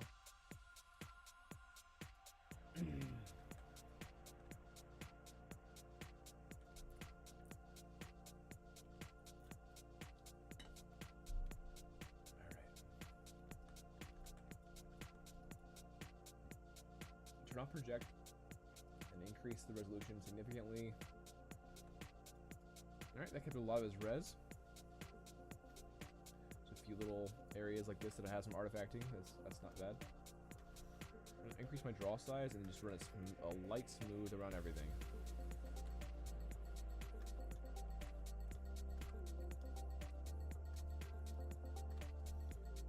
Alright, and so yeah, in the image, this is all part of the same part. So I actually might need to increase this to fit into this. So I might end up having to carve from this. So I'm going to go ahead and start doing that. I'm going to activate symmetry this right now, but this is going to need to be, let's say Z-axis. Yeah, Z-axis here. I'm going to start carving in through like this. I don't want to pull too hard into that. There's a lot of moving parts here, and I think that I might just have to inflate this area to make it work better. Let me turn on C.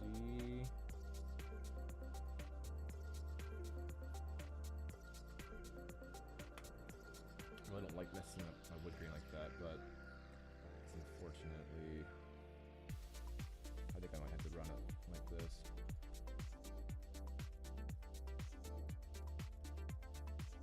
We'll fix this. Fix this in the next pass here. All right. So yeah, I think I just need to combine these two. Assume.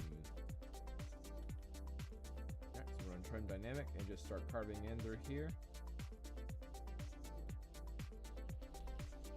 I still need to figure out how to do these muff pieces. So I'm gonna just have it go straight through, or just have them be panels. Maybe it's fine as panels right now.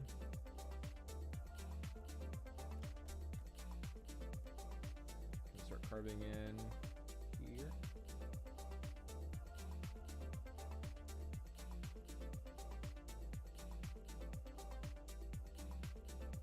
I know I didn't want to do symmetry before, but I think this is fine to symmetry on.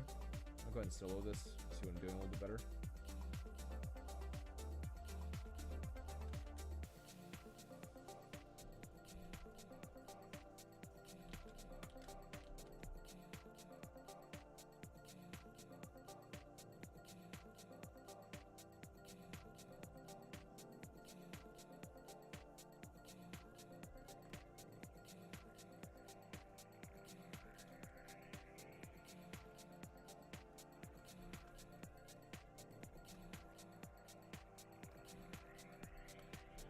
Okay. My snake hook tool.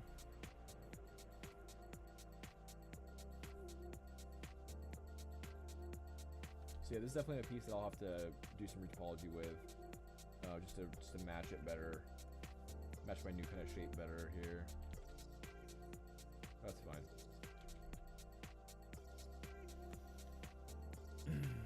Yeah, I feel like that looks a lot cleaner, and looks like it's actually going into this better as well.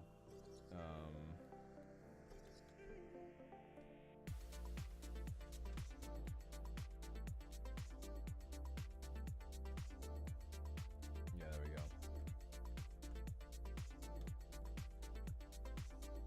Alright, so this we need to have its own kind of wood grain stuff here. So, I'll keep symmetry on for this too. This is kind of like the bottom belly area of it, and it's just not as important. but on the sides at least. Go ahead and solo this. Big broad strokes.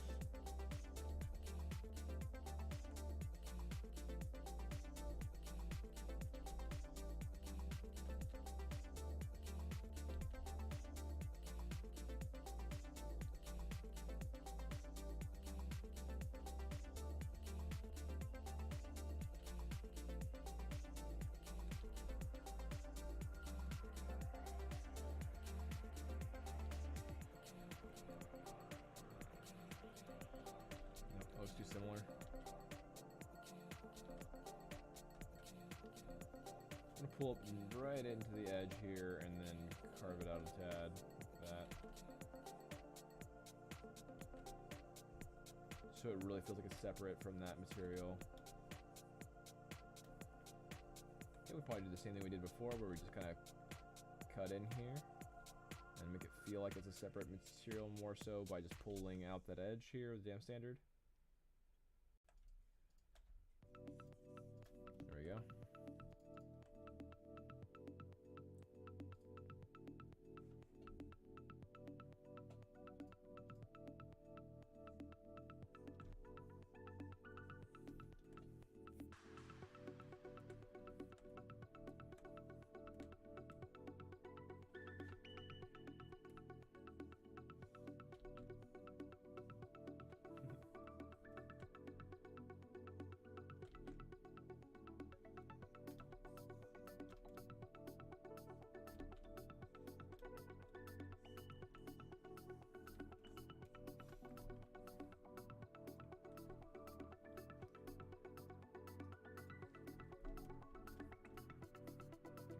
Unsolo this and see what we got.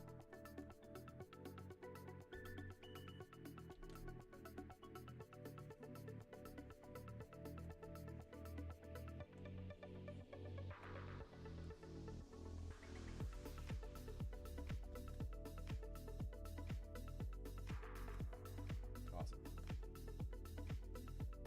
So yeah, I think I'm gonna merge these two parts. I think that it just makes sense to do so. So I'm gonna go ahead and find those different sections.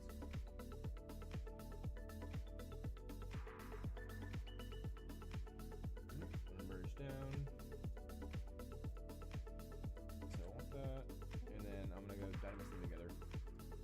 We'll run it smooth and figure some stuff out.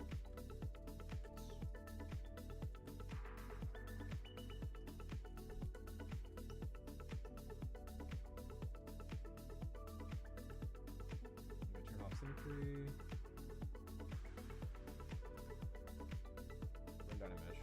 Alright, so now that they're connected, I can start carving into it and just making it feel like it's supposed to be here.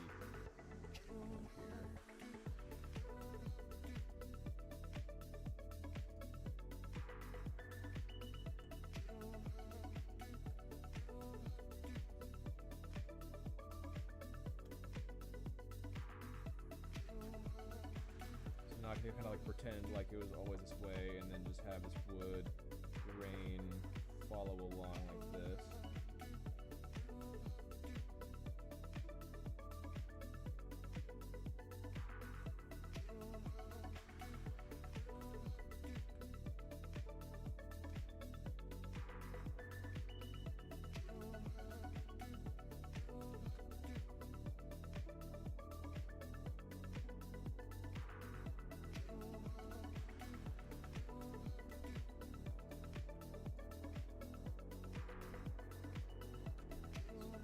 Broad strokes here. I do kind of with that boxy kind of head going on. That was pretty fun.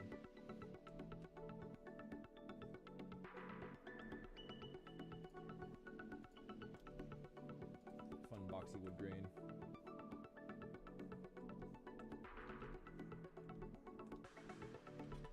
So I can see like I'm not adding any micro details. It's just kind of medium level.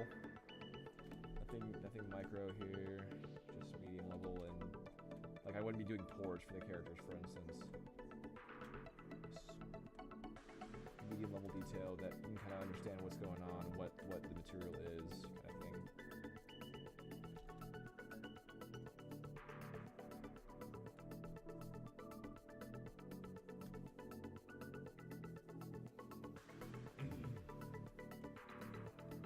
Alright, cool. I think that turned out pretty good.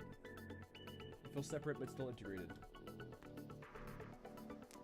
Like a Pinocchio doll or something like that, just like a wood but organic and but still like a, yeah, I think it is good.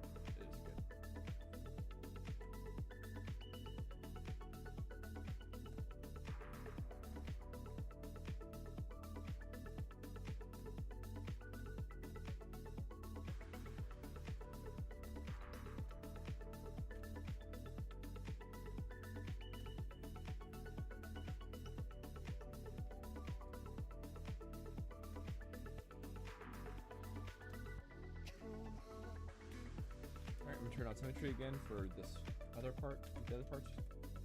Soften my mask here.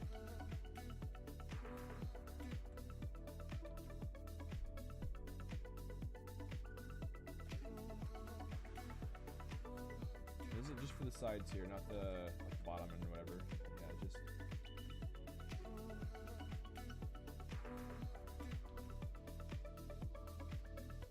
Now I'm good. Trim dynamic and start carving in here.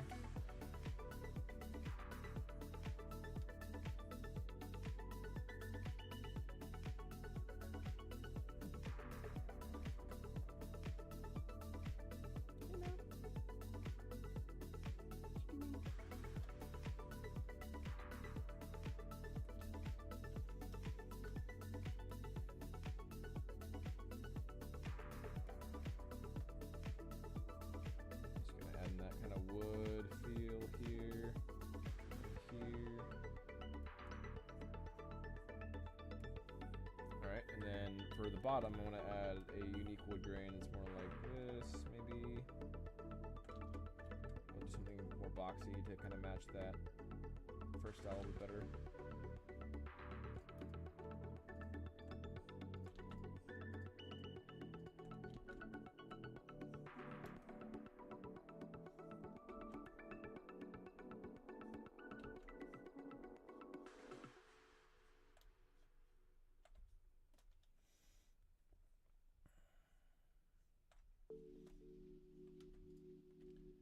Reduce that, pop it in here, there we go.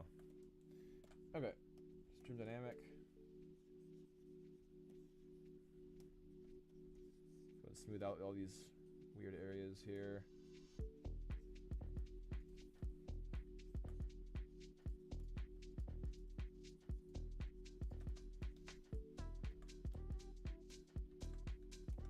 Alright, and this last part, that's wood right here too.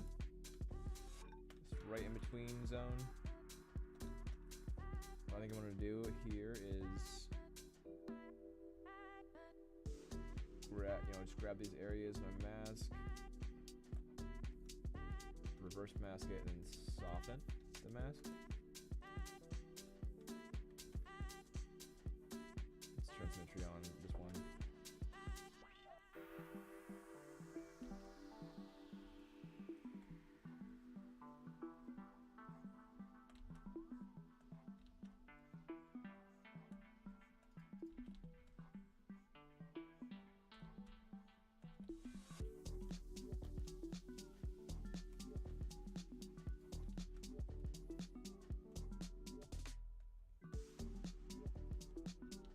Kind of have a continuation of these, like that in this one. I think that looks pretty good. And we just add a few little small details here.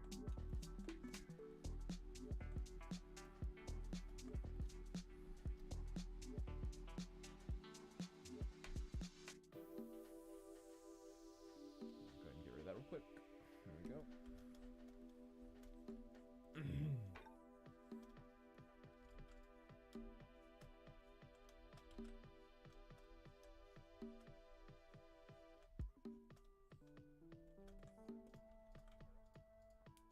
Alright, so we got 2 bolts in these metal pieces here. We do some more how we did before. these big bolts over here. So I'm gonna go ahead and turn on Z symmetry to make sure it is functioning on both sides here. It is. So go ahead and carve right around where that is. So around here maybe.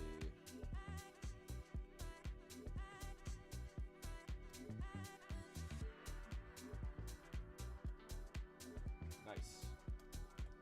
Sounds pretty clean actually. Build this up kind of tall at first, and then clamp it in like that, so it looks like a bolt. Okay, and then last thing is damn standard, like that.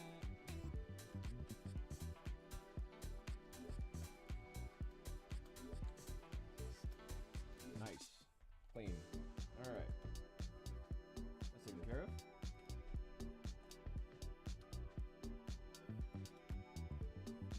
This one, I feel like that's needs a little bit more definition of separation here.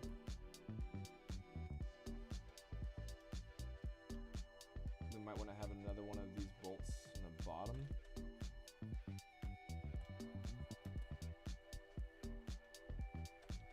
We don't want to use the bottom here.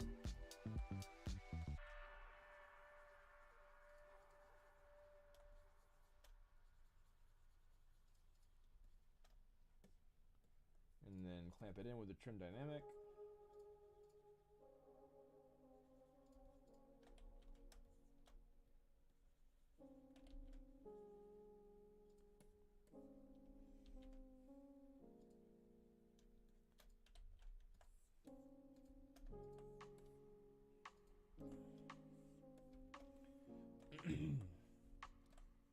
Awesome.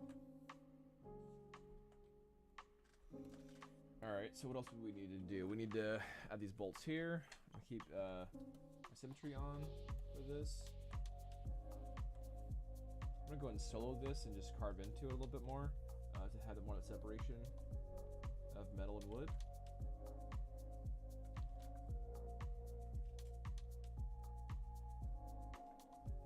Try to have this continue to all the way to that crisp edge.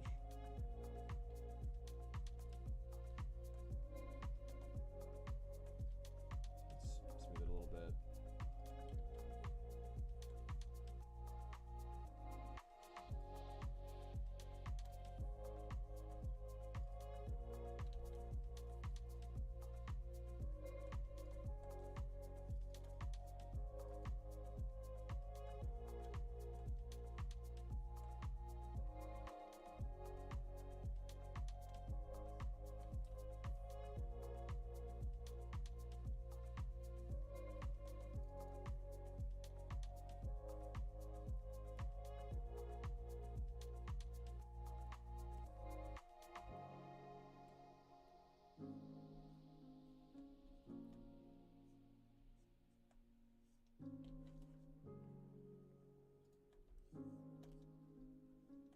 So I'm kind of just pulling out these edges to make them feel more like they're separate like this, just by like using damp standard on both ends, kind of adding this more like a pinch.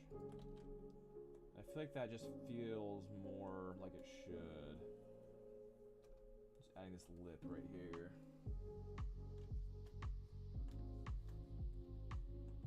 I don't want it to feel like it's chopped, just that it's like being pinched in by this metal. So I don't want to feel like it's just being stopped here. I do like it having this kind of like popped edge here.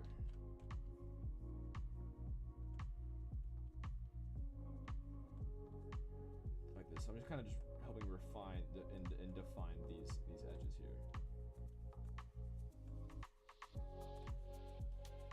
And these end caps.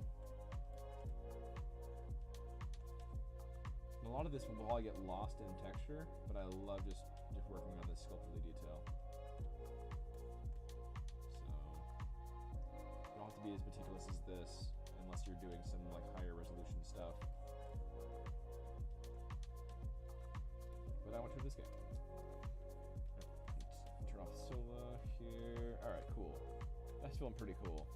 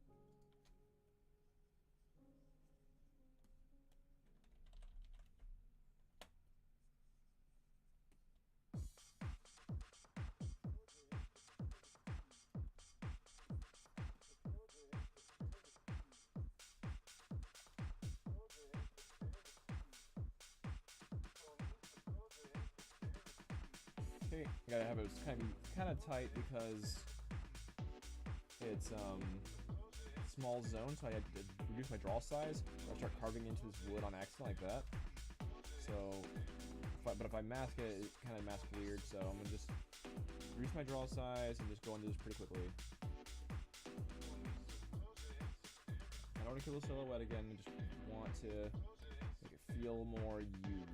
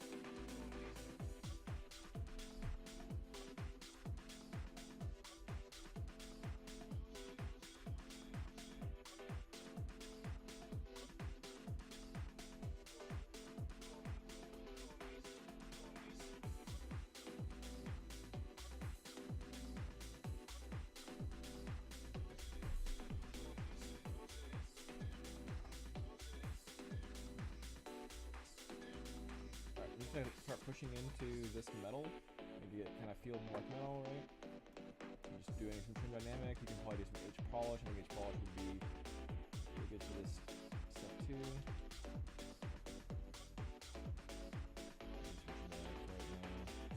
And then we found out how to add in those really cool crispy details for with adding like these like. I'll just do it on the wood in a second here.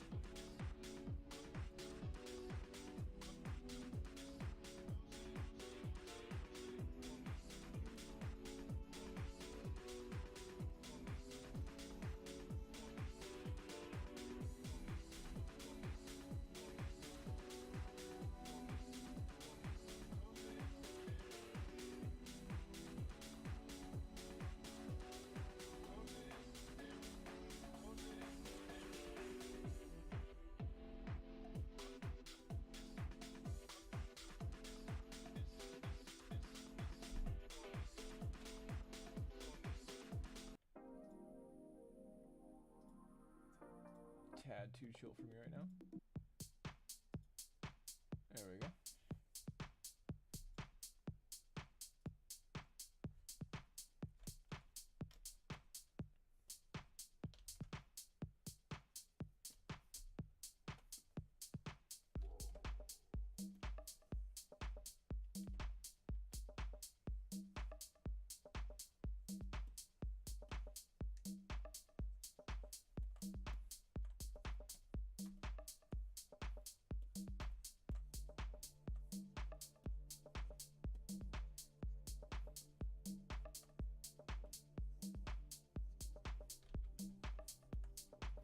There we go.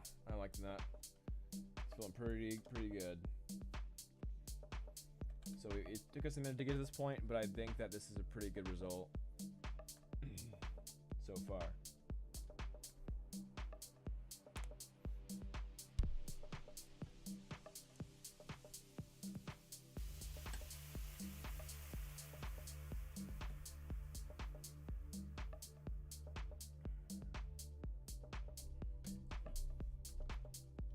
Alrighty.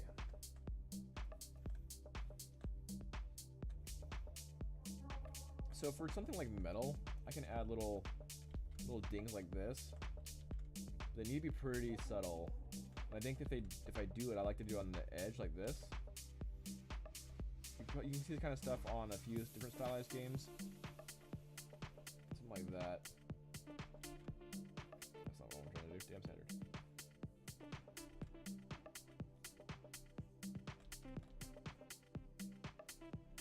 Those little scratch bits like that.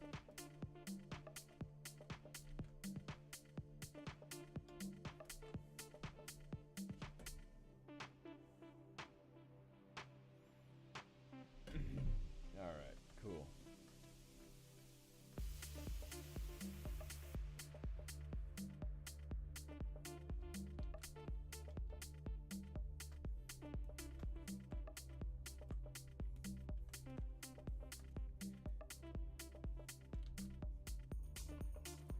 Is Matt in the chat?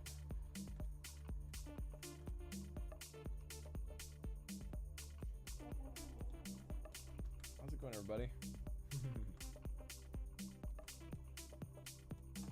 So yeah, with that thing I was talking about, this I can add this kind of carved bit, kind of have like some extra, somewhat wood feel, organic kind of feel here, like that.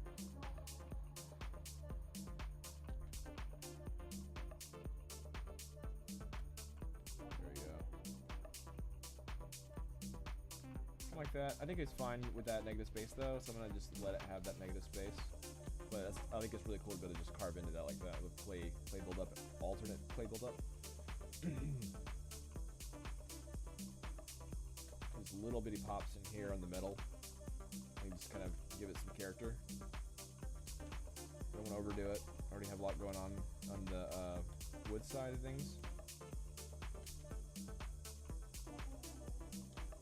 And then for these bottom bits here, just start carving in a little bit more. I'm not actually trying to pinch it. There we go. That's what I'm going for.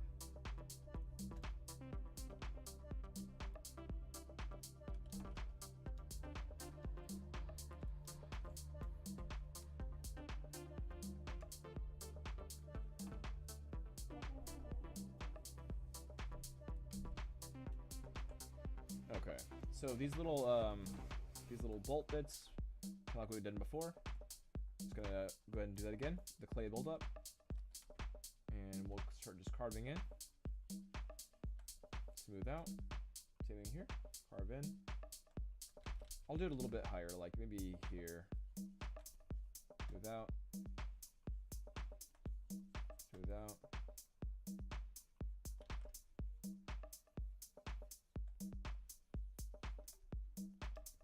There we go. Now I'm gonna pull out by just not holding Alt. Right. Alright, we have symmetry on, so it's good on both sides.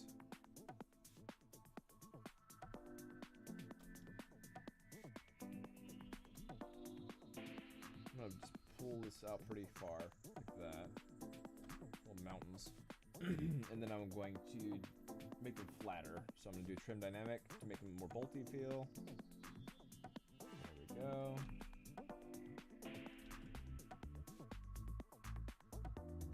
Carve around a little bit, it's fine. Why not? There we go. Alright, and then I can do the damn standard bit. So here.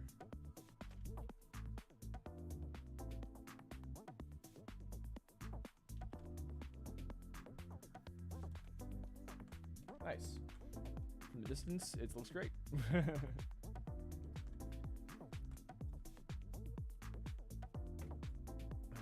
let's see here.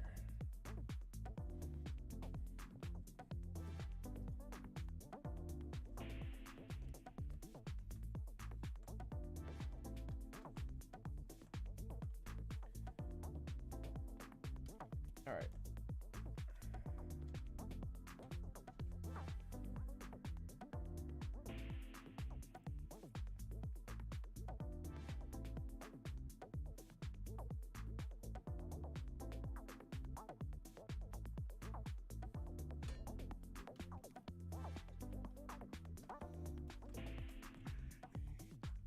All right, so for the trigger, I think it'll be pretty easy. I think this needs to be moved to like over here, but it's not gonna get enough room for the finger. So yeah, I think I'm just moving that a little bit, and then this trigger.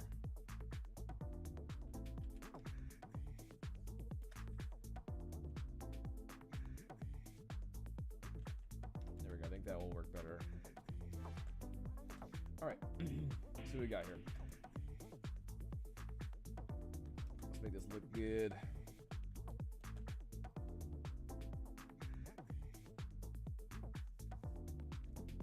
Hey, thanks, Matt. Welcome to the stream. We got our full character here with our so this is the concept of our newest racer, and right now I'm finishing off the last thing here. So I have over in Maya.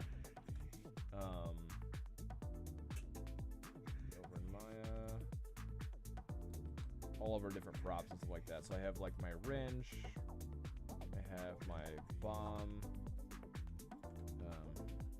So yeah, this is the last thing I'm building right now. Is just this the blaster. How you doing? You said you're applying for stuff. Are you graduating from Falmouth currently?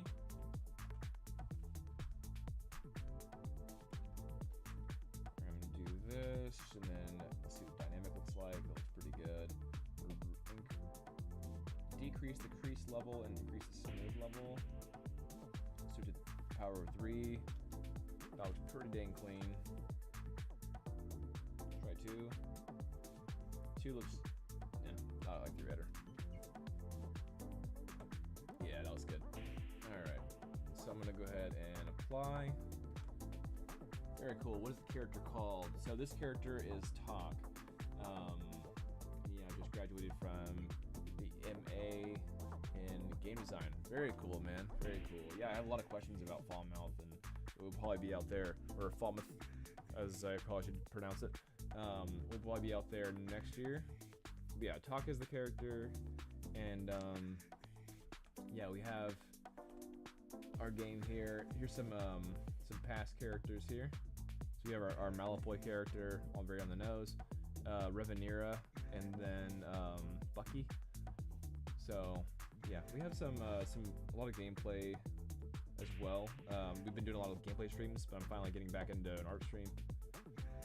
If you want to see more about the game, then it's basically Mario Kart meets Overwatch. Is kind of what we're going for. Mario Kart meets Overwatch / League of Legends. That's what we're going for. I freaking love League.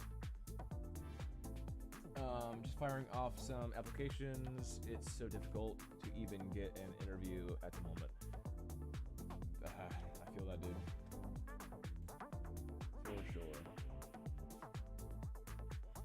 So, are you trying to be a designer? Like, what kind of role are you trying to fill? You said in game design, but I imagine game design encapsulates a couple different things.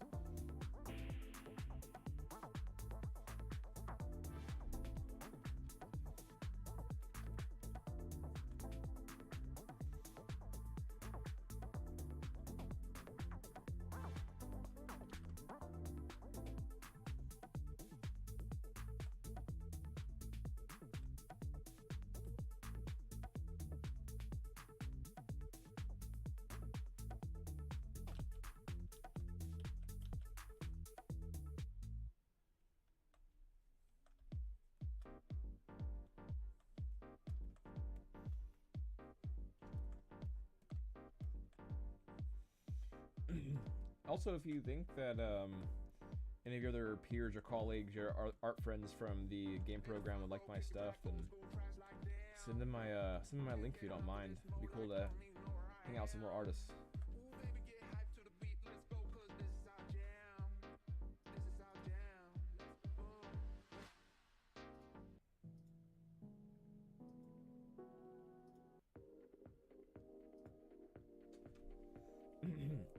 Going for mechanics design and or level design. I like designing levels around a mechanic and vice versa. So anything along those lines. Very cool. Yeah, well, a lot of our, a lot of my contracting money is definitely is currently tied up with engineering and animation and stuff like that.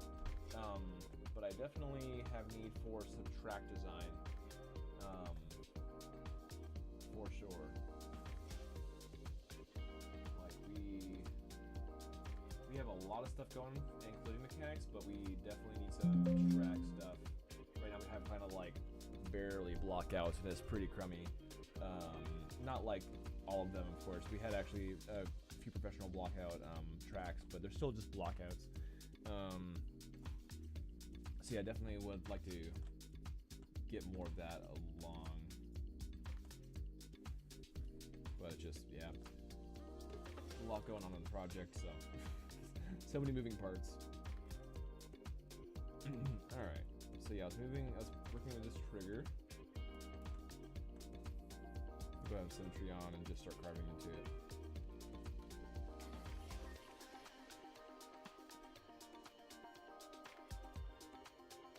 Yeah, I appreciate that. Yeah, anyone that you think would benefit from seeing this would be cool to have them along. Oh, the wrong symmetry on. Let's see, there we go.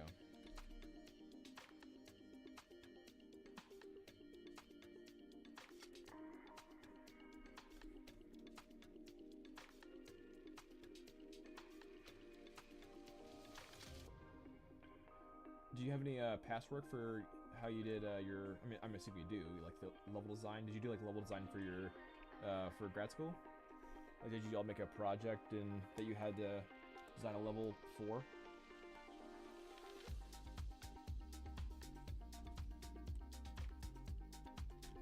I know when I was in school, we had to basically publish a game on Steam to graduate. That was the way we graduated.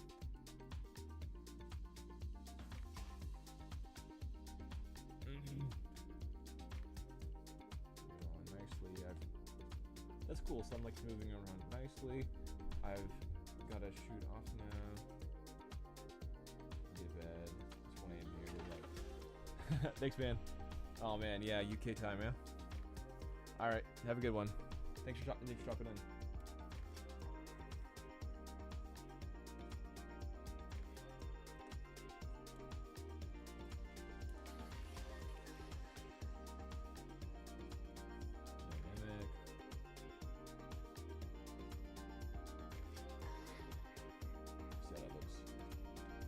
Dang good right off the bat.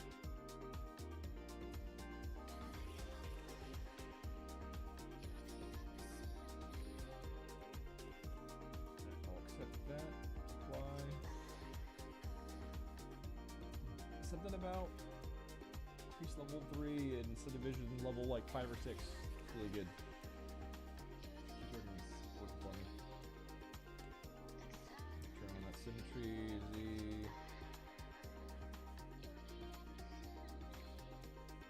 I'm just keeping symmetry on for these pieces. I think it's not a big deal, and I'm not doing a lot with them.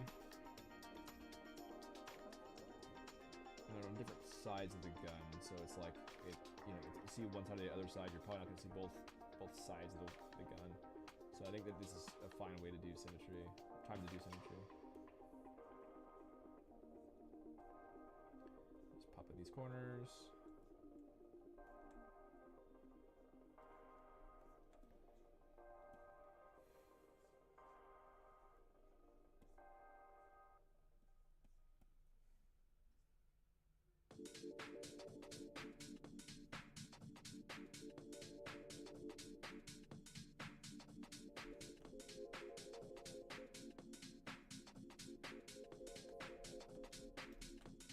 You're getting a lot done today.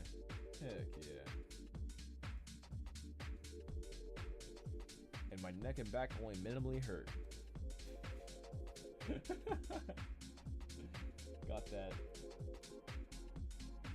art troll thing going on.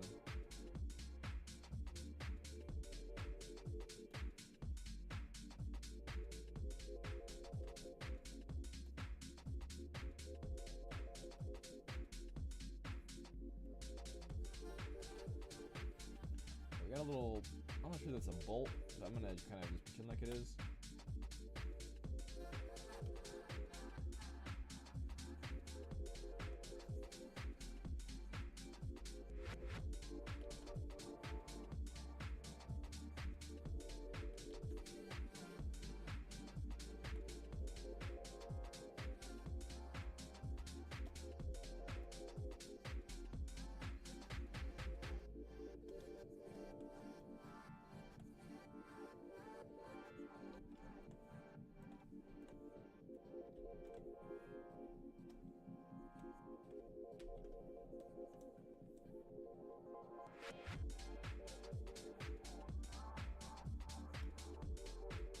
Just subdivided it. I just needed more geometry for this thing. It's looking too wobbly for my tastes. Stamps under this part.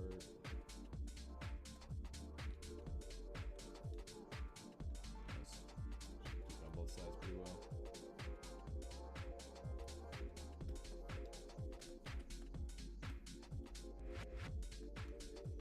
Alright, so for these little parts like this where it's meeting the wood, you probably do need to have something for this, where it feels like it's actually insetting properly.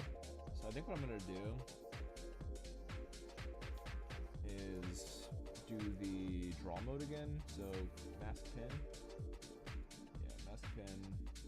Kind of draw around where these are. This one is coming from here. So let's go ahead and refine these and fill these mask parts out and refine them.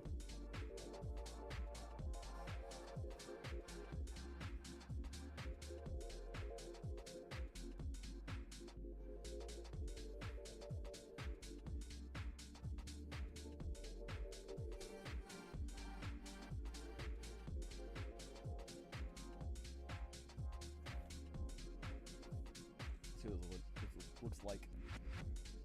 Okay, I want to just reverse mask and pop it in.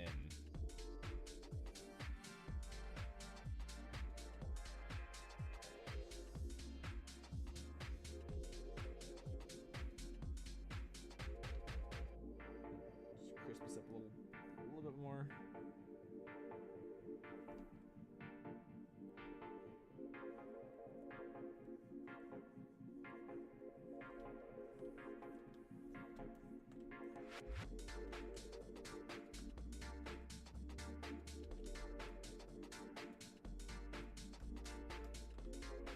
Alright, and now I want to pop it up.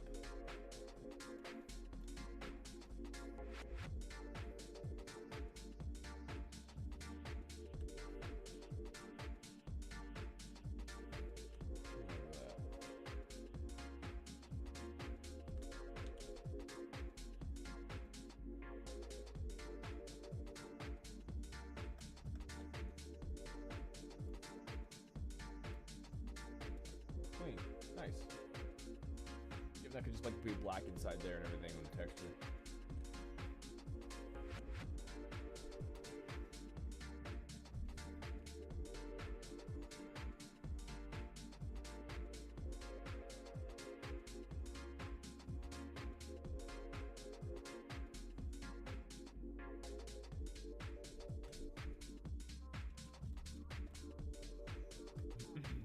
Alright, let's see, what else we gotta do? Let's go and refine this tube piece.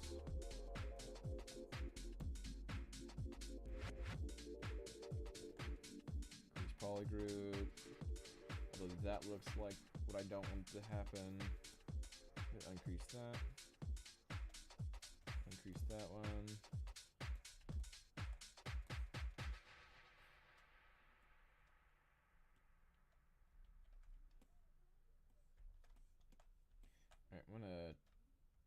actually crease these edges, I think it'd be a little more fun to have them be a little more sharp. So I'm gonna go ahead and just creasing edge loop. I'm gonna fill holes so it doesn't. Yeah, I think it's gonna just actually.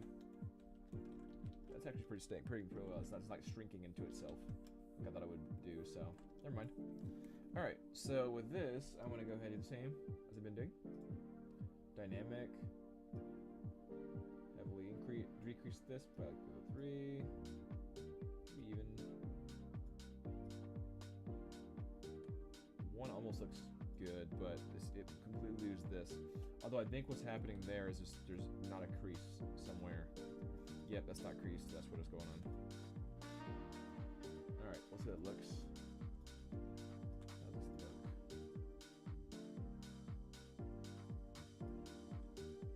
No.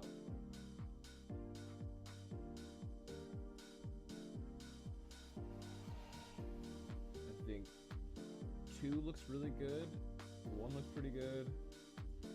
But then you like kind of lose a lot of what's going on here. So I think 3 or 4. I'm gonna do 3. I think that's pretty huge. I can run smooth here. So now that I've accepted it,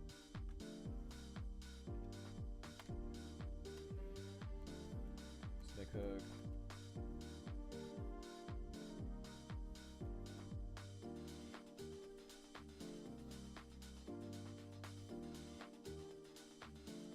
Yeah, I think that's just too high res. There we go.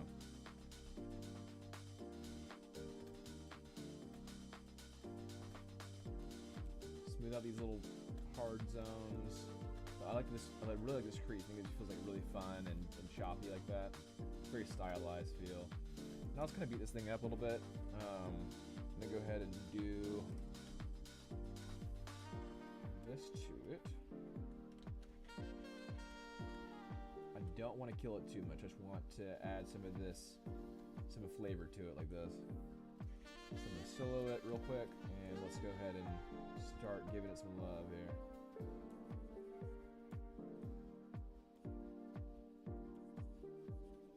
Make it feel like it's been hammered, essentially. Hammered down. The bigger your draw size, the easier it will be to completely screw up your silhouette and everything. So I suggest being very gentle with this part. The smaller draw size, though, you start getting kind of just too refined of stuff. So I think I'm kind of beating it up, and then I'm kind of smoothing it out a little bit. So let it breathe a minute.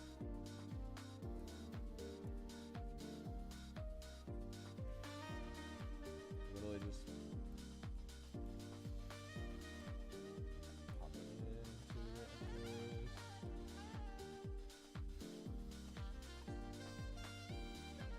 I actually want to keep that crease up pretty sharp. It looks better that way. There we go. I like that better. Like evil knuckles, but not.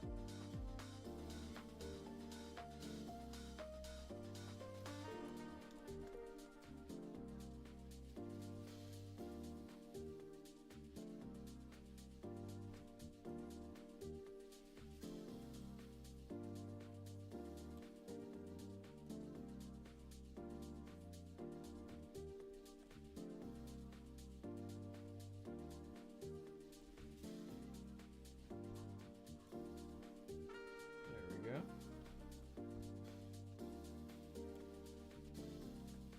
And then just this area too.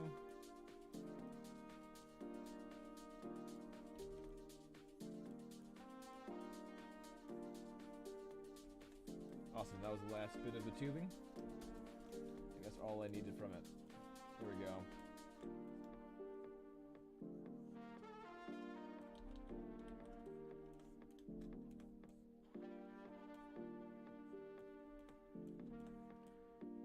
Soften that out a little bit.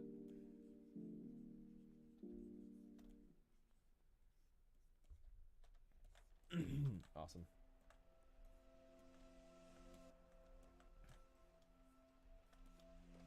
this area should be pretty simple. I think it's just an additional bit of this tubing.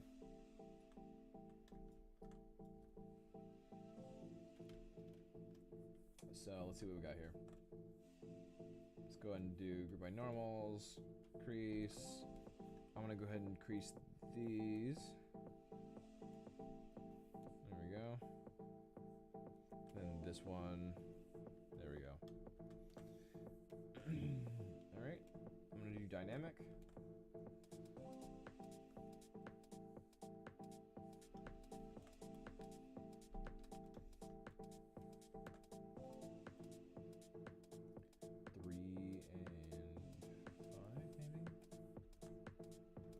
Looks good pretty much immediately.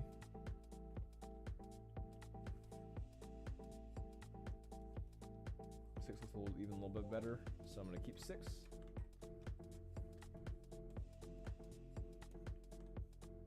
And apply. Okay. I don't think it's the actual C. I think it's actually something carved in, so I'm gonna go ahead and do a bolt on the end of this. Alright, first off, delete, and then I'll do Dynamesh.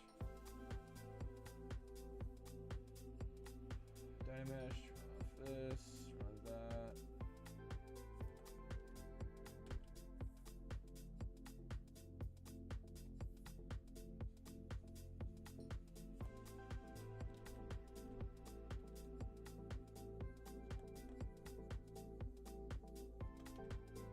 There we go.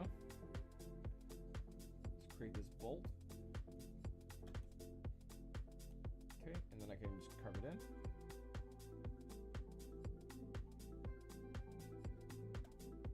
Just like that.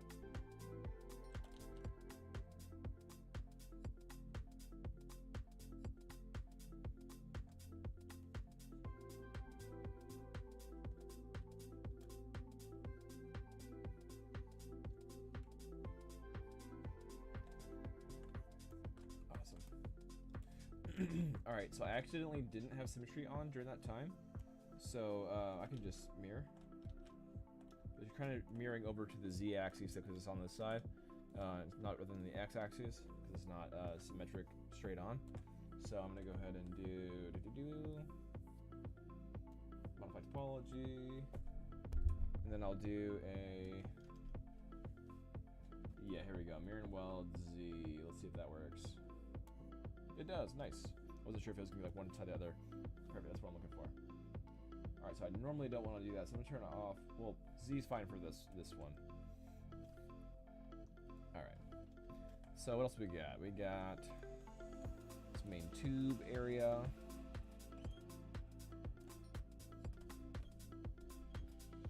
Which actually should be pretty easy to do.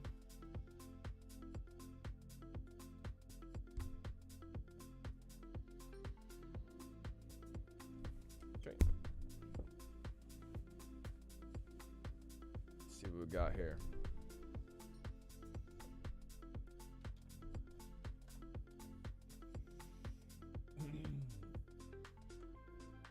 All right, group by normals, follow group,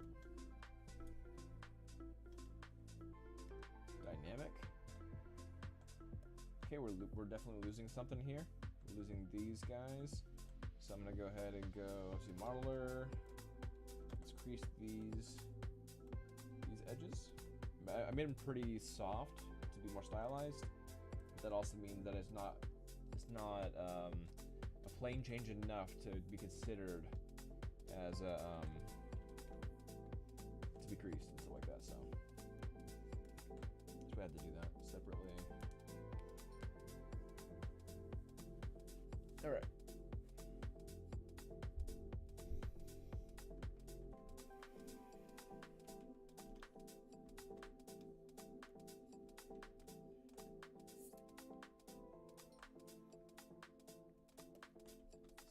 Try it again.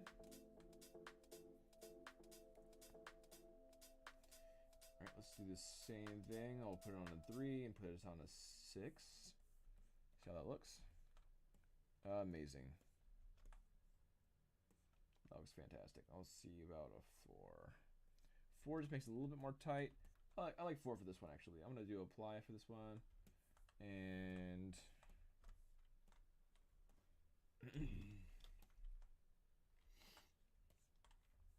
we got some bolts here. We can put in some bolts in different sections. Let's see.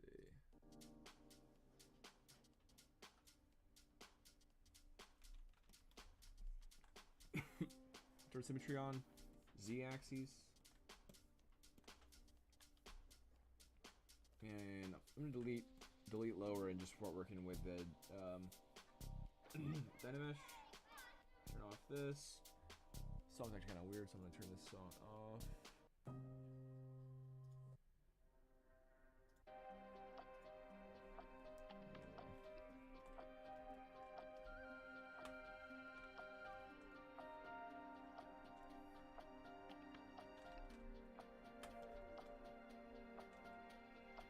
Just gonna go right around here.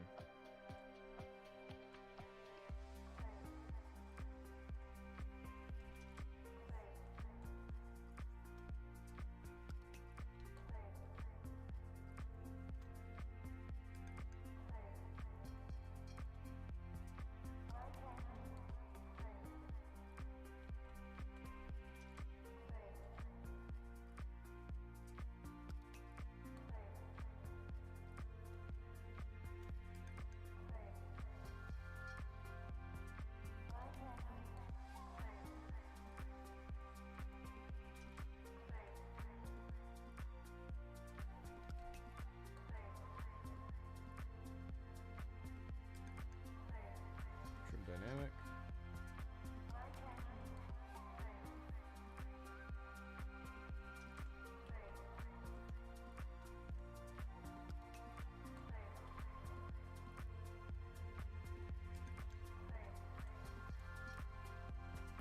These are kind of like little bolts, so I'm not gonna worry about giving them like little cut-ins, like this.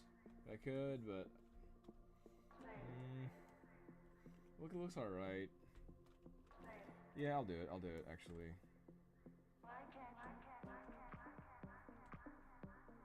I lied.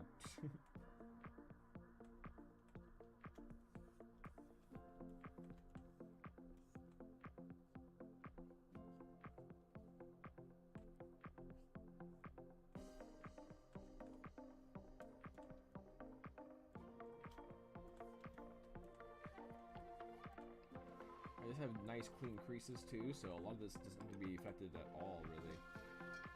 I do want to add some of this like metal stuff, so some metal. Let's see.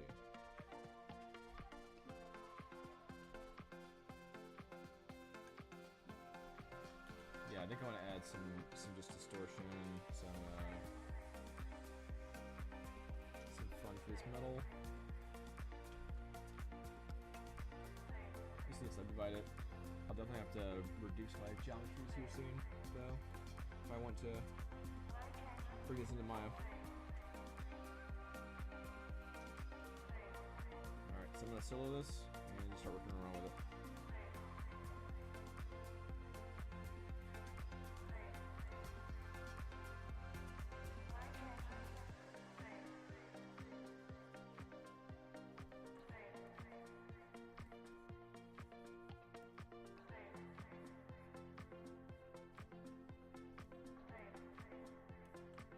Pushing in kind of this hard areas like this, it's really kind of getting some of that really cool feel to it. And on the very top, I want to have some more unique cuts in, so it doesn't feel exactly the same on just on the top area, like this. So I think that is a more appropriate way to pull this off on the top, like that. So it just has more unique stuff on the top, but then the rest of it can be symmetric just to save some time. You know where you can save some time is a good thing.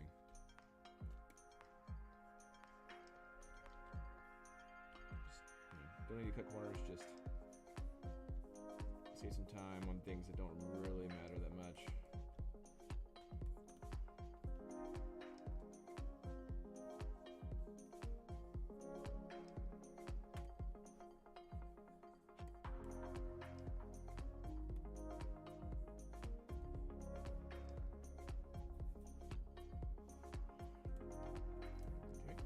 Tree for the top.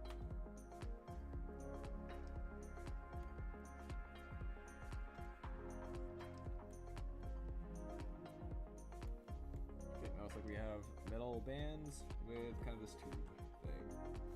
Very cool. Okay, and this is kind of a metal thing too, so I can start kind of cutting into this a tad bit as well.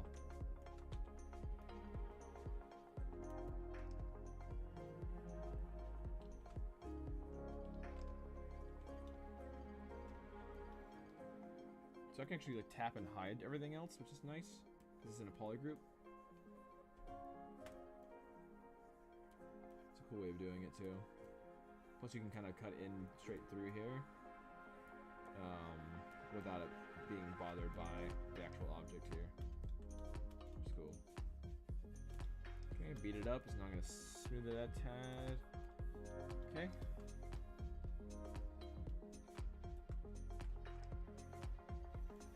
Let's go ahead and save before it crashes.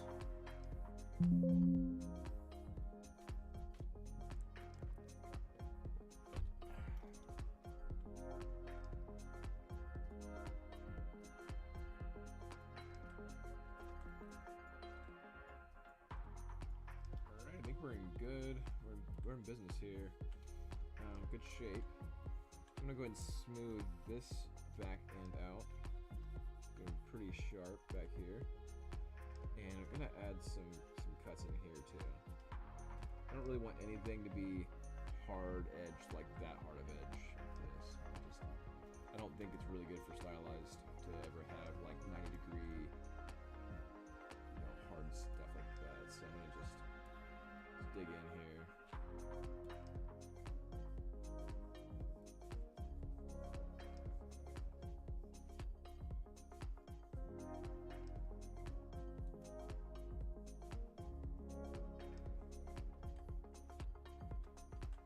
Okay. For this back thing, I don't really have to do this, but it's something that you can do, where same kind of thing where you kind of mask and push things in a tad bit like this.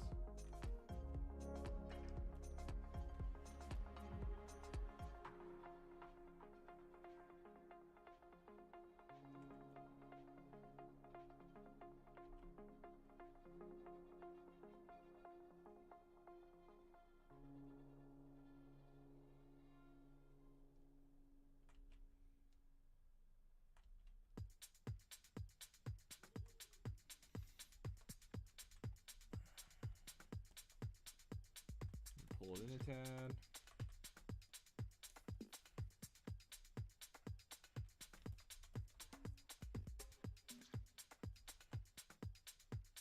You know, actually, I don't like that a lot.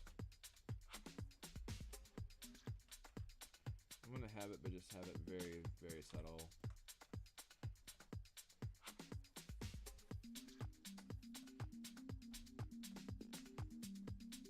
Don't really care for that decision. Cool. All right.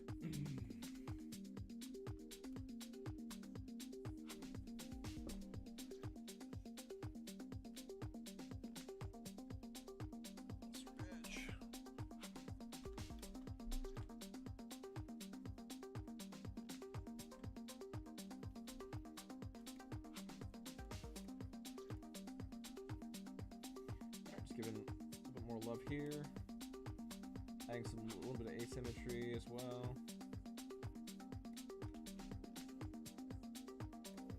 Right, this is the full back of it, so a little bit of asymmetry. Soften that up a tad.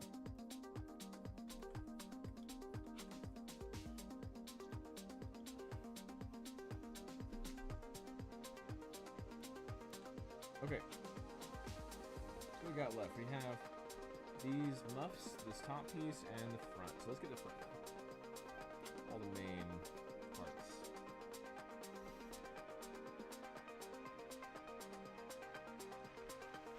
Okay, I want this to crease. I want this to crease. Just tagging areas that I wanted to be creased. Let's solo this real quick. That's good.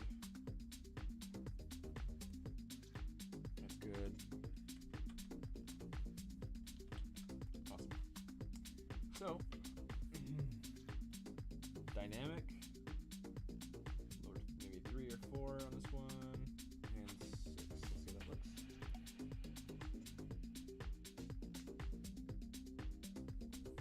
I like too muddy. Let's keep 4. Apply.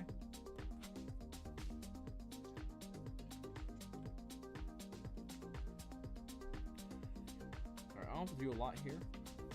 So I'm just going to add symmetry and we'll start just carve it in.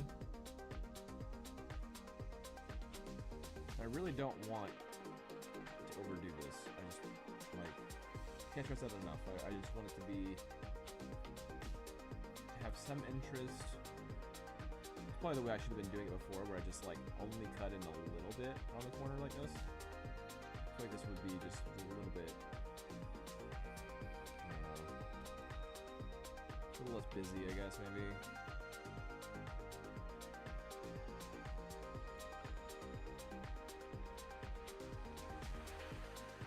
Ah, crap. Alright, oh well. That's fine.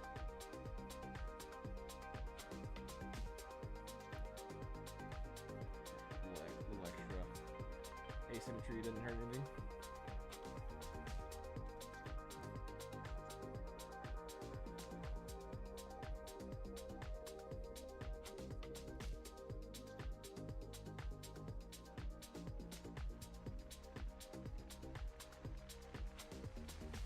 So this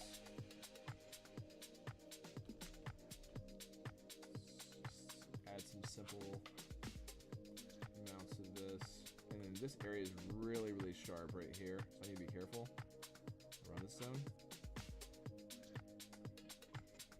Really try to just hit that edge as best I can. But if it starts to flatten, then I can do it inflate. And then from that inflate, I can use trim dynamic. So it really just gave that area more, I guess, width to just be able to carve into a bit better.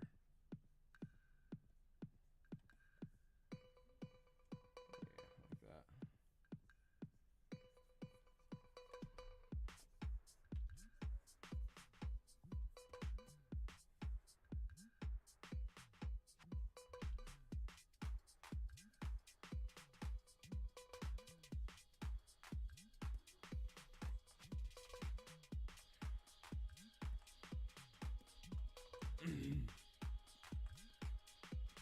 Okay, time to get the front.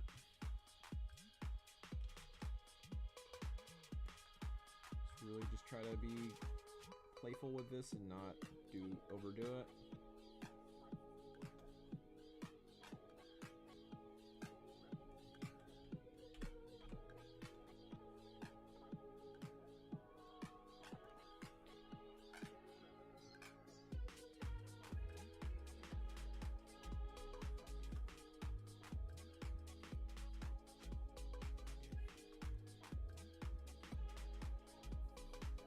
Asymmetry here. Just kind of the front.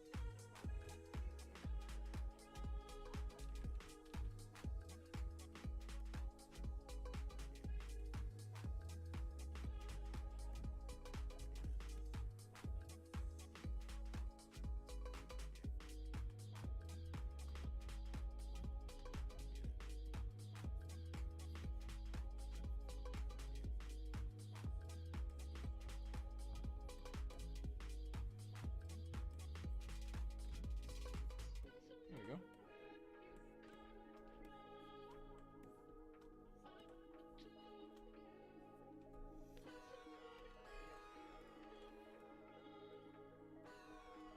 Clean. Alright. So on this area, I think that maybe having something more happening in the front would be good. I'm not really sure what yet. I think maybe having just like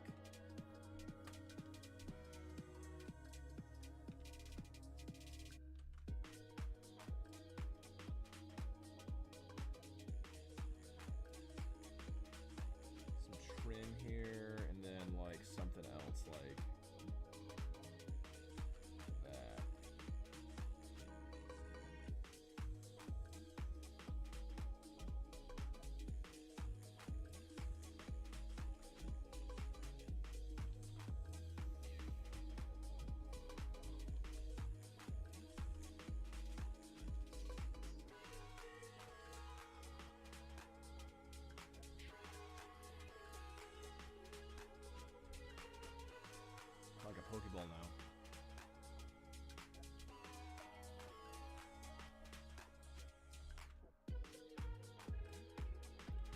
too much surface area not to have just more detail, I think.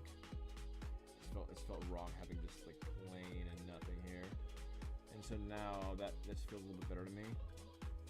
Also, I can kind of add this counter bit here.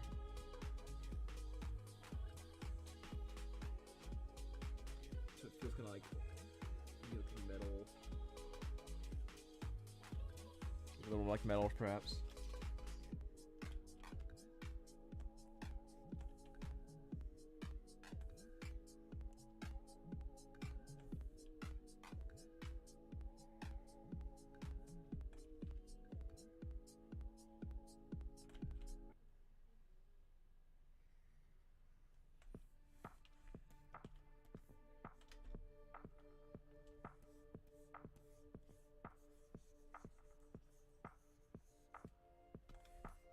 There we go, and just kind of pushed it in now so it's not pulling that lip too hard, rather than not pinching up too much. Alright, and so from here I can add some bolts. I think this is a good spot to add bolts. So it doesn't look like a Pokeball.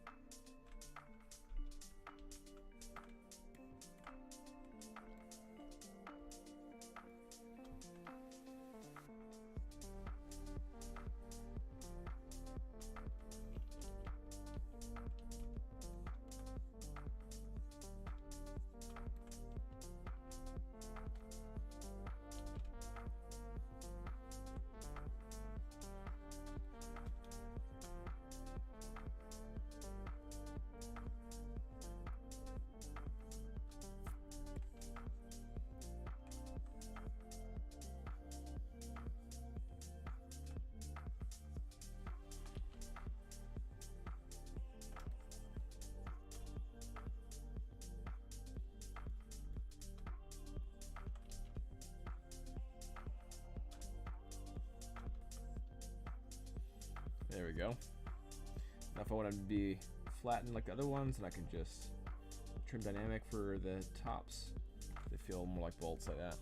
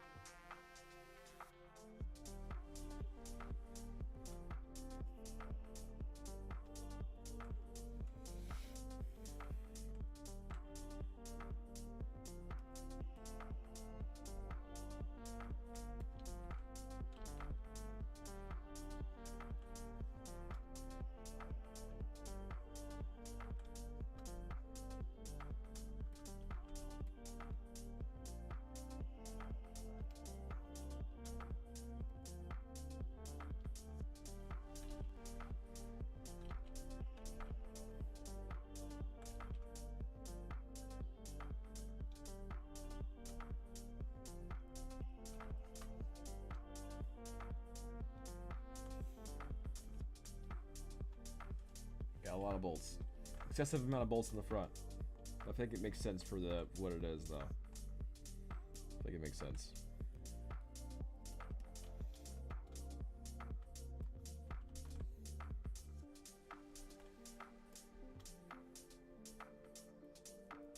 Alright, so what else we got?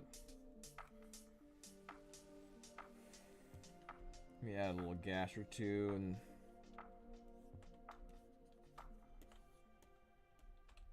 no, I don't want to do that actually. I want to keep it pretty clean. Alright, so these last little areas should be pretty fast. Let's see here. How are we doing on time? It's about 6. Alright. We need to do some dinner soon. So, let's wrap this up.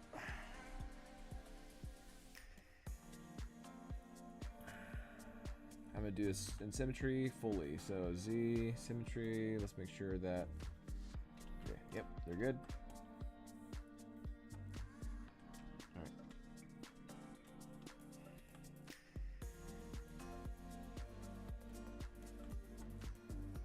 Let's go ahead and... Single edge. No, edge look complete. Pop, pop. There we go. Alright, dynamic. Alright, bring this up to about 6. Bring this down to about 3. As per usual.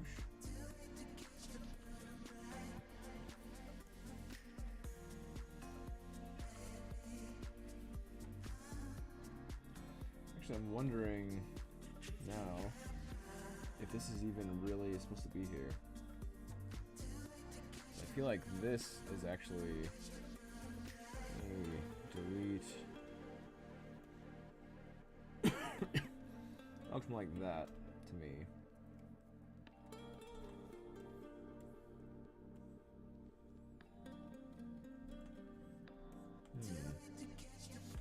Yeah, now that I kind of look at it a little more, I think this is more flat. Like this.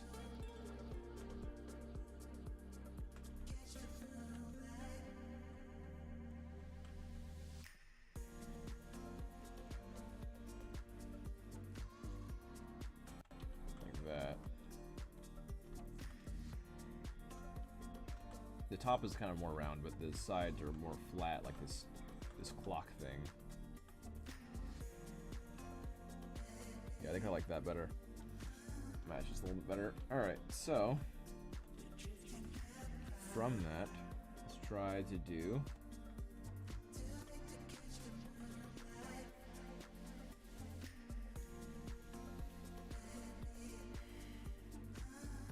dynamic. That was good. Actually, I want to be a little bit tighter than that, so I'll do 4. It's not really catching that edge the way I wanted it to. So I want to do maybe like a 3, but, or no, 4 for sure. But, maybe have a few creases in here. Like here. Maybe these true edge creases or something. Let's try that. See how that looks.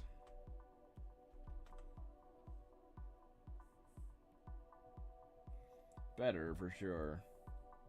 Apply.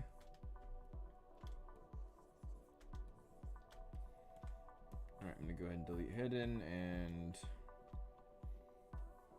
or delete lower, I mean.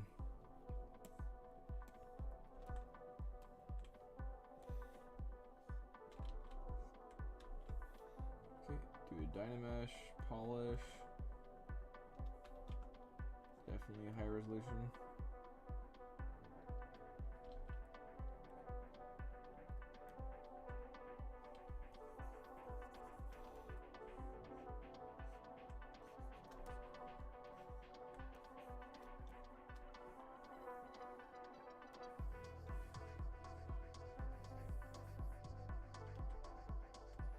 I have that more of that pinch feel like this.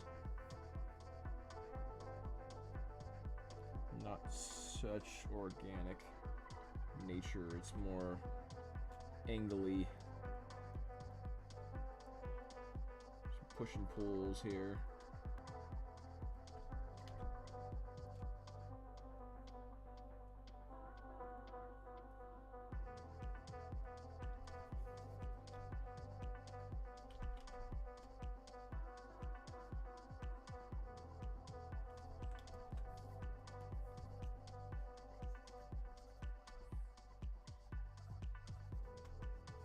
Try some H polish here.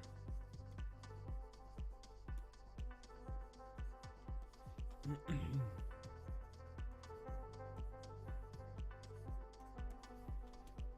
we go. That looks pretty good. And as far as these things go, these tech pieces, I can build these out. So like, they could be either clay build-up bits like this. That's a super lazy way to do this. So what I actually would want to do is draw on some,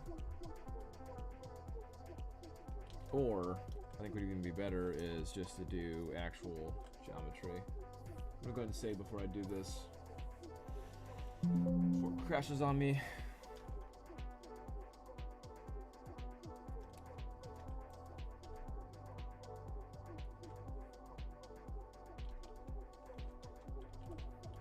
So I'm going to turn off symmetry mode now. Just do it on this side for right now.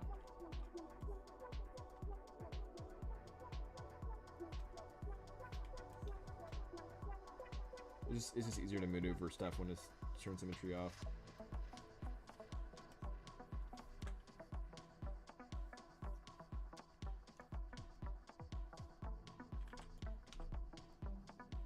Alright, and as per usual, I want to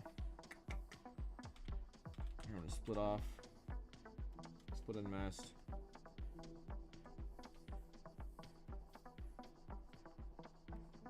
So yeah, I want to do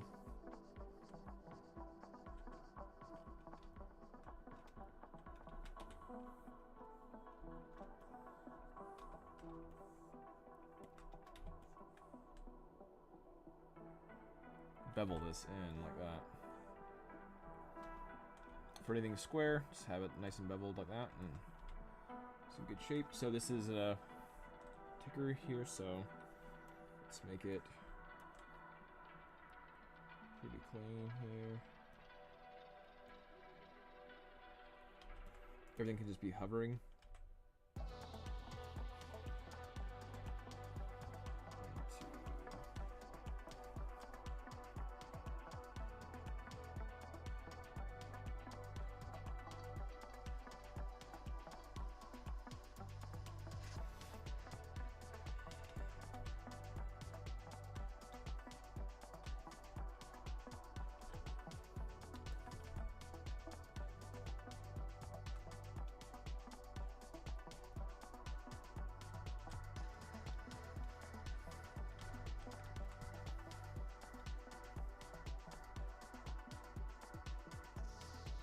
These are a bit smaller on the sides here.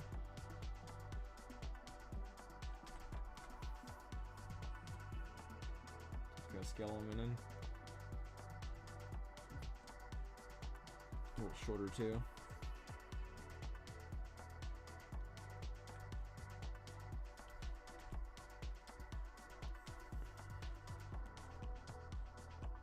Scale.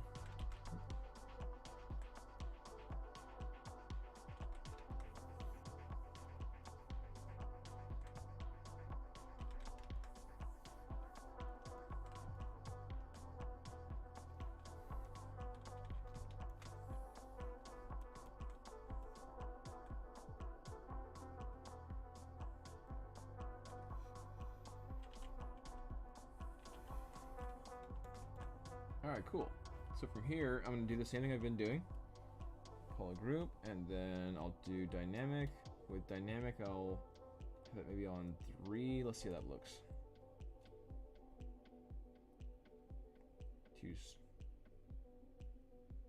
I like 3.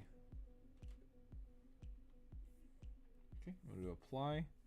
And now I'm going to just move around some stuff with my snake hook tool.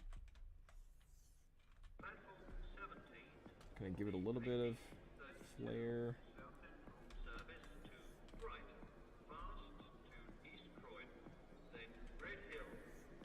I just want to be like so clean.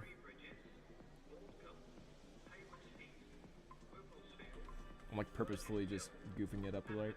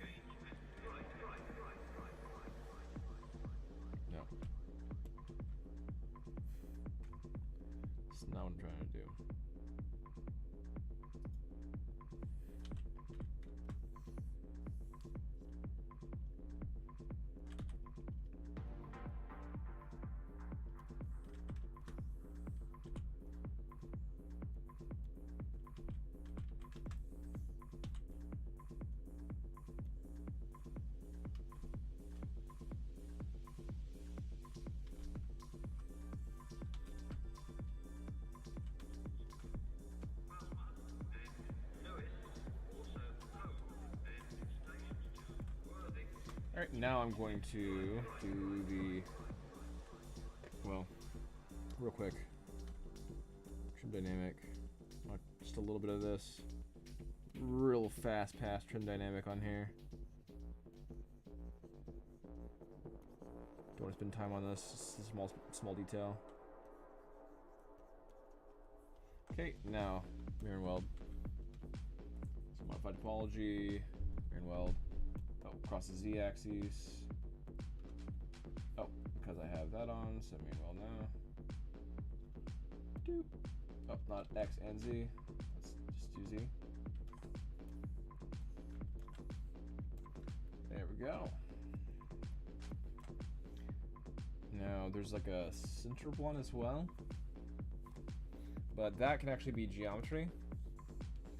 So, let's see here. We can do something like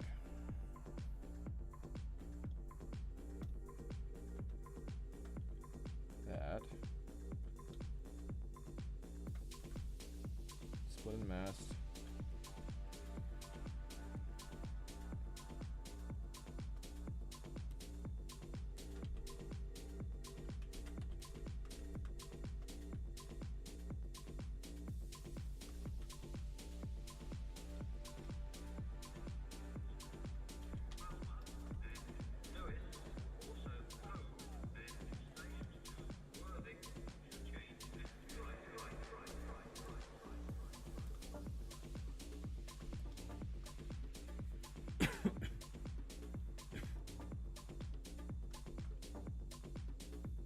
So for this, I want to do Z modeler. Let's go ahead and grab maybe 2 edges.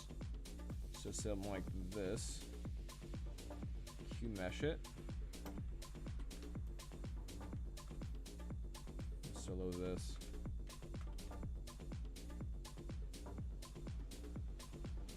There we go, got a ticker.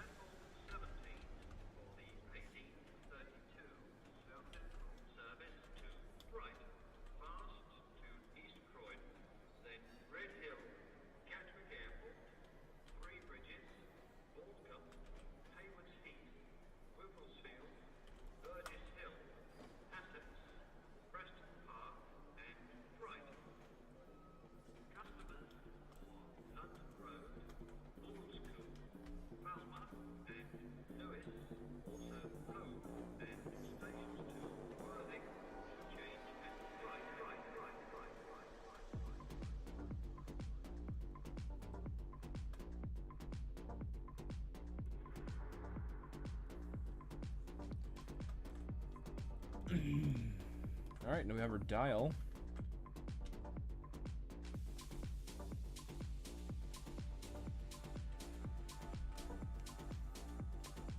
Alright, and I wanted it to be a separate piece. I'm going to go ahead and do what we've been doing. So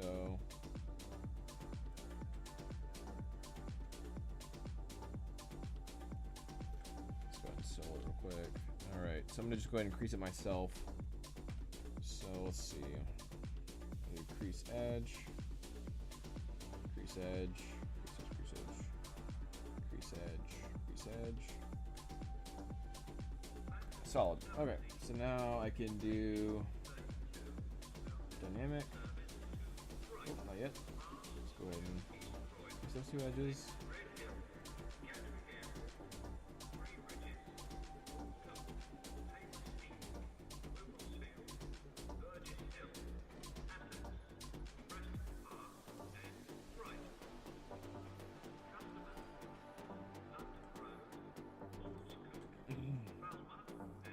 Turn off this.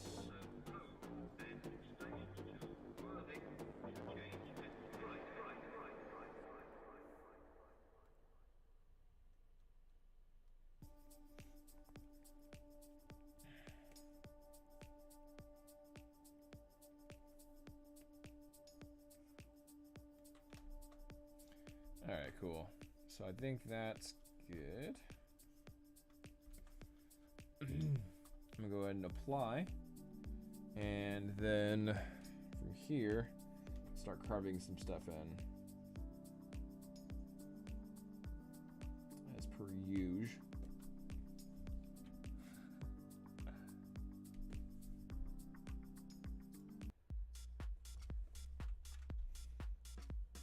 the last thing I'm going to do right now. I think I needed to eat.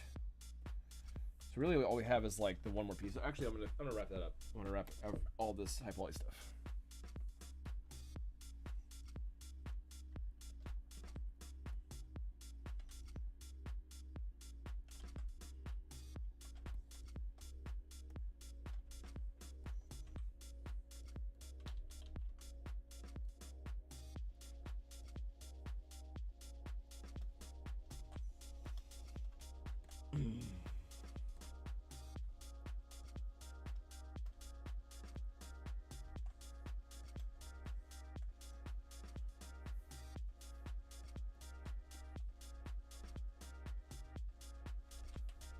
I'm gonna leave that alone, actually. This will bake in with this piece, and then this piece will just be a separate piece. Alright, last thing. Let's get this done.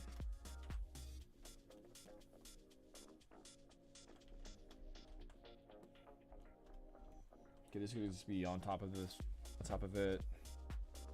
Gonna rest on top here.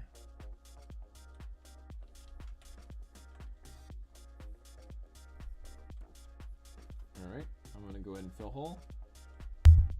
So, close holes. There we go. Then I'll do that. That's all I needed to do. Dynamic. So that looks. I'll have to definitely smooth out that creasing that's happening there. I think 4 looks better. Go ahead and apply. Slightly lower.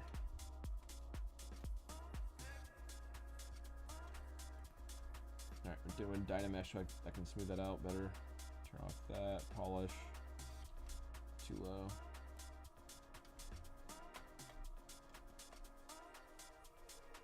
Better.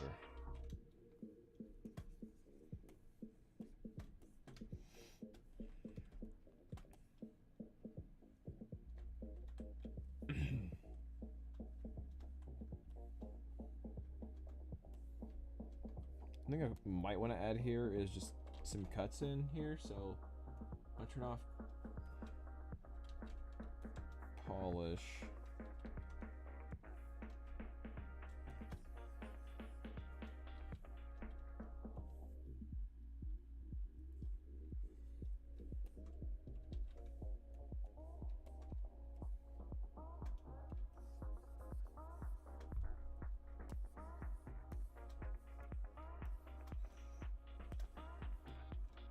And then damp standard. Let's see here. We're almost done with this gun. This is awesome. Got really far today in the stream.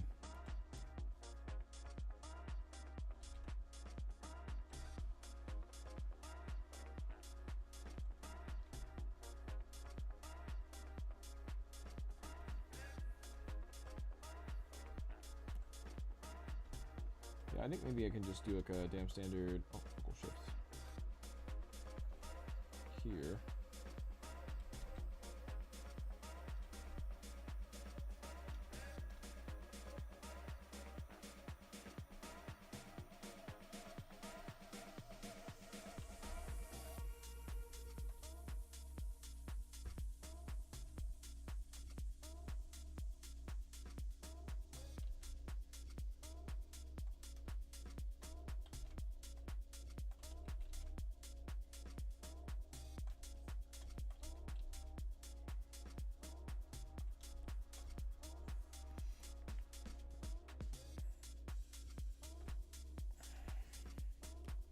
All right, last thing, let's add some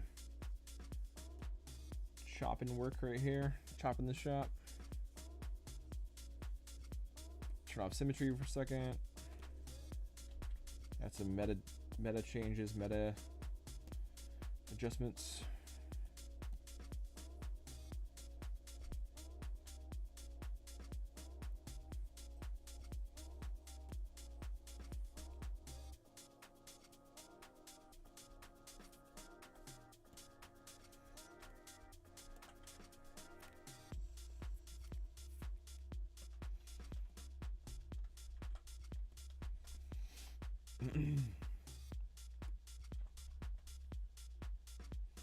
Alright, I think we're in a good spot.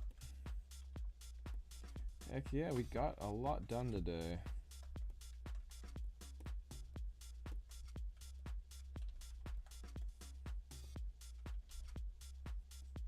Just gonna do some light H polish here. Give it some texturization.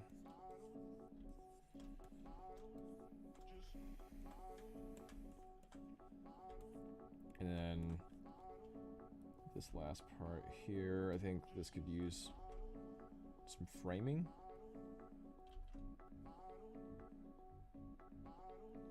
This actually feels like it's something. It's just kind of this weird diagram thing. There we go.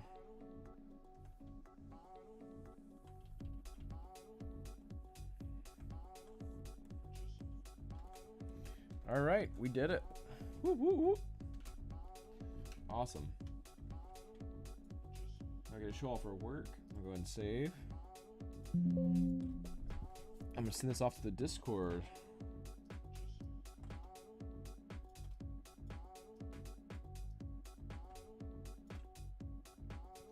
Render best. Let's do a BPR. And then render best. Nice.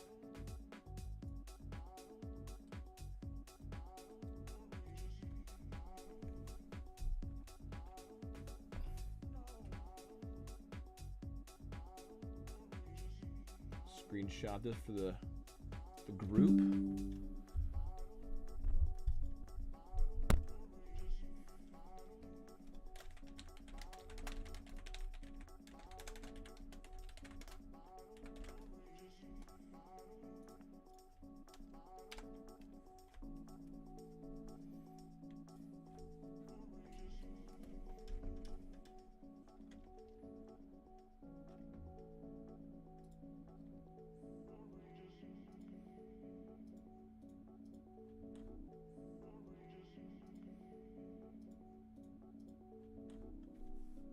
Result of the stream today.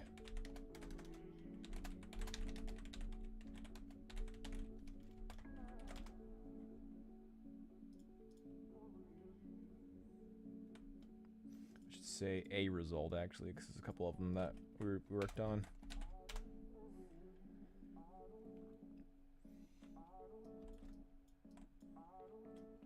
Awesome. I think it's in a good spot.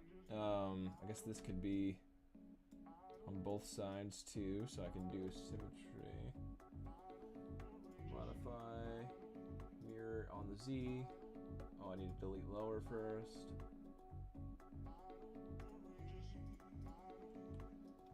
There we go, now it's on both sides. Cool.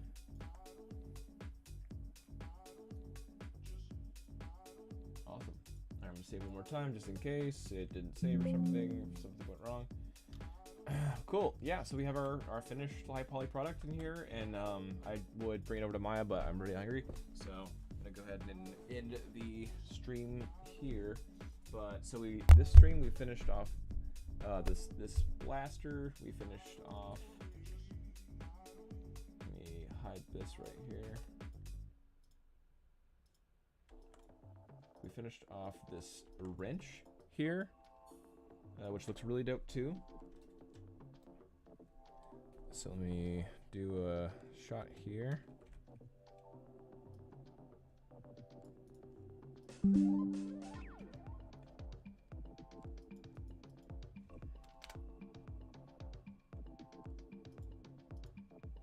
you want to delete that. I want to do an actual render here.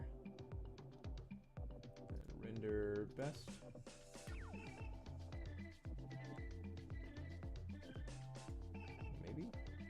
That's fine.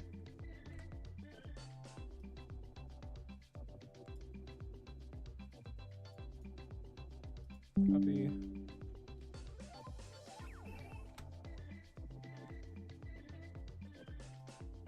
we finished the bomb too. So the bomb was the last thing we finished.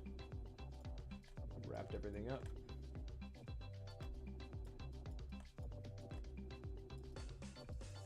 Heck yeah.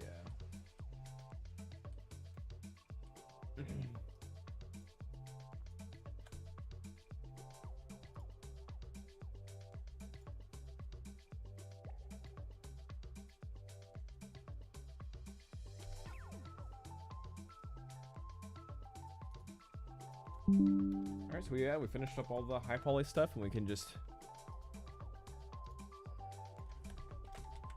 Last one.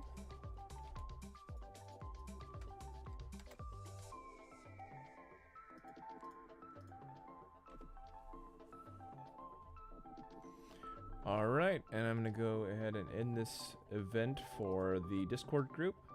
End event now. And yeah, thanks everyone for hanging out with me. It's been an awesome long stream. We finished a lot of stuff here today, and then we can bring everything over to Maya on the next one. Yeah, it's been really cool. We got just this really cool stuff going. Just use a few tools. I don't use a whole lot of brushes, and we can get some really cool results with it.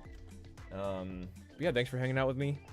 And if you liked the stream, then check out our other streams. We do a lot of game dev, not just art. We do a lot of gameplay stuff too, and mechanics, in Unreal 5. And yeah, hope to see you again soon. I'll be going to a wedding the rest of the week, so I'll be streaming for a little bit, but I plan on streaming a lot next week. All right, y'all. Have a good one.